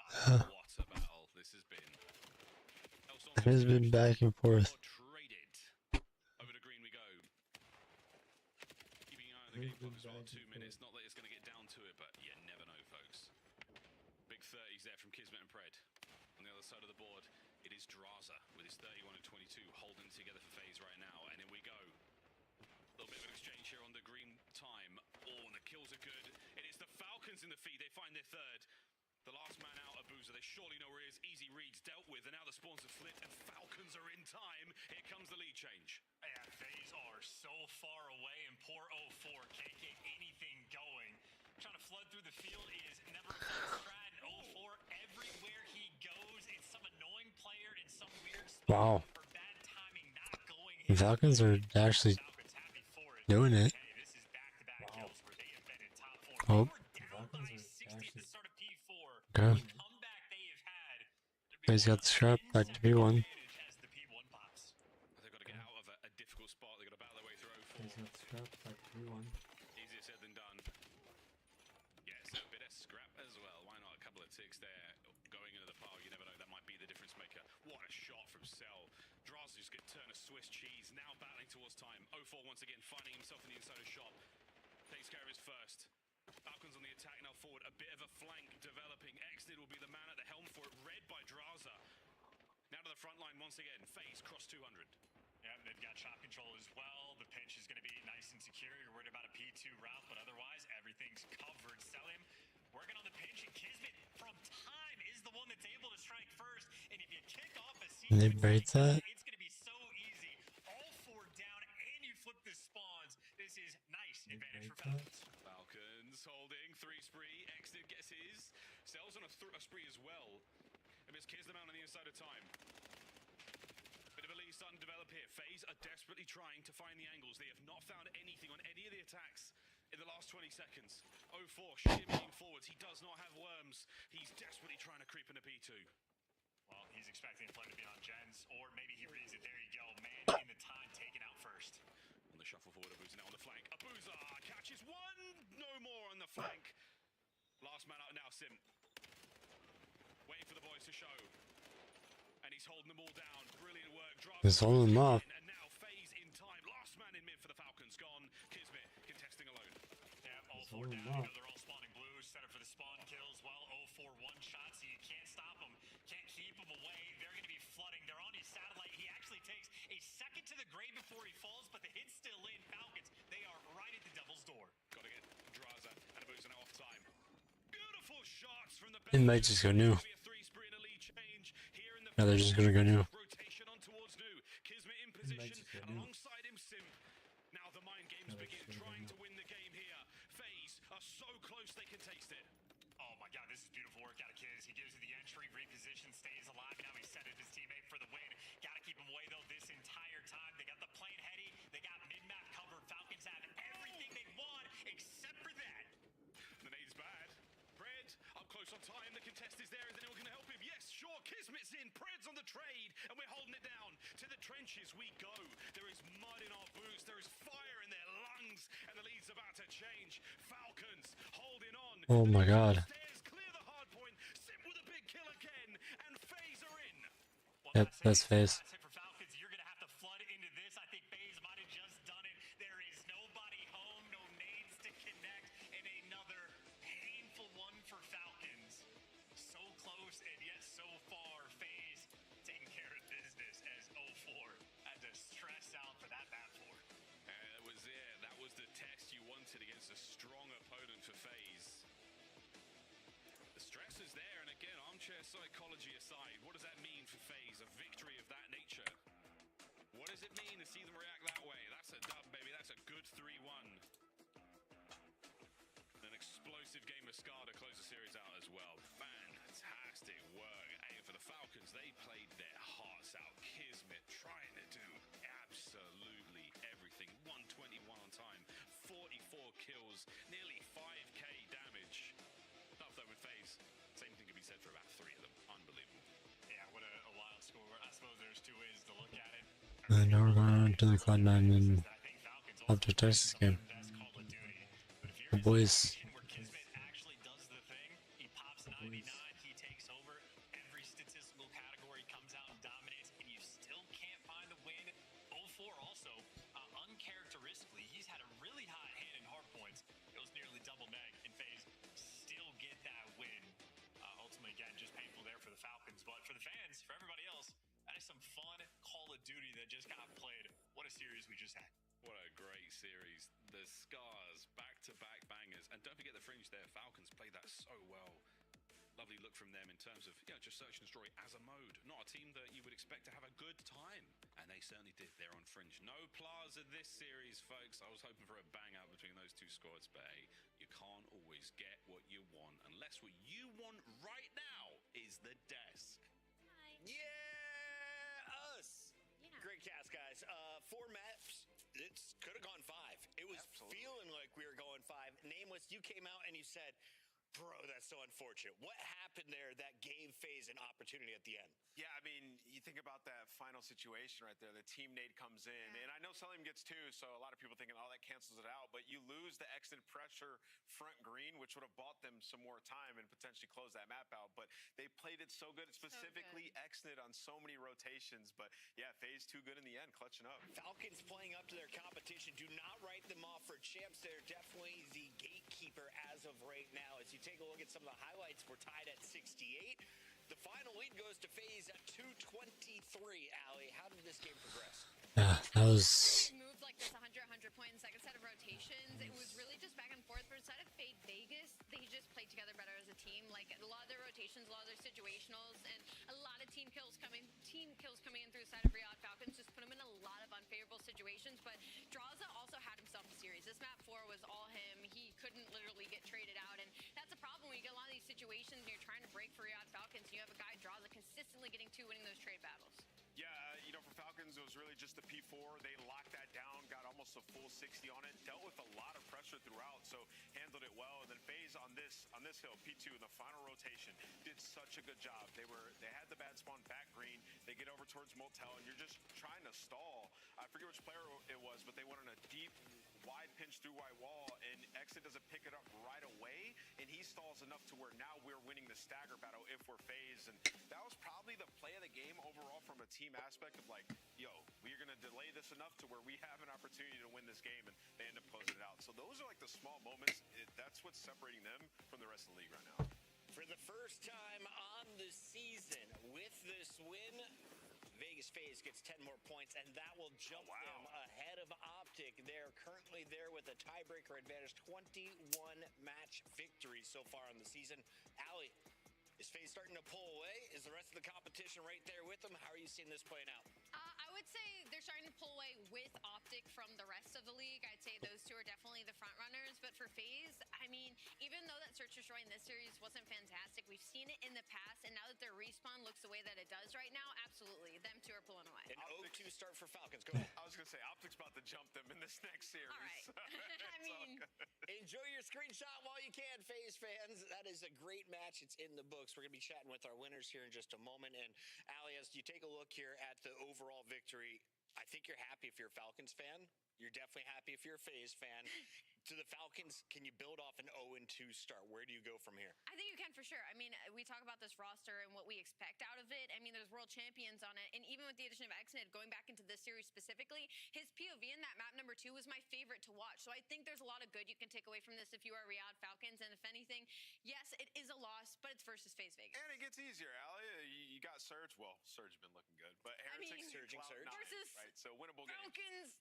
Winnable, but not guaranteed. We have to talk, though, with a guy who is looking guaranteed to be a top 4 seed. He goes by the name of Draza. Mr. Hazard, backwards, how we feeling? I'm feeling good, man. It was a good W. Happy with the team. And it was a good, hard-fought W. Can you tell me what Twin said at the end of that game? Because everyone else stood up and, like, celebrated, and he was just like, thank God it's over. That was a mixy P3, so I honestly don't know what he said. I was just happy to get the win. All right, congrats. Talk to me about how you guys are feeling overall this split, specifically Search and Destroy. That one got away from you guys, and you in particular. I know you grind so much S&D. Talk to me about Fringe, and I guess the new maps being added. Yeah, the new maps, obviously, we don't have too many reps on. We played it really well yesterday. Yeah. Today, I mean, I can't get a kill, and I think we kind of threw a few situations, but the new maps are good because no one really played us on the other one, so it's pretty good. Class is being out. Like, we're just getting 5-2K back on, so we want that out anyways. John, So, I'm just gonna... Nothing crazy. I'm just gonna pick your brain about how scrims have been going. Like, is it still feel like anybody could beat anybody on any given day? Or does it feel like you're starting to get some separation between some of the teams? No, I think us and OpTic, Gentlemates have been playing us pretty well. I think in scrims as well. But I feel like scrims we've been playing really well against all the like the mid-tier teams and the top teams. So I don't think anyone can get a W. Today I just wasn't feeling good. Told my team before, like, lock in today. I don't got the energy. And I feel like it's good to know that you can trust your team when you're not feeling good, even though it's a game day. It's gonna happen. And I'm happy with the team, happy how they came out and gave extra energy so I could just chill. Dude, you look good while sick. I have 2 more questions for you before I let you go.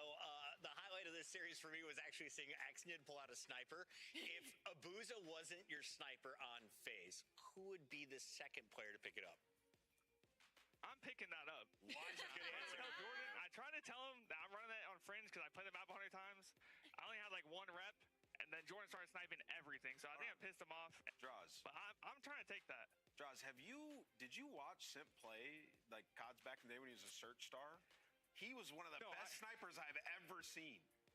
Can we get it? That's back in the day, though. A round or Definitely 2. big ass right there. That's big ass right there.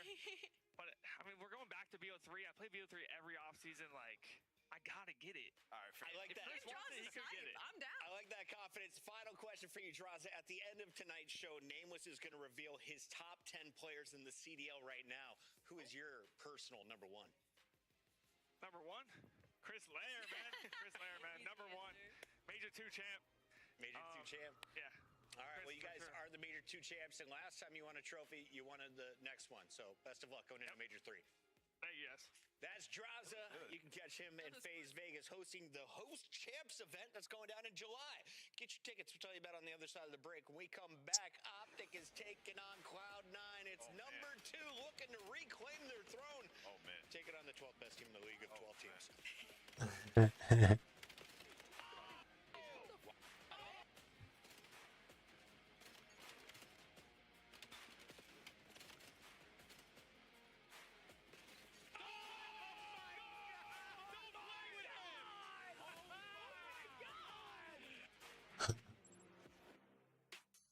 Major 3 is going to be a classic. 4 challenger teams are taking on the 12 pro teams, bringing non-stop action to the ATL.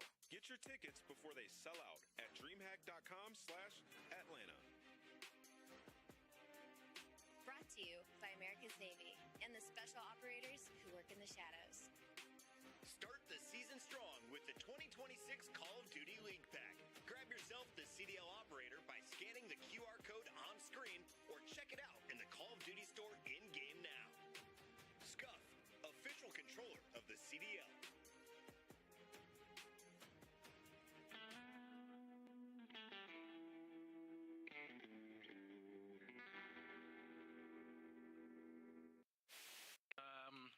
I think it was the clutch, something like that, and we were just, playing the round out, and I hear, cat, he's pushing at me, thinking, he's dead, okay, so let's play it nice, and then I just hear a roar behind me, an absolute roar, and then he's like, watch it, and then the kill cam wasn't running, so I was doing the roll the tape, I want to see this, and luckily it came up, and he's blown him away, and left a bit of a little doo-doo in his pants, I think.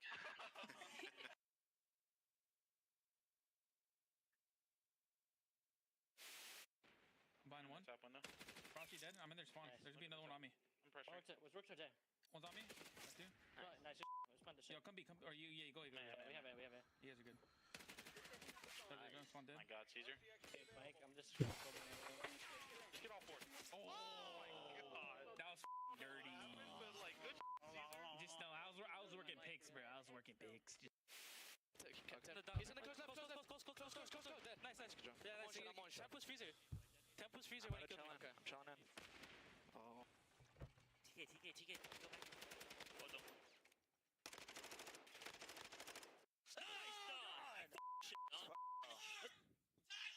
I was side door and it killed me. I was like right inside a side door. Oh my god. Intros.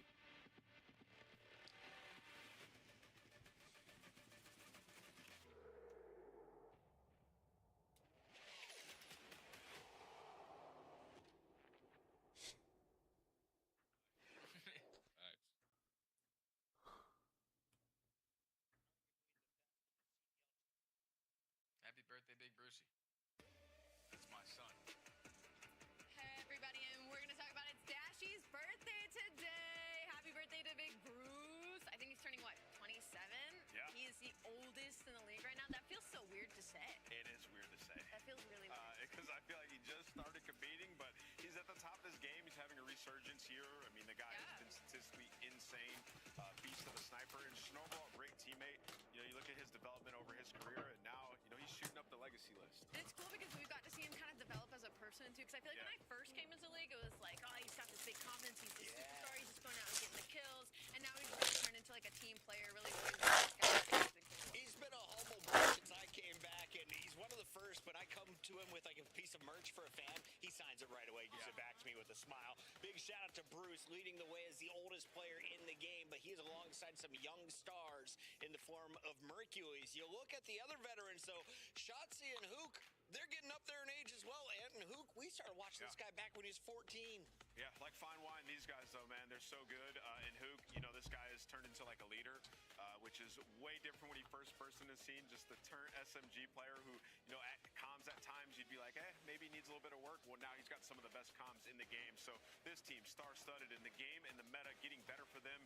SMGs are going to be a lot more impactful. The auto beaters are gone. So Hook and Shotzi should be flying, making plays. We just showed you that FaZe Vegas is the #1 seed, but with a win tonight, OpTic reclaims their throne.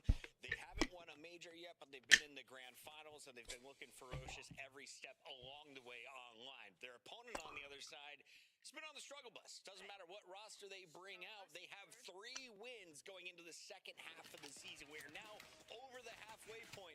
If Okus and crew are going to pull off a W, you ran it through the AI digitizer. What did it tell us, Allie?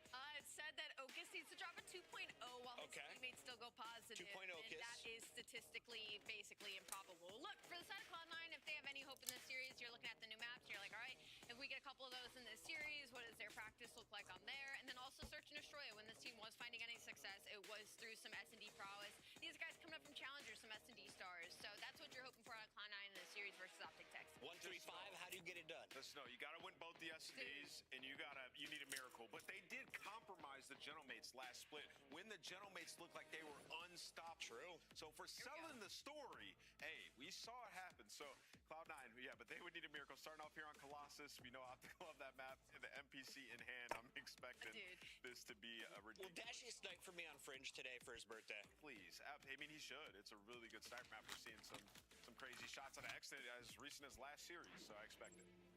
You guys will never guess what's about to happen. Really? It's our Scuff Pick'ems, and I'm about to reveal the green wall. I'll go first, OpTic. Yep, I got Dashio's birthday. Yeah, I'm not gonna. You didn't even let us get like 2 words out. Yeah, let's just go. Allie, how many points total does Cloud9 get in hard points in this series? I'm not gonna make them get 100 clubbed in both. I think total they're gonna get 212 points. 163 on map 1. But not map 2? There's not map 4? Oh, it's shoot. Not going to I map counted 4. as if we were not going to map 4 hard points. It could happen. Guys, we got our casters ready. We'll have to hypothesize about this, but you guys do the actual video game thing. Remember that, 160. Oh. 163 is actually a really legit guess out of Wheeler because their average on Colossus in stage 2 is 165.6. Come on. Damn. You guys must share a notebook. Sniped it.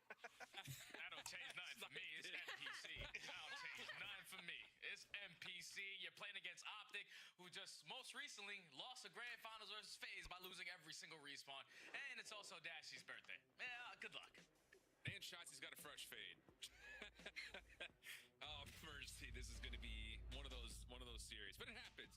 And I will say, just kind of, I was curious, we were talking about it, like, what does OpTic's qualification path look like after the lengthy stage 2 qualifiers?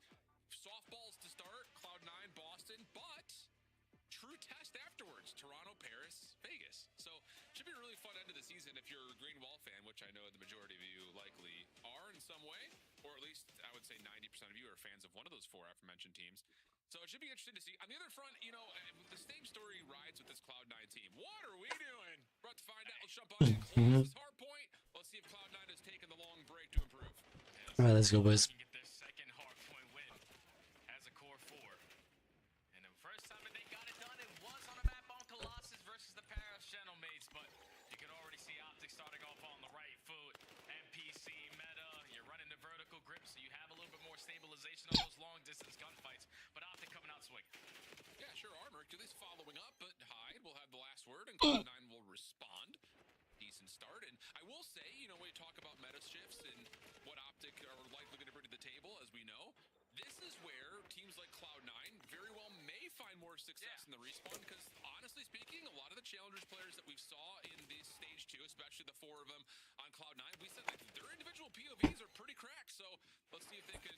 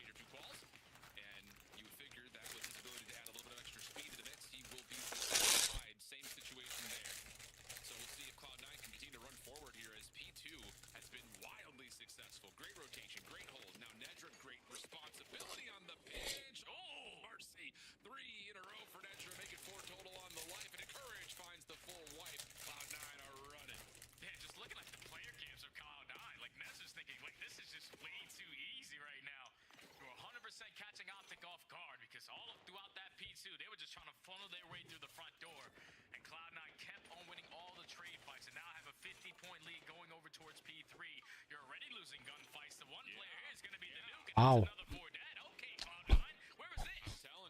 telling you, you give a new weapon meta in the mix, one that favors cracked out POVs.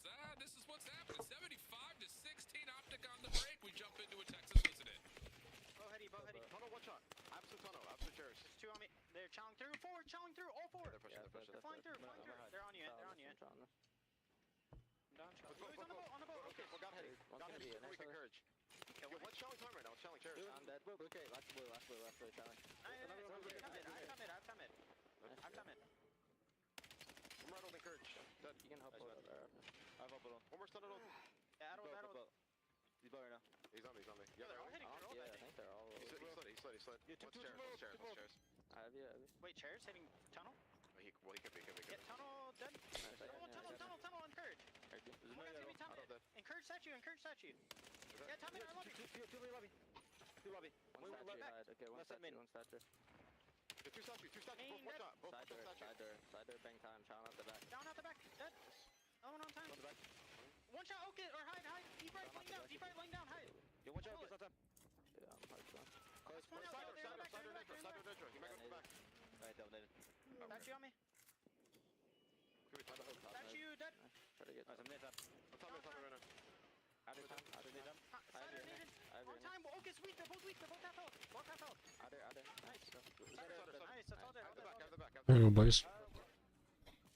Well, you can kind of feel OpTic behind the 8-ball just a touch. Caught by surprise. Cloud9 coming out with a flurry of punches, but now we're starting to get a little bit of stabilization for OpTic here at the end of still, and they're going to get set up over towards one as well, Jay.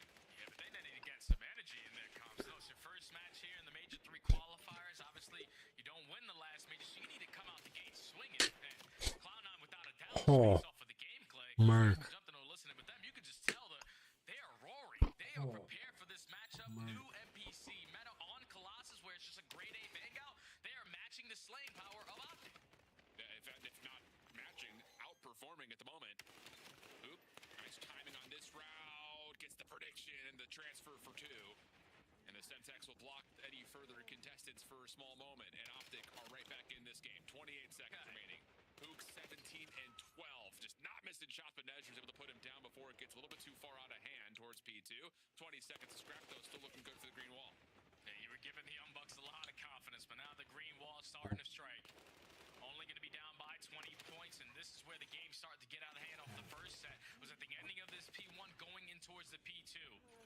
You're going trade for trade with Merkley's finding a double. A lot of presence in towards Blue Alley, but Nezra and Hyde clean up house. And Cloud9 again had the rotation to the new HP. Funny, man. Nezra's putting pace on the table. 21 and 11. 3 in a row, already has a Hellstorm. Stuns affecting this rotation over towards 2, but Nezra not fully deterred. 2 for him. Pistol out looking for more. Doesn't really have any help nearby, but gets the reset off the reload, and she will fall. Nezra now on 6. Absolutely running through the green wall. Yeah, he's forcing OpTic to now work this OE to work through top mid because they don't want to try to contest them over towards statue side, and thankfully that decision works out for the green wall. A great break for a good chunk of time still remaining here at the P2, and even though Nezra has himself a Hellstorm in the back pocket, Merkley's on 5 in a row, can pick up one of his own. Yeah, might need it as well, especially moving over to P3. We didn't get it. Even exchange on the old time, all of it going the way of OpTic. So now we look towards this rotation. Cloud9's taking away some good space, really dictating where OpTic could and maybe even have to hit from. Ocus follows up, and with a minute 20 in the hill, 15 and 19 is pretty darn typical as Cloud9 are still growing their lead. Yep, they have the rotation that they want, but they just don't have the gunfights going their way. Shotzi finds a double through mid-tunnel. That alleviates the pressure from the front for OpTic to get the break here at boat. And now only down by 20. Pitches being sent up there from Shotzi. Spawns are about to potentially flip on out. And even if it doesn't, still OpTic holding on. Yeah, and that's just one of those moments that for Cloud9, you get a little bit behind on the gunfights, and then you all of a sudden are sitting on your heels, and OpTic take advantage by just staggering you out, finding all these individual gunfight wins. And Cloud9 just gets staggered off spawn as well as around the hill. So now you've got 15 seconds of scrap time. OpTic have reclaimed the lead. Mercules, a little bit of trouble there on Courage falling off the high rope. So now it's just down to, will those former teammates meet again as P4 opens up and Cloud9 have the early edge on the rotation? You just got to stay alive for Mercules. So if you're C9, you desperately need to stop the bleeding. You desperately need to lock down these spawns. You go for dead. Now you need to break on in. Let's go to a listening with C9. Are you cruising? What's pitching blue? Pitching blue. I know, I'm in the back. I'm in the back. You should tell. You should tell. Okay, I got. Sider or dead. I spawned out. P1 in front. Spawning P2. Spawning all. Spawning P2. In front. Look in front. Dead. I'm getting up. Spawning P2. All spawning P2. Intercept you. Dead. Okay, outer statue. Dashy. Okay, streaking from front P2. Streaking from P2. He's in the open. There's 3 there. 3 spawning P2. We might spawn out. No, he's spawned here. Charlie at the back. Weak. Charlie at the back. I spawn out. I'm going tunnel, bro. They're gonna be up factory already, bro. Nothing P1. They need P1. I'm gonna Mercs here, dead. Nice. One more, P1. You want one shot. I have a factory shot, bro. Intercept weak. Nice. I'm getting your P1. That's not all. I didn't say anything P1. I'm wrapping. I don't want to back to me, Dad. I got needed P1. I'm wrapping. I'm picking me right. Weak off Merc. I'm blocking blue. You want to blue lobby? Behind me. Yeah, you got me. One's going out P2. One shot that.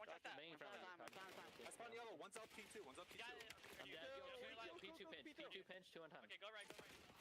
Yeah, script is starting to push. OpTic getting away with murder, finding a lot of these aggressive routes thanks to the concentration from the front, and that's going to be them now 60 points up, and Cloud9 some sense of urgency as we go over to 2.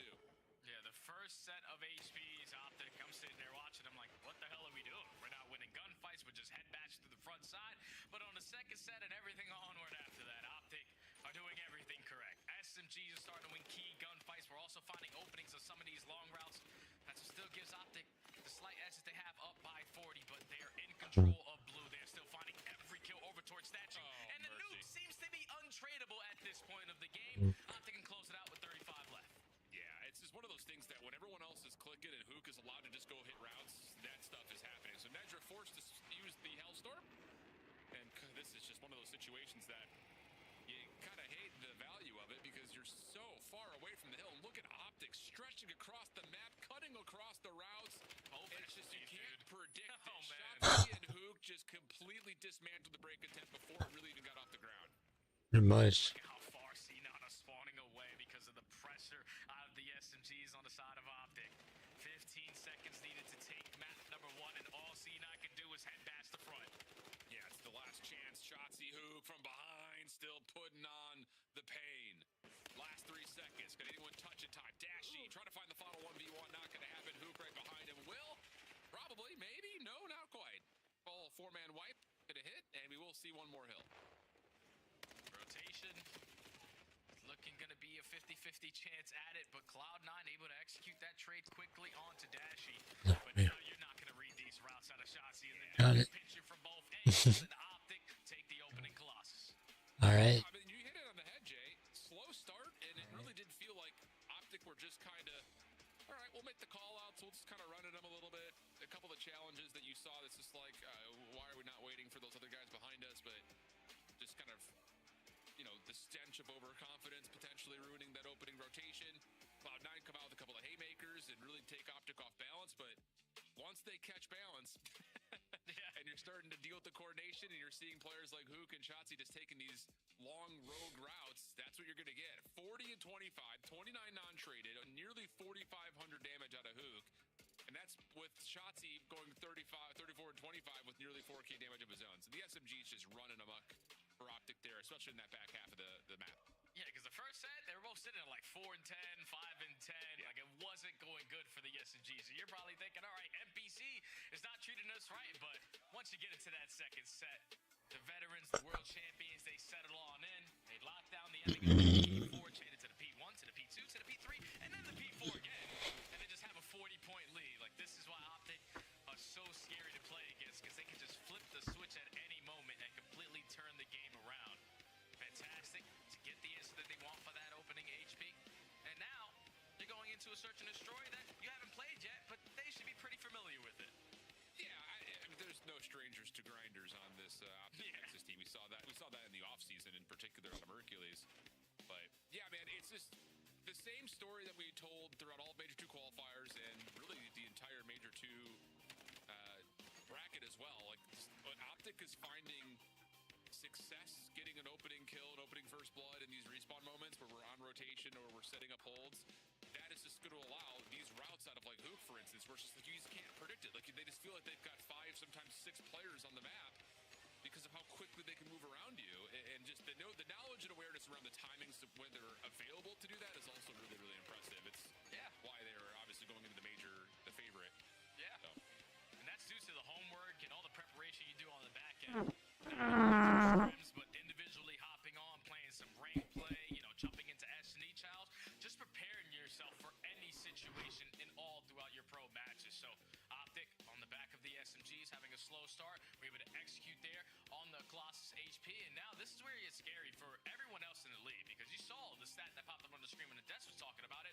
OpTic don't really have to worry about any bad maps anymore. Blackheart out the window, Exposure out the window, Colossus Search and Destroy, we have yet to play it all season long, and now those are already gone for us. So OpTic, without a doubt, have benefited the most out of this meta change and map change.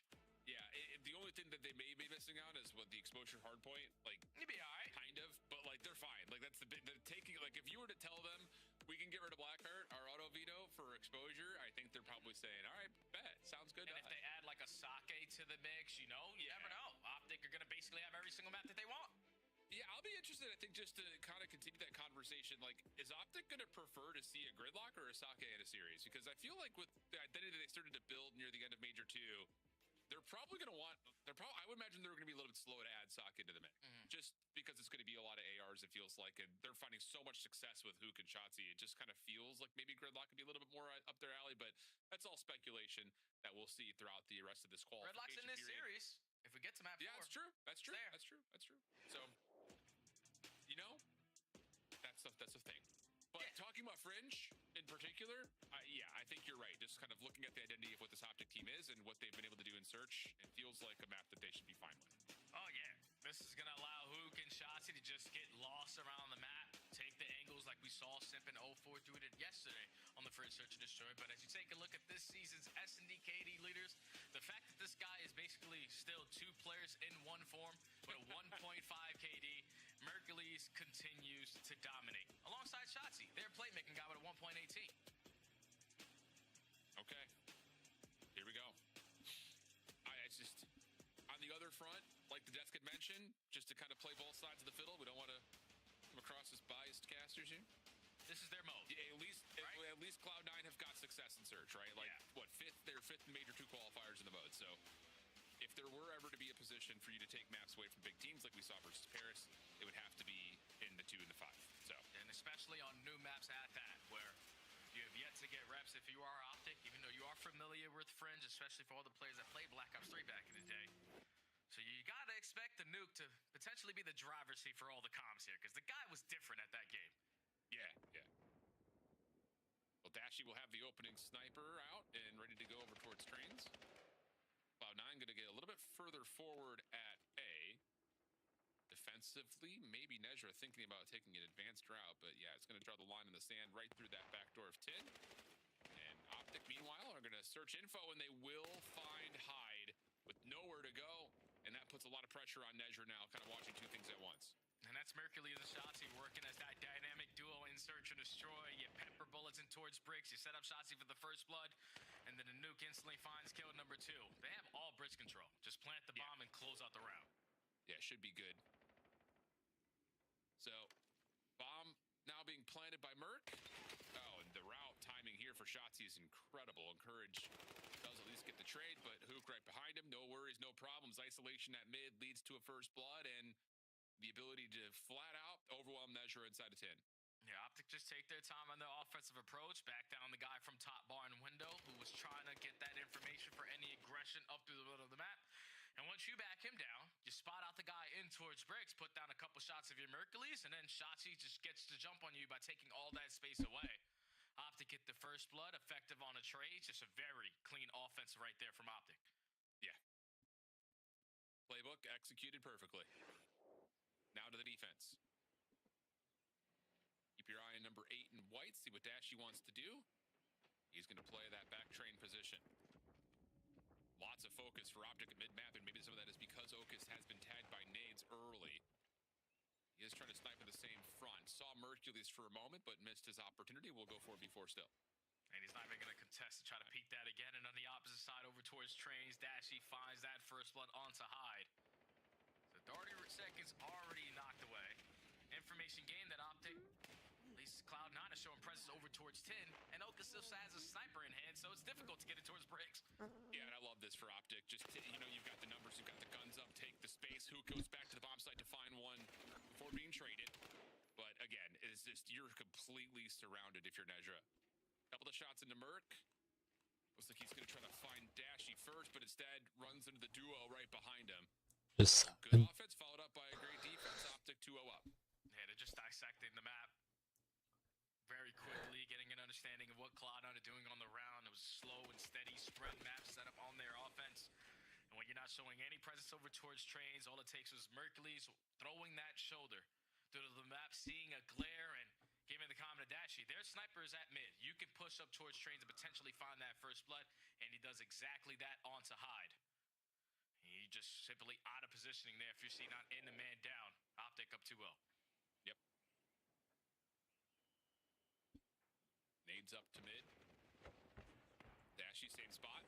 Sees the cross. And it looks like Shotzzy may be in a little bit of trouble. He backs off. Mercules off that information. Is able to find Nezra.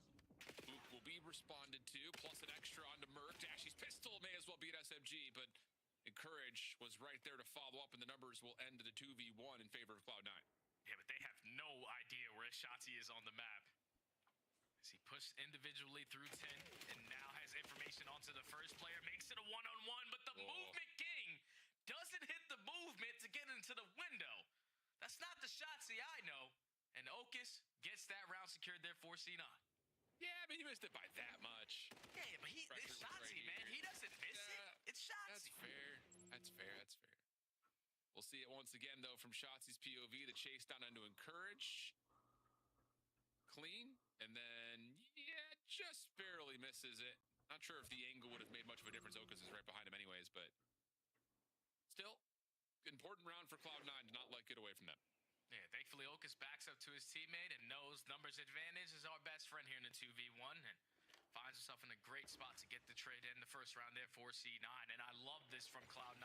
Just stepping up the aggression because slow and steady didn't work in round number 1, but the nuke is here ready and waiting. Yeah, the fact that he gets the first cleanly is everything for Hook. Gives him a chance and more than that at a second. So 3v2 early. Cloud9 a bit stuck at B. Actually going to be the vanguard approach to this, as he had a little bit of assistance nearby. That's Mercules behind him.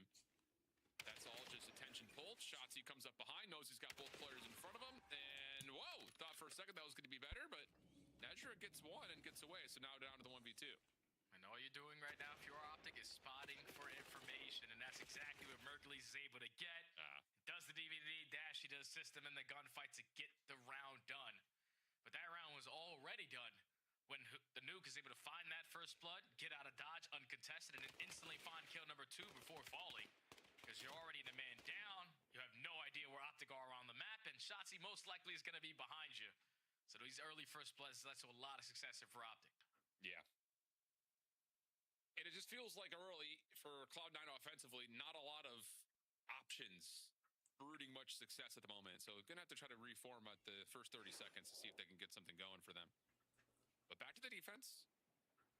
For Cloud9, going to go to the 2-2 split.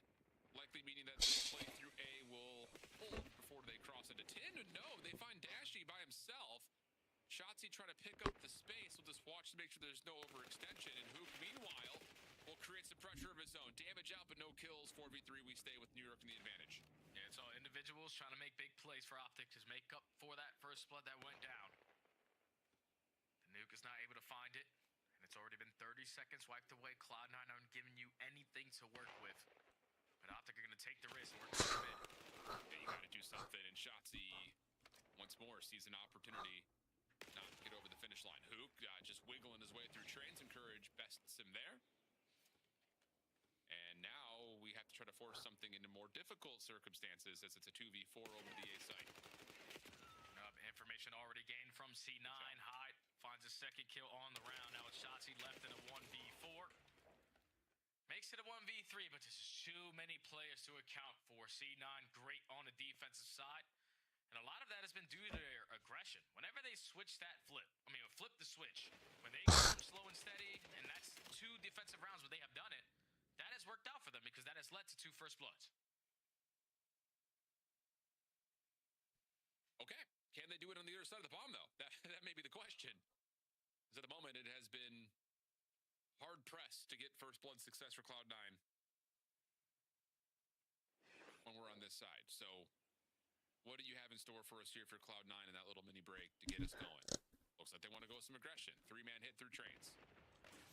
Check the side door first. Smoke is out to block the cross. Hyde in trouble, though. And I love this, but no. Shotzzy covers it. The isolation on the Mercules eventually comes through, but it's a 3v3. Even though you have barn control, you're trying to locate where one more player is, and you're able to throw great shoulders if you're Nezza through the back window and locate the nuke. But you give up your life to Dashy, and he gives you one better. Gets a second one onto Okus. It's a 1v1 now. Encourage versus Shotzzy. And Shotzzy is going to hold the top angle. Only one shot connects, though, so Encourage is still feeling pretty healthy. Shotzzy backs away, repositions. 42 on the clock. Encourage going to elect to not play for the bomb yet. And Shotzzy's space may give him some free intel here. Yep, sure does. Still not going to fully commit on the route.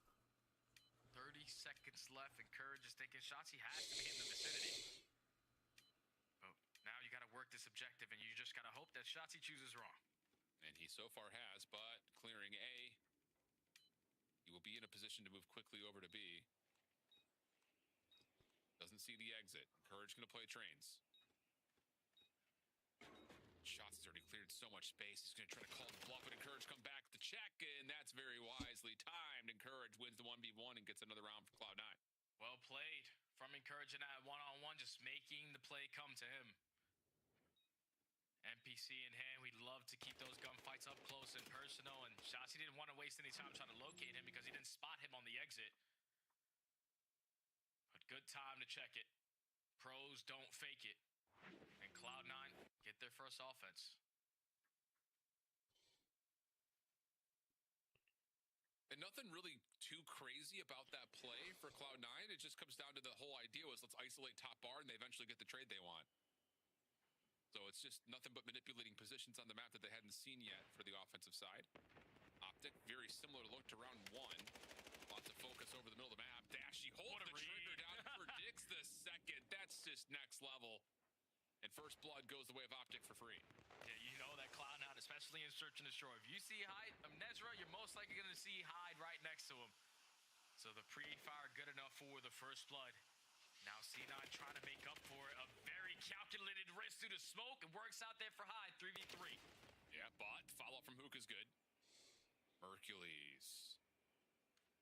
Searching for something over the middle of the map. Will he expect that Hyde is right underneath him? And that timing is so unbelievable. Hyde wants to go re-clear trains, so there will be some knowledge here that OpTic are not at B. But the bomb being planted swiftly at A, and the post plant stretching through Dashy, playing all the way up through Street. This could be something that really foils Cloud9 on their retake. Yeah, Mercules had the information gained onto Hyde, and unfortunately can't get the gunfight, and neither does Dashy. One-on-one there versus Okus, so now it's the nuke. Turns it into a one-on-one. Oh, and the shots from the top are really good at Okus. Follows up. Can't let the shots down. Oh, what weapon do you want? What are you doing? It's a reset. Okus trying to follow up. Hook. Oh, my goodness. Has he killed enough time off? Not quite. A ring around the rosy at the end. You thought maybe that was going to create just an unbelievably awkward situation, but Cloud9 find the win. Sometimes some of your best shooters can't control the NPC. I don't know if he loses auto aim here, but down to 32 HP in a dream. We're both just going shot for shot. Can't connect onto anything, but Okus continuously was the aggressor and had the jump there onto Hook. And gets the round there done. 4C9. It's 2 1v1 secured there from Okus. Yeah. And a little giggle from Okus. I think he also realized the awkwardness of that 1v1. Smoke up mid-map again. Cloud9 just trying to isolate away from top barn. That works out for first blood onto Shotzzy. Dashy also seen on top of the site. Stun comes through, and Nezra, while he wants to challenge, and wisely so, but a delayed nade from Hook. gives you one in response, but it's not enough. Quick round from Cloud9. Yeah, and this is what has been the key to success for C9 in Search and Destroy. Whenever they decide to be the playmakers, whenever they are the aggressors on the map, the slow and steady sometimes work, but it hasn't worked here on Fringe. Ever since they hit that pace change up, you're catching OpTic off guard. And C9, even though they're so young, going up against world champions on the other side, they literally have nothing to lose. Now they're at game point. Yeah, and I will say for Cloud9, if they do have to go to another offense, they've forced some major considerations into the defensive setup of OpTic, who've now been outsmoked at mid and then overwhelmed on the outsides of the map. 2-2 split for Cloud9 defensively. A lot of that is his early nades towards B. But look how at aggressive this they are tempo. again. Oh, but Dashy's gotten the read. Just can he hang with the pistol? No, not this time. And so Merciless has to go back to this, but I don't know if he realizes there are two players here. He may have only gotten the info for one. But the one play that they do find is Hyde. You still know that Nezra was behind enemy lines, who actually found that one-on-one gunfight versus Dashy. So you take care of Encourage on the other side. Merciless is keeping the pitch safe. And you have information on to Nezra. You just can't trade him yet. Able to get the reset back, but no, not quite able to get the gun back up for the follow-up gunfight. So good stuff there from OpTic, mostly just to get the read in the first place. That there was the aggressive hit through A, let alone the fact that, like you say, they find Hyde first, know that Nezra's behind them. That's huge win condition for OpTic. And that's just one of those rounds where obviously the aggression has been the key to success for C9, but sitting at game point, you've been the aggressors multiple rounds in a row to get to this point. I would have loved to see them just square up and hold down their defensive setup instead of taking another risk. But OpTic now forced round 10. Back to the defensive side they go, and they just got to slow down C9's aggression. Yeah. Well, we'll see. Different spot here. Yeah, Hook just plays a bit of a cruddy corner. That works out for one. So the information is now well and truly in hand for OpTic. They follow up to find a couple of secondary kills, and that leads it just down to Okus, this time a 1v3 instead of the normal 1v1s he's been in.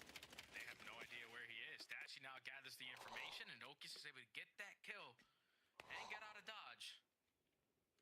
But it's Shotzi and Mercules on the other side. Whenever they're the duo running around the map together, it usually leads to a lot of success. So Okus, this is a very difficult clutch.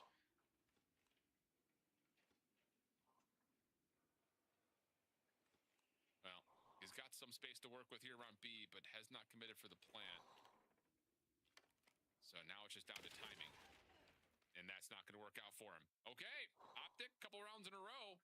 And that's a really good response for them defensively, flat out, just knowing that, okay, they're hitting us with tempo, blocking out the middle of the map, so let's just play some close corners, get our first. Yep. Yeah, that's exactly what it is, Al. Like, aggression is the only reason why they're still in this search and destroy, so let's just camp our corners and guarantee our ones on our lanes.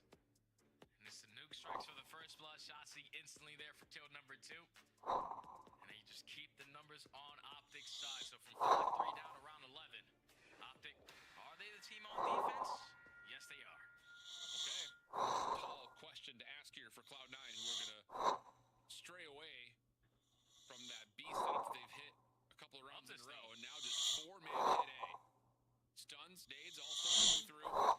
Nezra playing forward, but OpTic has backed off behind the backside of the gift shop. But the nades were planned. That's the first one to fall. Merciless committed on the Zangle for a moment. And Cloud9's going to take a moment to breathe and play their 4v3. Realistically, just gather information before you make your next play, because job already done by finding that first kill. You're forcing OpTic to be uncomfortable. You're going to come in towards Brick. Nezra with a great shoulder. There's still OpTic players here, but that's going to back them down, and now we're trying to get it down. Not quite, though. They back off. Dashy will drop. 4v2 situation. Here comes the play forward for Hook and Mercules. The re-rack, though, for Cloud9. Hook in their way, but only finds one. Leave it just down to Merc. Has an NPC for now. And Merc is going to try to play off of an A plant. Timing. Doesn't see the planter. Slides through into the side room. Can't get away. Cloud9 take the search and destroy. And all it is was tempo to get us picked off. And that just completely caught OpTic off guard. They couldn't make the adjustments, and that's enough for Cloud9 to take the series. Without question, man. Once C9 said, screw this slow and steady, try to pick apart OpTic setup. No, we're just going to take all 4 guns to one side of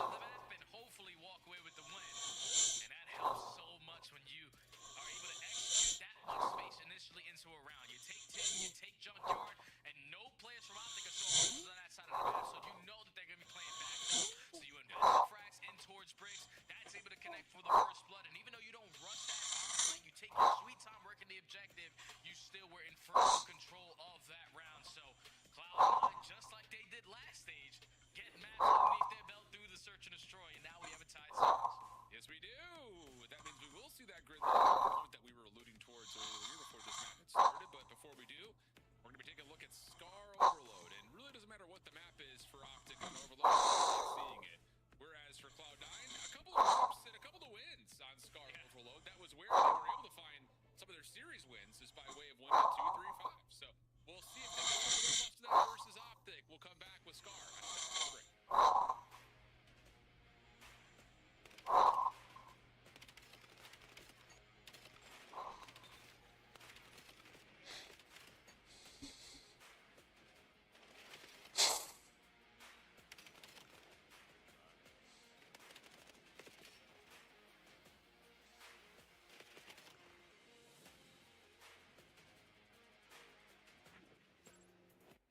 Champs tickets are on sale now. Come see the best teams lock in for this season's grand finale in fabulous Las Vegas. All 4-day passes come with early venue access. Head to FazeVegas.com or scan the QR code to get your tickets now. Brought to you by America's Navy and the special operators who work in the shadows. Scuff, official controller of the CDL. Monster Energy, the official energy drink of the CDL.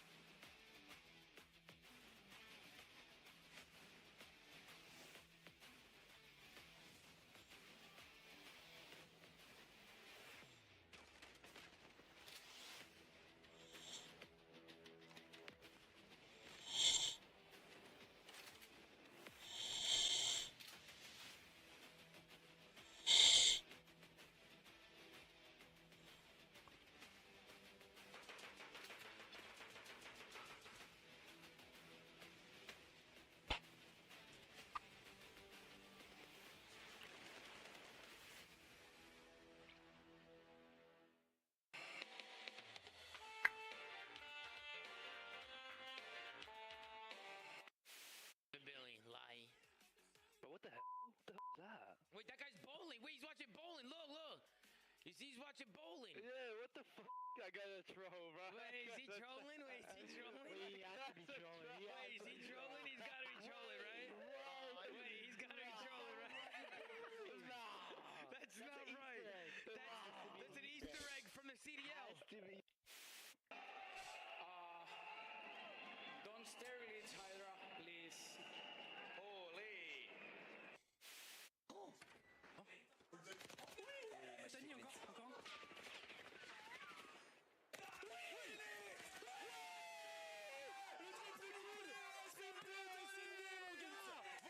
What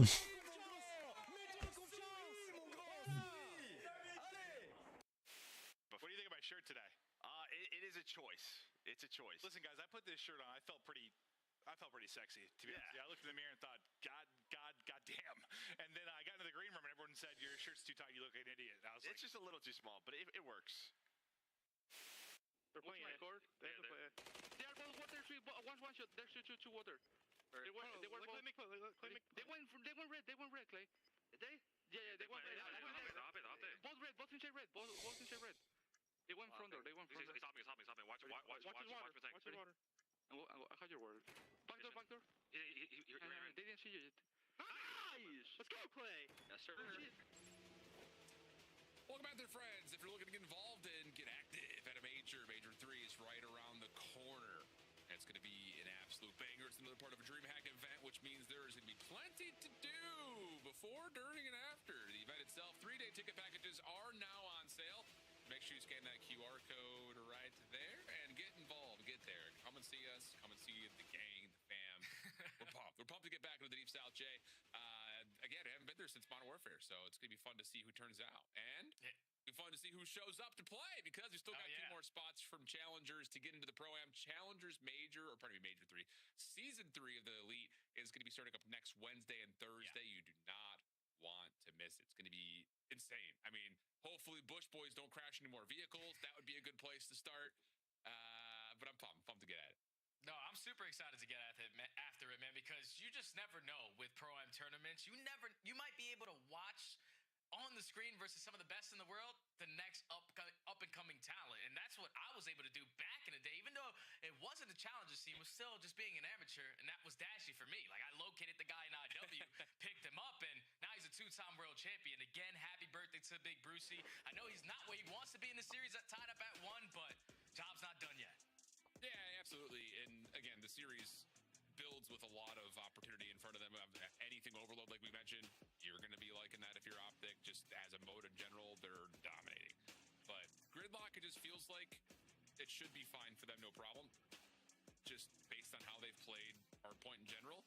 I think it's just, again, I know it plays very differently than when it did in BO4, but I think with the speed and the timing that OpTic can play at with their subs out, I think they're going to be fine on Gridlock. They seem like they're built to be a good Gridlock team. So we're guaranteed to see it in this series on the map number 4, and OpTic, as long as they do the little things correctly, win your rotations, SMG's continuously just setting so much pace, that should be a really good map for them. But we got to get through this Scar Overload first, because this was 4 respawns secured out of C9 last stage. 2 of them came on Scar Overload. This is their best overload, so you can't overlook them. I see what you did there. Overlook. Love that. You like that? It was fine. It was passable. It's passable. I'm not the best. I'm not good at wordplay the way you and Ross and Chance. Oh, you guys are fantastic. I'm just a guy. Don't loop me in with Miles. There's none other in wordplay game than Miles. But I think the thing here for Cloud9 is, we talked about this like at the middle part of Major 2 qualifiers when this team was just very clearly off the rails. The question that we kind of asked generally, not to anyone in specific, was like, how much time did the organization say that this team was going to have before they started considering things like moves? Because even if you're performing poorly, but like, hey, you go R4 for the rest of the year unless something crazy happens, okay, like, we can at least know we have some security and we can worry about getting better as a squad and not panicking every time you load up into a CDL lobby of, am I going to have a job tomorrow? So yeah, I think with that, now knowing that, hey, yeah, you didn't make it to Birmingham, didn't have a chance to play in the play-in, maybe the season was going to be over. Nope, we're still a 4-man team. Cool. Like, it just resets the mental, and I'll be interested to see how much improvement they have here on this overload, especially considering, like you mentioned, hey, 2 of their 3 overload wins were on this map. Yeah, it's just so tough for Cloud9 as an organization in general, because realistically, they're already out of champs. And if you're any amateur players that want to make it up to the pro scene, why would you even take that risk of joining a team that's not making it to the biggest tournament and doesn't really put yourself in the best scenario to play up against the best? So you might as well continue to fight down there in challengers. So C9 decides to stick it out with this young core, and realistically, this might be good for their careers, knowing that they're committed to them now, because all you're doing every single match that you spawn in for your C9 is improving versus the best. So they're going to turn in a new leaf potentially next season. Yeah, absolutely. You're right. I mean, for Cloud9 in Boston, they would have to do something insane in this back half Win a of the year. We're talking win like a minor. Yeah, or like be high in the positionings for that, be a top seed or a top 4 seed at a major by way of qualifications. Like, yeah, you're absolutely right. It had to be a borderline miracle run. But it's not over yet, and a stop here defensively has Cloud9 trying to muster back some ground to fight with. Yeah, but you're fighting with the EMP in your hand out of blue. And OpTic already found the initial 2 kills, but they have completely disregarded Encourage. He's like, all right, you guys can have all those fights. I'm just going to take the EMP and steal the first score away. I don't know if OpTic are paying attention to the mini-map or even the screens, but C9 get him the board first. Insane.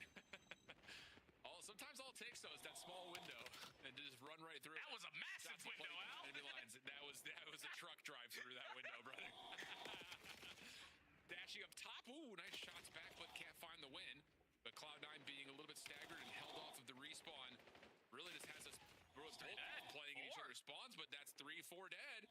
Chance to grab and possibly go, but Encourage would have to win a couple of fights off spawn. He gets 1, turns, finds shots. He looking to get something else, but the kill still comes through, in a moment of pause here to Cloud9's offense. Yeah, all C9 had to do right there was just guarantee that no one was going to spawn on the backside of the green, but one player gets the opportunity, and it's Shotzzy, and he's able to find 4 kills in sync after that.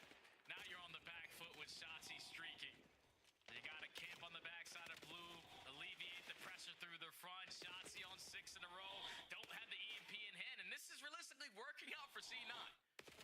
Yeah, sure is, but Shotzzy, I was going to say, a 6 eventually be building towards the Hellstorm, but that streak gets shut down. 2:15 now on the clock. Cloud9 dominant over the middle of the map, looking for more through green. That doesn't fully work out. OpTic has picked their battleground, fighting over the bop side of this white wall, but Hook only finds one, and now Mercules, who is searching for the red dot haze, will have to wait for help, and he's not going to be allowed to. That's continue to try to finesse, but this gets overwhelmed by the guns on the side of C9. Now in control of the EMP again, but you're not reading these routes out of shots, so you quickly take care of him.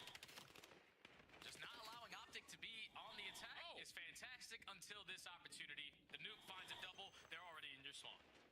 Yeah, and you've got Merc also cutting off the spawners, so this should be a free score. And it will just barely Dashy able to get past the finish line there. Hyde giving it a heck of a defensive effort, but just a little bit late to the party. So 1-1, tied up. 125 in this first half, and Cloud9 already have red control with a little bit of presence in market, so a chance to possibly set some offensive looks up. Man, OpTic has so much trust in Shotzi's plays, especially in Overload, because every time he comes off spawn out, you can just see it on the mid-map. He's overextending every time. He has so much trust in his teammates to lock down the opposite side. With them getting the kills, with me working on the pinch, I'm going to control a majority of the map. He's been doing it since the beginning of this game. He cannot continue to get away with it in Overload. Yeah, I'll say. Hook able to find one in the crossover towards the top lane. Dashy running behind that play, but Cloud9 holding it back just a moment. Dashy wins one with the pistol. Mercules now the last one standing in front of the A zone, but he will be felled, and everything will have to reset. Just wait for Shotzi. Dashy's going to hang out. Yeah, Dashy's going to just keep all the attention on his direction, wait for the pinch, but doesn't fully work out. Shotzi now by himself would have to go bananas, and he's found the first. Dashy's pistol works out for other. Hold on, he's just got to find one more win. It's just down to the last shot to land, and it's going to be an opportunity for Mercules to pick up the fallen EMP and try to score. Can't quite get through. Shotzi still alive and kicking. Kobe over the top. Dashy working with them, and that patience may lead to the score. Forced team kill comes out, and eventually the last defender will drop. Score in right before the half. It's 2-1 to OpTic. It's just like how OpTic continuously is setting up these plays. Even though they give up that first score miraculously with Incurrent just getting out of dodge uncontested, while kills are going in favor of OpTic, everything after that was for the green wall. Just cannot continue to keep getting away with this if you're Shotzi. A player from C9 off the respawn needs to watch the OE because he is breaking them down every time behind enemy lines. And that has truly been the difference maker in this game, because I feel like Cloud9, especially on the first set, once they get that first score, they had all green control. You don't block back green, and it allows Shotzi to get that spawn going 4 in a row. Then every single time off the respawn, hit the OE, streaking every single chance he gets, and just way too hard of a player to keep track of sometimes. Cloud9 even trying. And I love that. Just another look at a small kind of overload moment where Dashy's by himself, but he's got the plane heady, so he's just going to hold the EMP and let Shotzi and Hook run onto that flank, and just pulls the attention so quickly. Mercules first blood. Dashy a second here as we get into the second half. Hyde in some trouble, forced to take the gunfight, and he will fall. Last one left would be Okus as the initial spawner comes out, and look at Shotzi. Exactly right. Everyone's focused on the front. Here's Shotzi behind you. Has already found himself one. Nezra trying to work. Eventually he falls, but OpTic will control the middle of the map behind that play. Now OpTic pushed up a little bit farther on the map with the map control in their back pocket. The nuke clutches up for his first gunfight. You're already showing a lot of presence over towards green and EMP in your possession. They have no idea where Mercules is, and if they make it through that mid-cut, Mercules is going to block the spawns, and this should be score number 3 there for the green wall. Yeah, little turn on to Hyde as well. Now off the reload, oh mercy. Yeah, and this is where it starts to get a little out of hand, but the problem is, the only player who needed to stay alive was Dashy over towards the plane heady. Encourage was trying to see if maybe he had an opening to just grab and go behind that kill. Not gonna work. Dashy right back off the respawn. Gets 2. And steps away from the trade. Almost had a chance at Encourage. Mercules trying to follow behind that, but Cloud9 are gonna get the kills. Only problem is the EMP is reset, and Shotzi's gonna play a little bit of bodyguard on it for a moment. Yeah, thankfully Hyde predicts that someone could potentially be top green, and that's exactly the guy you were looking for in Shotzi. Now you are on the attack. EMP already at that tank area. Just gotta get past Dashy, and now Shotzi. But as Shotzi off the respawn finds a double, stalls out time for the nuke to clean up the rest, and OpTic get the goal line stop. total players stacked up at white wall, one of them being the EMP. You get one kill, but it looked like the EMP carrier was just waiting for everyone to drop first instead of trying to score through the chaos, which I say that, and that's exactly what happens here over towards the B zone. So the score still comes through nonetheless. 1 point game, 2:45 on the clock, and Hyde is trying to keep the pressure on for possibly a relay. Cloud9 will fall, leaving Nezra by himself. Decent shots, but the trade will eventually come through. OpTic are fighting on their spawn. Now they're waiting for Hooks. Late pinch around the map to alleviate the pressure around that mid street. And he's able to give you one better. Already finds kill number 2. EMP spawning over towards Motel. Oh yeah, this is OpTic score number 4. Sure feels that way unless these two off spawn can do something about it. No, not going to happen. +3 dead behind this. Uh-oh. Now you're spawn trapped. EMP about to set itself up over through mid. Dashy connecting onto one more before dropping. Mercury's in some trouble. Leaves the space and gives it to Hook, who's on 5. And, oh, the spawn out from Ocus may have just saved a follow-up score because he spawns red thanks to the pressure to OpTic across the spawn. And Cloud9 will have a chance to possess. Yeah, Mercury's just too quick. Looking at the backside of green allows Ocus to get that motel spawn to shut down that offensive play. Now Cloud9 is still keeping themselves into this game. They just need these kills to go their way. You're going trade for trade until Mercury's give you 2. That's 3, make it all 4 dead. One player still gets the green spawn, and Shotzzy is potentially going to be aware of it, but a minute 30 left to go. Shotzzy just backs over towards staircase side, finds one. Mercules, just dancing around Cloud9's defense. 5 on the board. Mercules back over to the NPC, not done as he's able to find a little bit of damage before dropping. But 3 scores for Mercules. As OpTic up big, 60 seconds to play, they're going to win map 3. And now all you have to do is just find a wave of kills in sync because you're looking to retrieve the map control just as quickly as Cloud9 just took it away from you. But you already find 2 kills at the right time. Kill number 3 onto the ball carrier, and with only 50 seconds left, Shotzzy again on the flank. Yeah. Dashy will hold the front line. Knows that one player is slipped behind him. That's found by Hook. Who doesn't get the better of Ocus. Trade is still involved. Shotzzy, low HP, obliterates Hyde. And that will be the final touches on map number 3. EMP surely about to reset. Dashy still dancing with this gunfight over towards Delhi. He'll eventually win it. And even though there are a couple of kills that may lead to a final score here for Cloud9, it's another impressive map for OpTic, especially in the second half. Dude, it's just like what Hook and Shotzzy are getting away with in both respawns in this series so far is insane to me. Like Shotzzy having so much trust in his teammates. We're obviously world champions at that. Some of the best ARs that we also have in the game. To guarantee their kills on one side while he continuously is working late pinch. And this is an issue with the update. You know, overtime for some reason is still going to force even if you're up by 3. But it doesn't matter. OpTic get the win on the overload. And it's due to the SMGs just continuously getting lost. And Cloud9 can't find these guys. Yeah, man, it's just like, that's something that we saw. You could even say, like, all the way back to the beginning of the game with, like, Paris, for instance. Just like, when they're winning that opening gunfight by way of an AR, then yeah, the SMGs are just going to run and fly.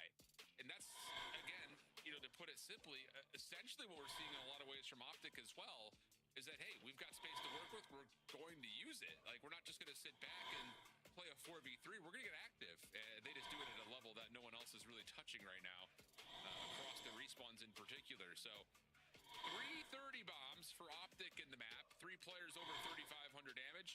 But Mercules' 3 scores still takes the cake in terms of offensive pressure. So, impressive, nonetheless, from top to bottom from OpTic. Really, really solid. Really solid. Just too easy.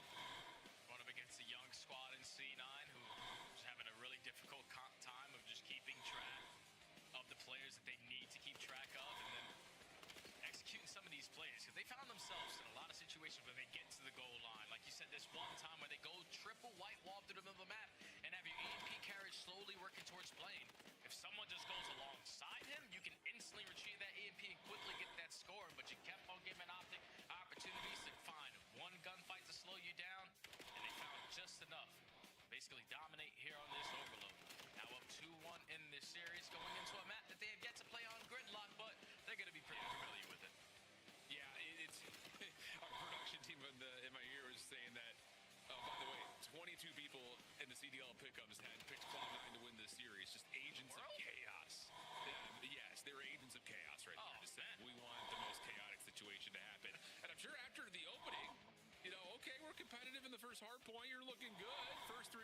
and then, search and destroy. Hey, we made a little bounce back, a little comeback. We get a win. Who knows what happens at Overlord? A new hardpoint map, like those Agents of Chaos. Sorry, you just don't know. But yeah, it's just one of those things, and I don't have the numbers to support this claim. I'm just remembering, like, Dashy on Gridlock was a problem back in Black Ops 4. Like, I remember, like, Cell being a problem on this map. I remember Dashy being a problem on this map. I'll be interested to see if that was indeed the case, or if it's just, like, some kind of placebo effect of thinking about those teams of old. I'm also thinking of, like, some of that E6 roster. Like, I remember, Frosty was a problem on this map. I remember. How about that for a shout? That was the Badox. Like, if you had the Badox in your hand, you're putting yourself a lot of these straight shooters on head glitches with a gun that could do it all. And now you got the M15 in your hand. All you got to do is win a rotation. And we're talking about OpTic here, or fundamentally sound when you talk about the respawns, besides that grand final. But you're still up 2-1 on a new map on Gridlock. Like I said, they're going to be pretty familiar with, but what we saw in map number 1, SMG presence 4C9 was there. It's just when you got to the second half of the game and you started losing track of the SMG presence on the other side is when it drastically started to turn on its head. So you got to keep track of who gets shots. They can't keep making big plays. Yeah, man, and again, I think that this map will probably pull the spotlight a little bit further away from the SMGs, just because first kills matter, I feel like, so much, especially when you're dealing with some of the hard points that take long route rotations. You know, going from 4 to 1, middle of the map controls everything. ARs, you assume, are going to be there. Same thing going from 1 to 2. Getting that streak control early is huge, whether you do it from the grandma side of the map or if you do it back towards fire, fine. Doesn't really make much of a difference. It really is just kind of that rotation from 2 to 3 where you see, okay, maybe an SMG can get into showers or towels, and then that could cause some control over the map. But it does feel like the focus is going to be put onto players like Okus here, like for Cloud9. Can he hang against those opening duels that he's going to be facing, likely against a Dashy or a Mercules? That's where my big question mark is, I think, for this Cloud9 team, to see if they are beating more well-rounded, or are they just going to be NPC merchants with players like Nezra and their individual POV? Yeah, that's the thing, Alex. Like, I would have agreed with you before that update with the new meta coming into play. Yeah, the AR should be able to dominate Gridlock, but for some reason, it doesn't matter if you're playing AR maps, SMG maps. Everyone is running multiple NPCs with how much ground you're able to cover. So you got to be prepared, even if you're the SMG players, for the aggression on the map. So as we get in towards the P1, C9 not spawning on the side that they want, but you're getting the initial time to start.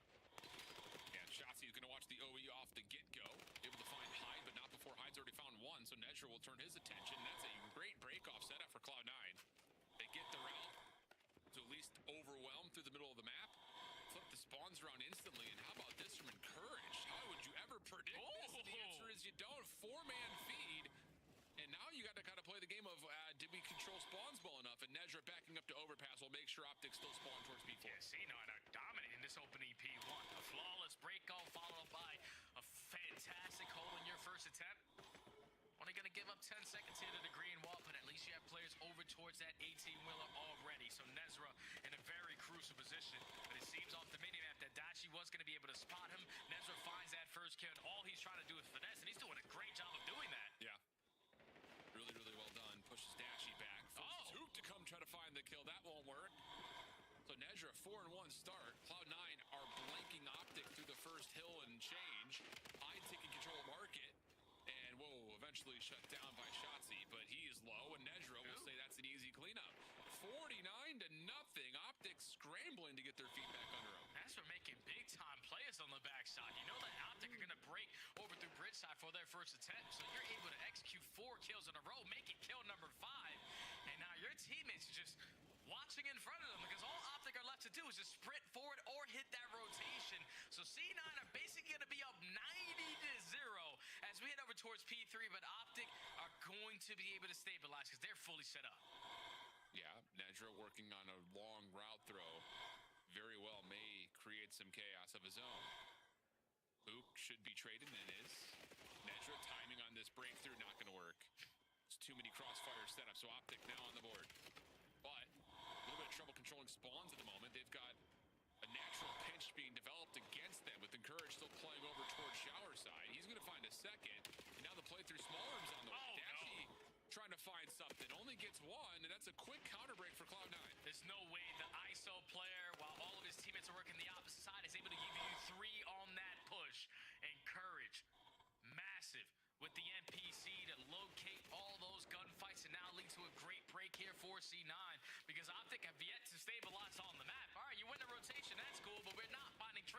when we desperately need them. But this is the moment they can desperately hang their head high. You get all 4 dead. You're going to walk away with this final 20 to 25 seconds at the P3, but it's all about this next wave of fights for P4. Courage trying to watch the back route. Nezra will be nearby to play for his trade if needed. And it very well may be needed, and it is.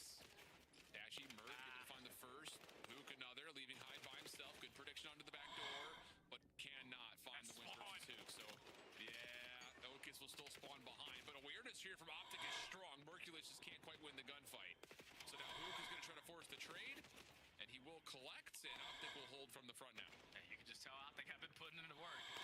Get that parallel spawn if you are Mercules over towards that back alley. Someone has to be towards the back line, so you secure the backside, but not as strong as you want it to be to hold down that front push. The nuke's on 5 in a row. Last player on the time is going to be Okus, and now C9 are just forced to give this up. There's no way you break this 2 streak. Yeah, they are in some trouble here playing in this corner at Street. That ATM room now being pushed out from, and Hook, yeah, 6 in a row. Almost able to get the snap over to Okus for 1 more, but Shotzi will pick up where he left off. 4 in a row for Shotzi. OpTic back to within 30 points. We'll rotate over to P1, where OpTic is controlling both sides of the bridge right now. Shotzi again streaking. Picks up some time off of the HP. Not able to earn himself the Elsa, but the great route there from Okus to go top broken. And now if you're C9, you're just playing keep away until you find a majority of the kills in sync, and that's 3 dead. C9 are in. Mercury still hunting for one around the back. Can't quite find it. Instead turns to find Encourage looking at him. Hook another. And now we can finally force the gunfight, but Edger wins it with a pistol. OpTic will still get the break into the hill for now, but Shotzi caught to the mantle. Encourage turns that into 2. And the only one who can really influence the hill now would be Hook, but he's going to be figured out from behind, so you've got to hold this, or break this rather, from the front if you're OpTic. Hey, you got to contest this. Don't give up this time. You already have players thinking about that next HP, and you have been able to flip the spawns on its head. So, just like in map number 1, Al, OpTic horrible in the first set, making the adjustments that they need to keep themselves into the mix, only down by 30, but fully set up off the rotation. Yeah, have to win this opening setup. And Hook will start things off on the right foot. Shotzi following behind that, but gets shut down. Cloud9 playing through bridge. Will get the overpass into their control. Mercury's trying to work to regain alongside Hook. And they've got Hyde in their sights towards bus stop. Nowhere for him to go. OpTic successful for the first 20. And look at how much space Shotzi is clearing out. Already pushed him to the front side of B4. You know that all of Cloud9 have to be spawning at that P3 area. And this is the thing about Gridlock in this title, Al, because back in the day it was a 5v5. You have more players around the map that can influence certain spawns, but there was no way in hell spawns were like this, that punishing, to where you don't even get a chance potentially going again towards P2, and the time that you do is for only 15 seconds, and you lose a rotation to do. So Cloud9, a very bad situation that they just put themselves in. Yeah, Hook on 6, Merc on 6, close to a second Hellstorm. Oh, goodness. And Dashy's still on 5. OpTic in control. P3 now available as Cloud9 will get things kicked off with a bit of time, but we'll jump over to see how OpTic set themselves up with the Texas. Listen in. Watch out, showers. I don't know, so bro. Showers dead. No, one close up in showers. Close up in showers. I can trick this up. Wait, yeah, I have a streak as well. You should streak. I'm holding the back. I might play small. I'm gonna need Yo, one on top. Yo, the both sides of showers. 2-2. It's a 2-2 split. One's push out our Push out our core. He's John small. John goes small now. Spawned ice cream, so. What if you have he's jiggling it? I think he's gonna corner close. Yeah, it is iron. Yeah, Encourage is backside, I'm on board. And close Yo, corner. Close corner. Yeah, I'm out to the John. Square out. You push out house. Turn out. Yo, one spot for new, then one shot, hide in the back. One is gonna be new already. There's definitely one through. Yeah, somewhere I spawned out. Yo, there's one for new. Backside 2 weak. Actually, I think they all spawned early. I don't know. Backside 2 dead. Back for new. Going on time. I spawned in the back. I spawned in the back. Maybe. One shot for new, high. We got time. Back door now. Back statue. Okay, stop off. He's going in, so I think maybe. Not sure. Nice shot. I'm just gonna play. Push out the back. Yeah. He's telling me blue check. Hard telling me blue check. He's Hey. probably up top. Go. Tuck it. Go. I'm one shot. Hey. Weak. Hey. Front, I got naded. Behind front door. Get out. Well, great moments coming through here want to have dinner with me, or are you going to wait for Dad? Huh? Oh. You want to have dinner with me, or are you going to wait for your father? Hey. Hmm. No, I don't like you smoking up. Huh? You want to have dinner with me, or are you going to wait for I Dad? wasn't. Huh? I wasn't. Do you want to have dinner with me, or are you going to I wait wasn't. for your father? Well. Huh? You know I don't like you smoking up. Ma'am. Ma'am. Ma'am. That should be good to gain them the lead back as Cloud9 are looking to put up a pitch in Okay. the can, but Love you. already in position to stop that from happening, and he's going to find three, just blowing everyone away. And the last chance for Cloud9 to break through this hill is going to have to be by way of the P4 Grandma's house spawn, which is not what you want, especially knowing that P2 is going to move you all the way over towards 18. But you don't lose here if you are C9. So the best thing you can do is just try to go trade for trade. Don't give up this full 20 seconds because you know that OpTic have that Hellstorm if they need to break it at the next HP. Able to clean out house through the middle of the map. You are forfeiting the spawns at least for now, but Hyde already getting behind enemy lines. Able to find a kill as well. So Mercury's you need this trade. Able to find it cleanly. Pinch through market from Shotzi. Lots of damage, but can't quite finish on the Nedra. Oh, nice nade. Hook's gonna call in the Hellstorm behind that success. But he is way out over towards Dojo, so these last remaining players for OpTic need to find that last couple of members over towards ATM. And it looks like for now, those players will stay alive, and Cloud9 will have a chance to break one more attempt. Yeah, they need to find some kills and find them quickly because Hook the Nuke is working on this late pinch. He was just trying to hope that his teammates were able to stall out time so they didn't flip the spawns. And they're able to clear out the backside off of Dashy's double. So 25 seconds here at the P2. Cloud9 are not willing to give this up for free. Encourage wins a one-on-one. Ocus wins a one-on-one towards the backside. So they're keeping this one very mixy. Yeah, and OpTic, just with the last couple of players who are just going to commit to playing for this scrap time. That is an important, about net 20 points, as OpTic will put themselves close to 230, and more importantly, keep Cloud9 away from the 220 mark. So 230, 210 on the nose. Over towards New. Shotzi's nade kicks this off. Pitch from Mercury's also good. Ocus, can he find anything to start this off? Has a couple of tags, but is in some trouble. Has help on the way, though. Cloud9 now flooding forward, looking for the contest. Yeah, that's going to be a GG, Al.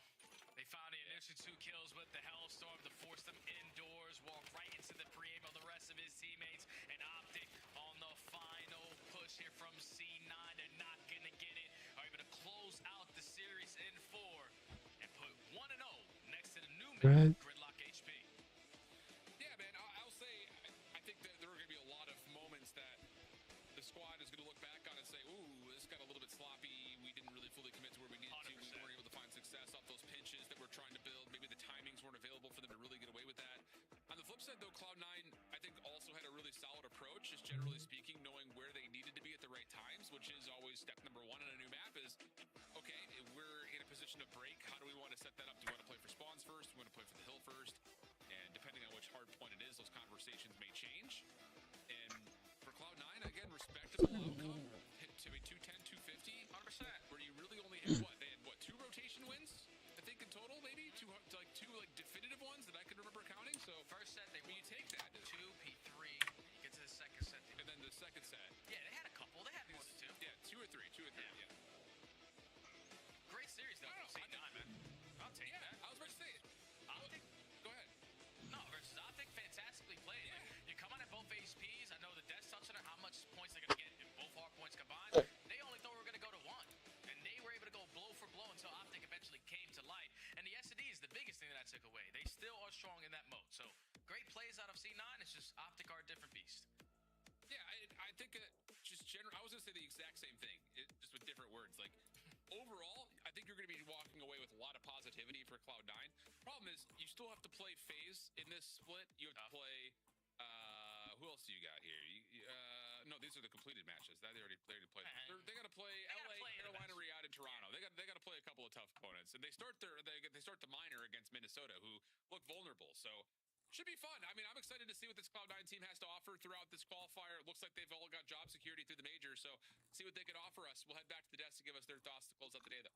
Impressive. impressive performance in the L, just like Boston today, showing more life despite the L. It's a good sign. You can build on this. You're not expected to win this one, right, Al?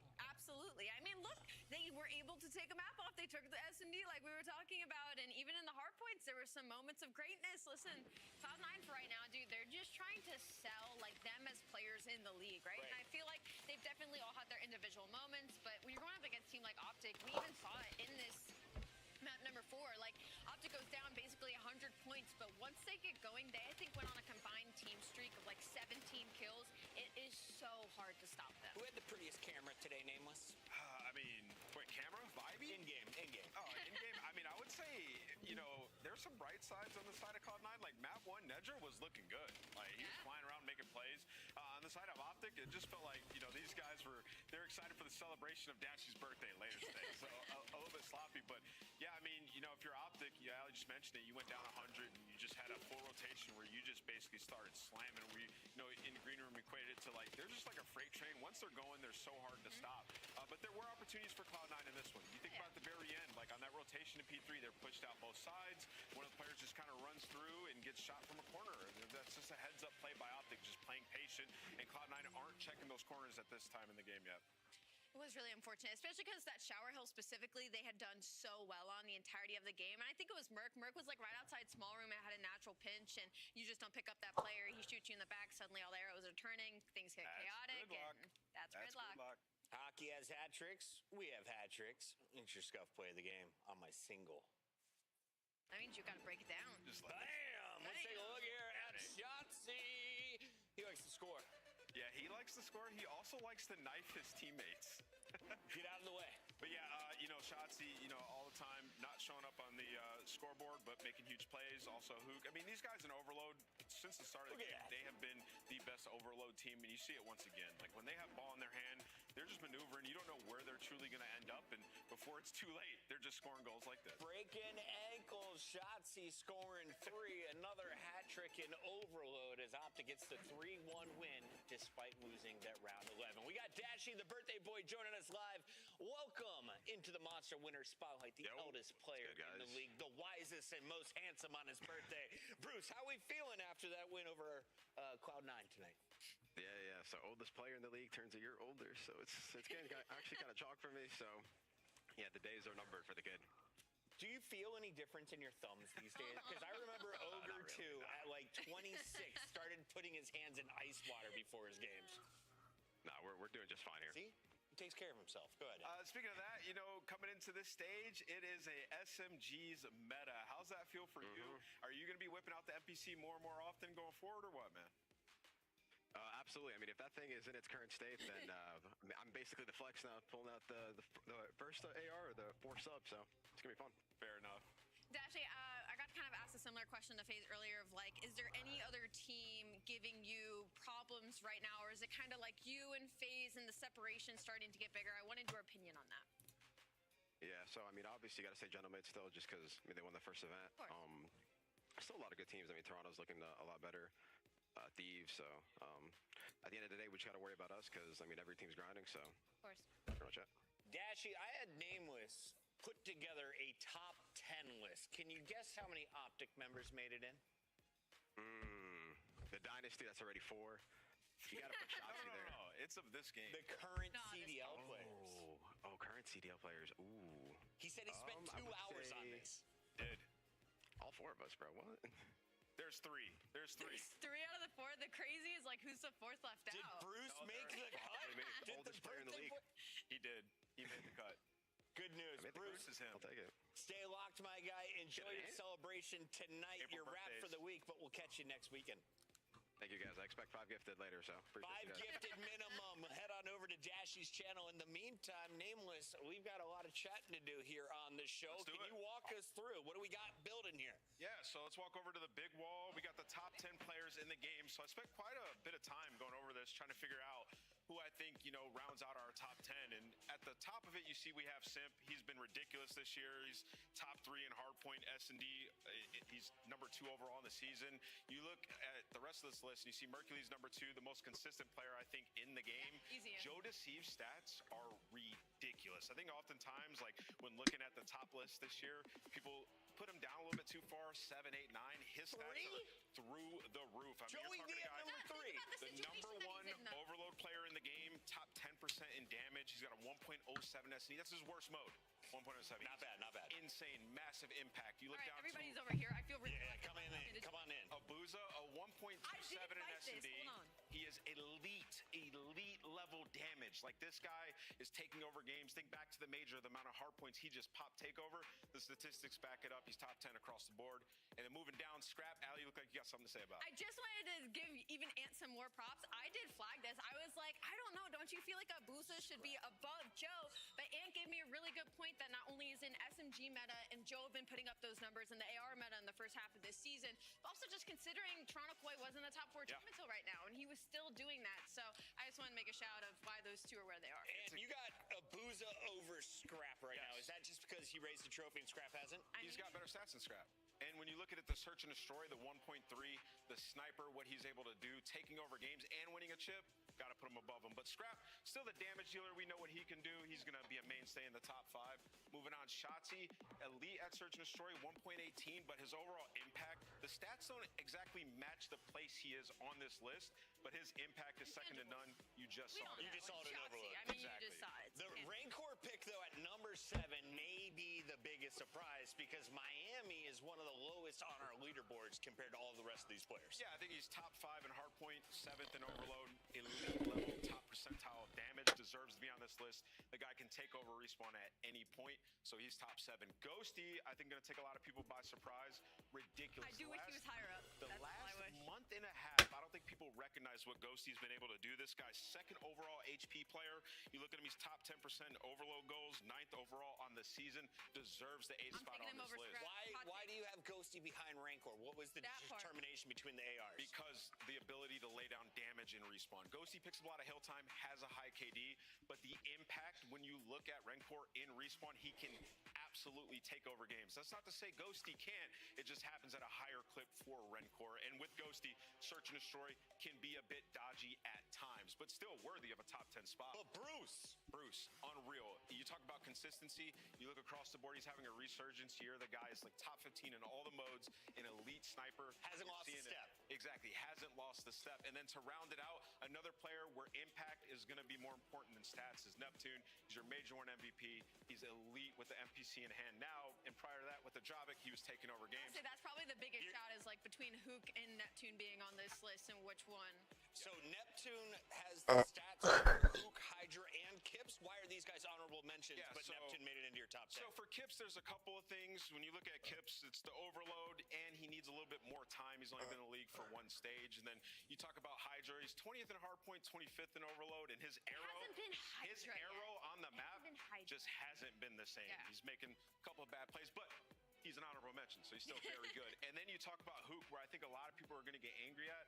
He has a high impact, but when you look at Hook on the season, a 0.8 in S&D, has to get a little bit better at search and destroy. And then you talk about it, the stats, it's just not through the roof, right? So if he were to have a championship, I would probably boost him up. But hey, honorable mention. I still think Hook is a phenomenal player. It's just hard to put him above these 10 that we have. You've got 4 OpTic members in your top 11, it looks like. Ali, you argued that Hook belongs in the top 10, so who are you kicking out?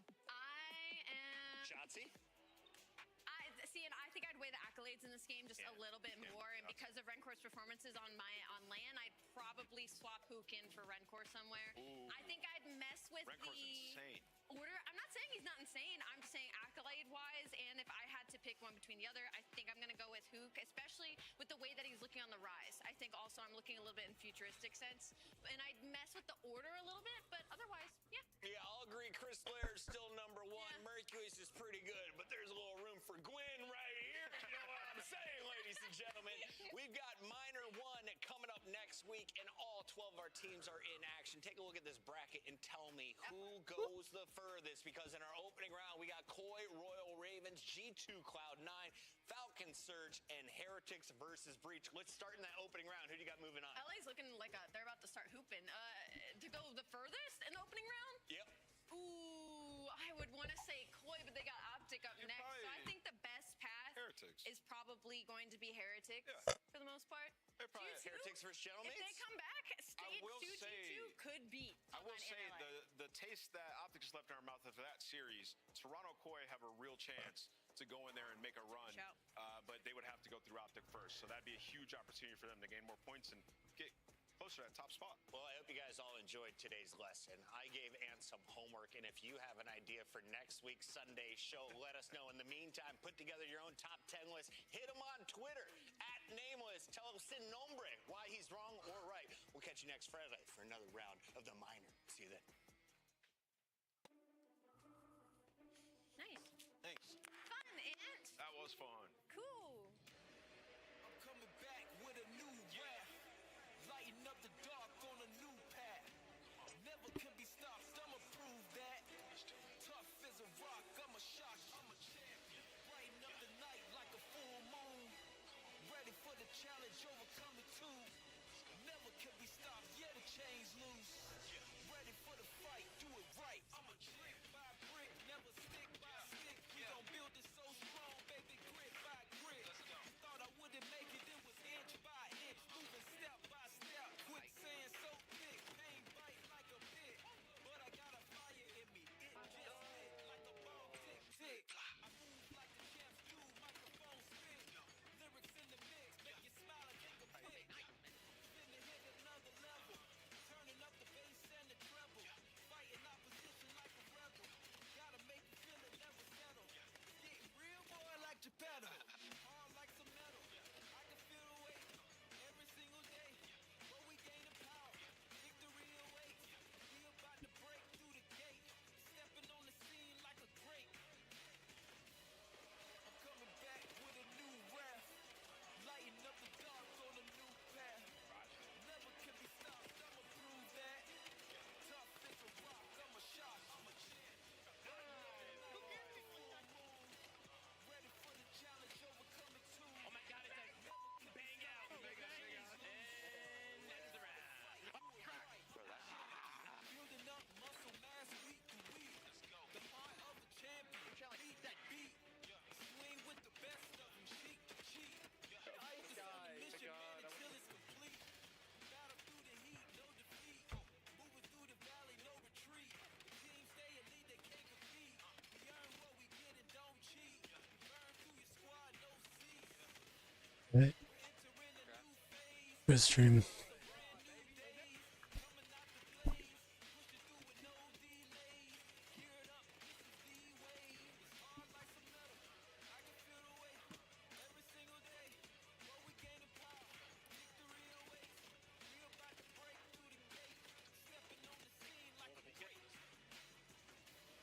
I didn't want to say it, but why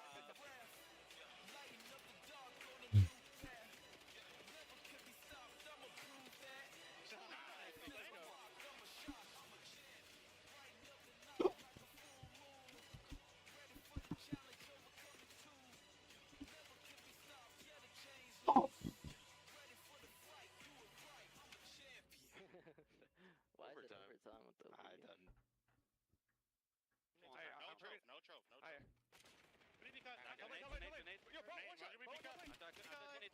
Oh my God, Chris Lair just found two somehow. Oh my God, how did Lair just do that? Oh my God, Chris Lair, Chris Lair, he's everywhere. Chris Lair. Yo, he hit the Kobe grenade, hit mid-cock, gunned a guy, jumped top lane, gunned another guy. Oh my God. Pushed out the car, that was phenomenal. Go, Chris, good job. Good night, guys. Good job. Guys, good night. That was insane, bro. Why are we not talking, dude? Boys, not to flip. When? They want all of them green. All of them green, boys. Look, all of them green. We did the dick space.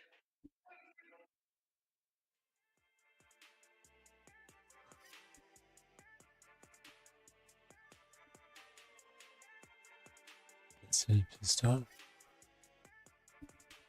Those kids though.